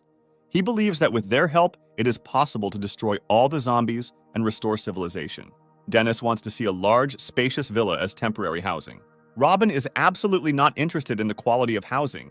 His thoughts are occupied with fashion models and beautiful girls. A security guard leads Zhao's team to a place where temporary housing is located, which consists of cheap barracks in a poor neighborhood. The military officer informs the young people that recently many people have been arriving at the base, so the government cannot provide quality housing for everyone. Max's bodyguard saw that there were neighborhoods on the base with decent living conditions. The guard once again informs the young people that there is not enough quality housing for everyone, and many people have to live in tents. Dennis considers this decision unfair. He tells the guard that they are not ordinary people, but experienced fighters who have killed many zombies. The guard reports that there are rules on the territory of the government base, and he considers this distribution of housing fair. Zhao asks the accompanying guard to show him the allocated rooms. The guard gives the room numbers. Zhao thanks him for his help and extends his hand to the military man. The military man thanks Zhao for saving Captain Fei, but he cannot solve the housing problem without orders. Robin says that the allocated housing is worse than his house in the mountain village. Dennis demands that the guy shut up immediately. Bodyguard Max considers the living conditions very modest, especially for girls. Dennis believes that with their merits and skill, they cannot be in such rooms and invites Zhao to leave. Zhao says it's not his style to just leave. He tells his friends that they will have a nice place to live by the evening. Max's bodyguard tells his friends that he has gathered some information about the government base. The guy says that they are in the 3rd district with the largest population and the worst living conditions. The 2nd area of the base is home to the elite and former celebrities who represent the last hope of civilization. The guy continues his story and says that government troops and leaders live in the 1st area, and other residents of the base are prohibited from entering this area. Dennis believes that they deserve to live in the 2nd district of the government base. Binyan tells Shin that the girl is a former celebrity and has every right to live in the 2nd district. Zhao is interested in how economic life works in different areas. Max reports that there is trade between people and the best currency is food. Zhao remembers that they took a lot of things with them and asks Dennis where the luggage is. Zhao orders Robin to take the bag and follow him. He tells the guy that if he wants a wife, he will have to work hard for it. Robin is on a busy street laying out simple utensils in front of him. The guy is trying to sell them. A woman with a small child walks down the street. The child liked the toy that Robin was selling, and he asks his mother to buy it. The woman dissuades her child. She tells him that they will make a purchase next time. Zhao tells Robin that trading is a difficult profession. He advises the guy not to despair and continue to work. Zhao was approached by a stranger who states that nowadays people need useful things, not toys. The stranger reports that he has stocks of shoes. He offers Zhao to sell them for a small percentage. Zhao and Robin notice a loud noise coming from a nearby street. People shout loudly and cheer as cars pass by. Zhao believed that it was impossible to enter the base by car. The stranger reports that the Hunting Legion has such a privilege. Zhao knows nothing about the Hunting Legion. He asks the stranger to tell him more about it. The stranger reports that the surviving people have their own private militias. The man says that the Hunting Legion carries out independent combat operations and conducts forays for food. Many people join the Hunting Legion because work there is generously rewarded. The Hunting Legion was organized by brothers from the Liu family. The older brother's name is Hen, and the younger one is Yufen. Zhao asks where he can find the brothers. The stranger reveals that they often visit their large stores in the center of the market. Zhao intends to meet the brothers as quickly as possible and make new acquaintances. Zhao, together with Robin, heads to the center of the market, around which there is brisk trade in various goods. Robin is very surprised by the wide variety of products on the market. A man approaches Zhao and Robin and offers his help in finding goods. Zhao tells the stranger that he came to the market not to buy, but to sell his goods. The stranger is very interested. He asks the guy what he is going to sell. Zhao says that he has a very expensive product, so he wants to meet Mr. Hen. The stranger reports that such a meeting is very difficult to organize, and asks first to let him check the quality of the goods. The merchant asks Zhao not to deceive people. He says that the guy was selling children's toys. Zhao takes out a package of medicines from his pocket. The guy says that he has various medicines in large quantities. Medicines are considered a valuable commodity in the government base. The man asks Zhao where he got the medicines. Zhao tells the man that this is his secret that he cannot share. The man is very interested in purchasing medicine. He starts bargaining with the guy. The stranger orders his subordinate to immediately go to Mr. Hen. Robin believes that selling scarce goods is much easier than selling old children's toys. Mr. Hen's subordinates bring Zhao a chair and fresh fruit. They want to make a good impression on the new client. An unfamiliar young man approaches Zhao and says that he will pay much more for the medicine than Mr. Hen. Mr. Hen's subordinate is very dissatisfied with the guy's behavior. He considers it impudent to compete with his master in such a way. The stranger speaks disrespectfully of the Liu family and does not consider Mr. Hen to be a special person. Hen's subordinate grabs the guy by the clothes. The young man tells him that he is from the 2nd district and can create serious problems for the man. Robin is surprised at how arrogantly and rudely people from the 2nd district behave. The Liu brothers come to the market. Mr. Hen asks his subordinate to let the guy go. Zhao carefully examines the young people. He realizes that the Liu brothers are standing in front of him. A guy from a rival clan asks Mr. Hen not to worry. He says that he just wanted to know the price of the medicine.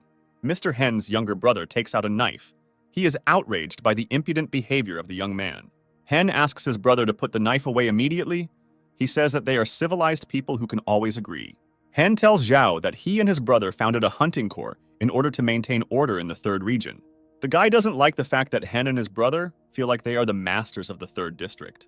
Hen informs the guy that the second and third districts are not much different. If any person disappears, the government will not interfere with it. The guy reacts emotionally to the threat. He makes sarcastic comments about Hen's organizational abilities. Zhao is closely following the proceedings between the two competing factions. He believes that Hen will win. Robin says that people are not much different from animals. The strong always try to dominate. The guy from the rival organization is called Wei, and he tells Hen that his family won't let him take over the entire market. Hen invites Wei to hold an auction. Zhao will sell the medicine to the highest bidder. Mr. Hen approaches Zhao. He asks the guy his name and introduces himself to him.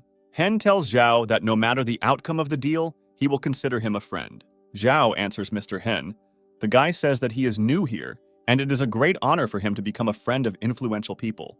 Zhao wants to hear the price Hen and Wei are willing to pay for the medicines he has. Hen offers to pay for the medicines Zhao has with a large amount of food. Wei reports that he is willing to pay twice as much as Mr. Hen. Robin thinks that we need to agree to Wei's terms. Zhao asks the guy to take his time. Zhao tells buyers that he doesn't need food. He says he needs a new home. Wei tries to convince Zhao that the main thing is food, and living conditions are almost unimportant. Zhao suggests stopping negotiations if Wei does not have a suitable building. Wei says that he will contact his master soon, and Zhao will find good housing in the third district.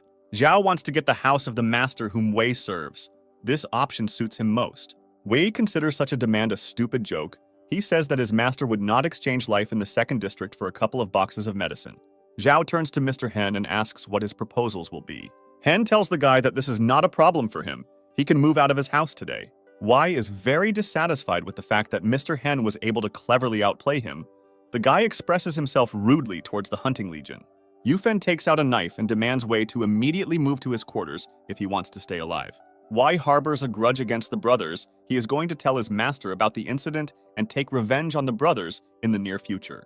Hen tells Zhao that the guy lost a major client today.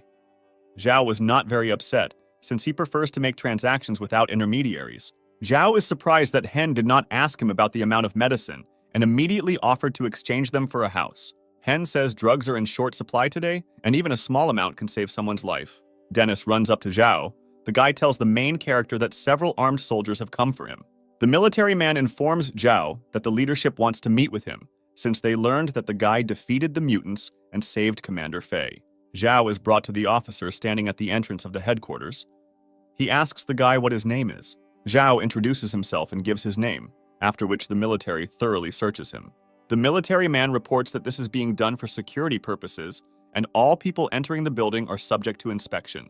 The private informs his commander that during the search, a large battle axe was found on Zhao. The guy reports that the axe is a means of self-defense. This weapon helped him stay alive and get to the base unharmed. Zhao tells the military man that the axe is his personal property. He demands that the weapon be returned to him later. The guy tries to enter the building, but a security officer blocks his way. The security officer reports that the boss just finished a meeting and is now having lunch. The guy is extremely dissatisfied with the current situation. He is outraged that he was searched, and now they are making him wait. The officer thinks that Zhao has a very high opinion of himself. He considers the guy to be an ordinary bully who killed a couple of zombies and considers himself special. Zhao tells the officer that he hasn't eaten yet today. He is jealous of the commander because he follows his diet. The guy tells the officer that he will take an example from the commander and leaves to have lunch. The officer is very dissatisfied with Zhao's behavior.